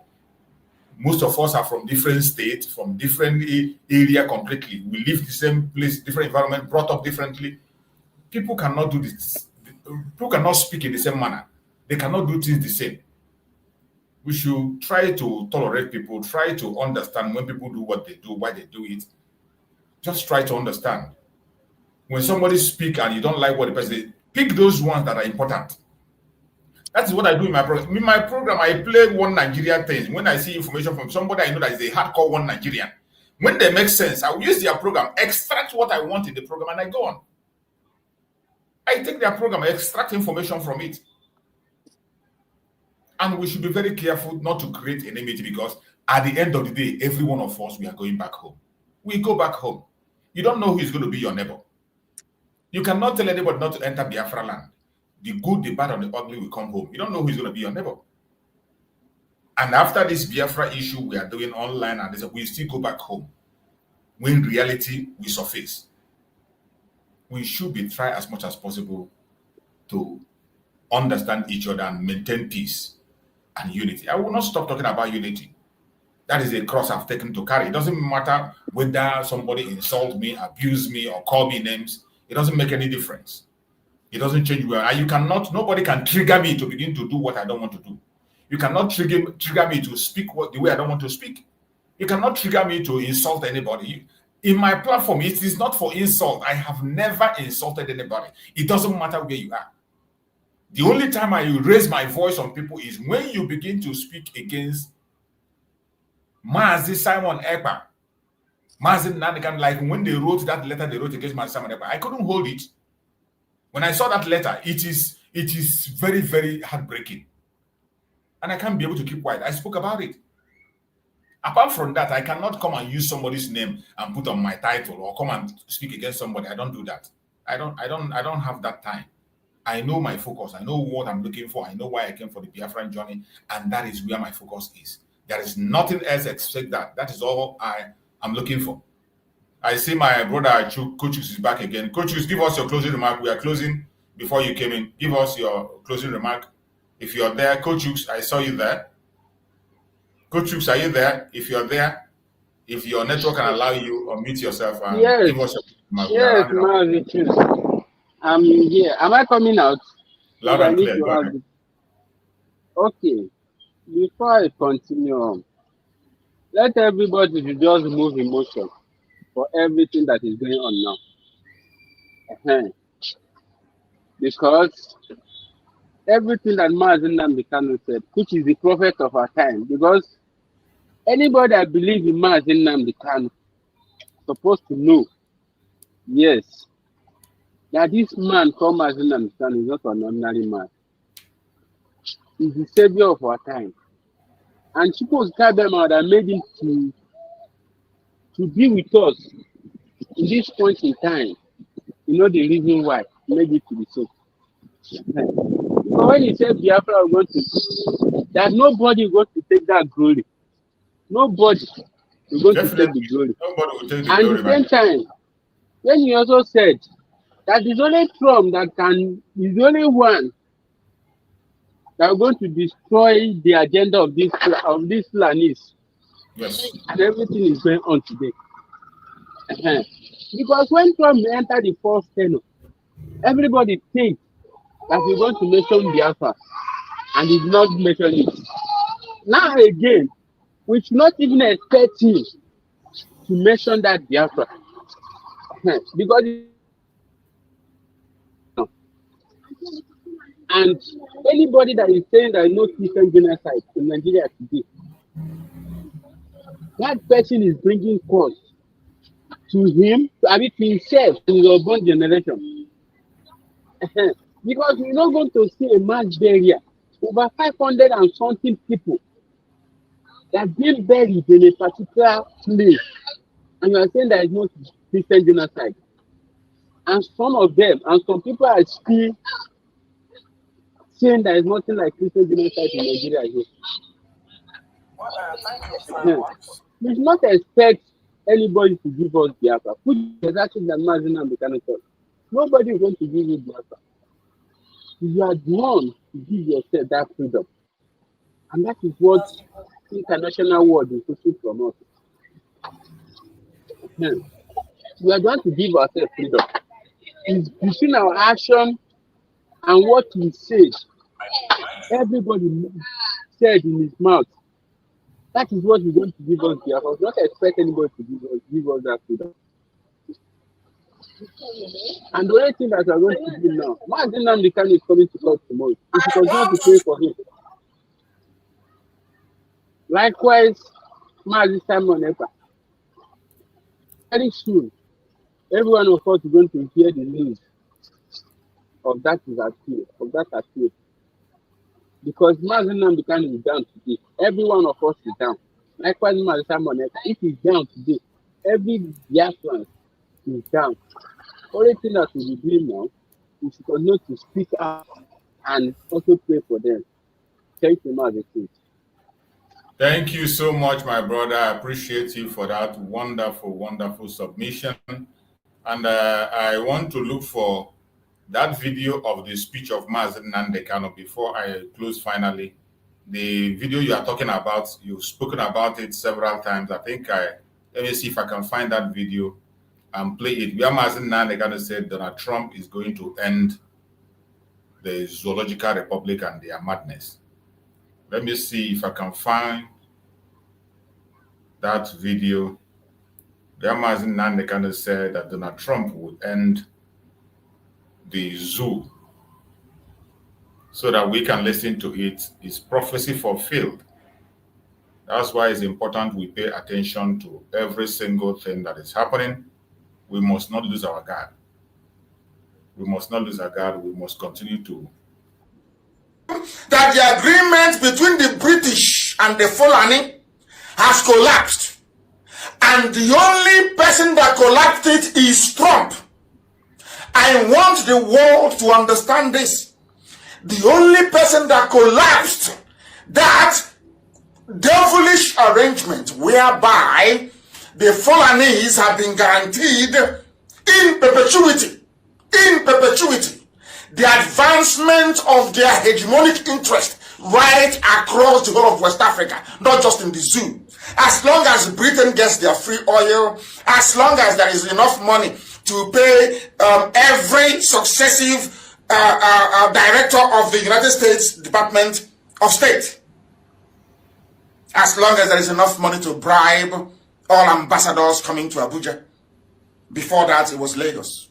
As long as they have enough money, they were prepared to do anything they like to kill as many people as possible, to run the government into the ground, to bow like there is no tomorrow, to display their mediocrity at its very worst.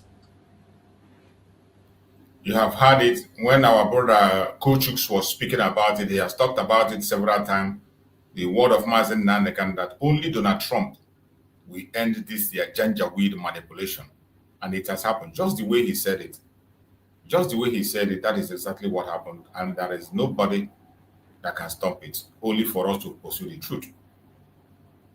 My fellow Biafrans, wherever you are watching from, anywhere you join us from, let every Monday remind you that freedom is near.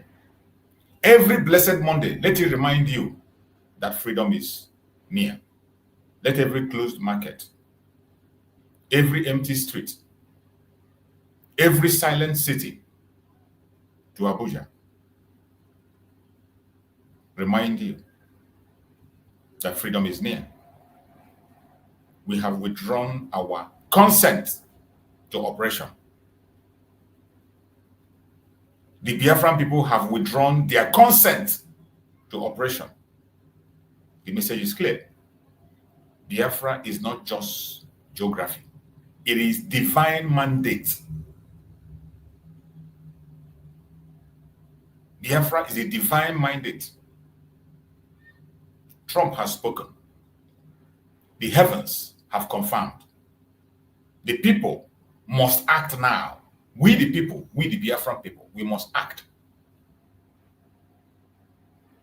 I want everyone in this platform, wherever you're watching from, say it this loud.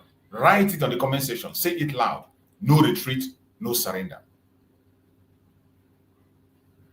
Write it on the comment section. No retreat, no surrender. Monday sit at home is our weapon. Say it loud and write it. Monday sit at home is our weapon. Biafra must be free. Biafra must be free. May Chukwu Kukabiama bless every home that stands for truth. Every family that resists evil. Every heart that refuses to be conquered. More especially our brothers and sisters in the homeland who are facing the bullet on a daily basis. Freedom is not a dream. It is our destiny as Biafrans. It's not a dream. It is our destiny. My fellow Biafrans, wherever you have joined us from, I appreciate every single one of you that joined us on this platform.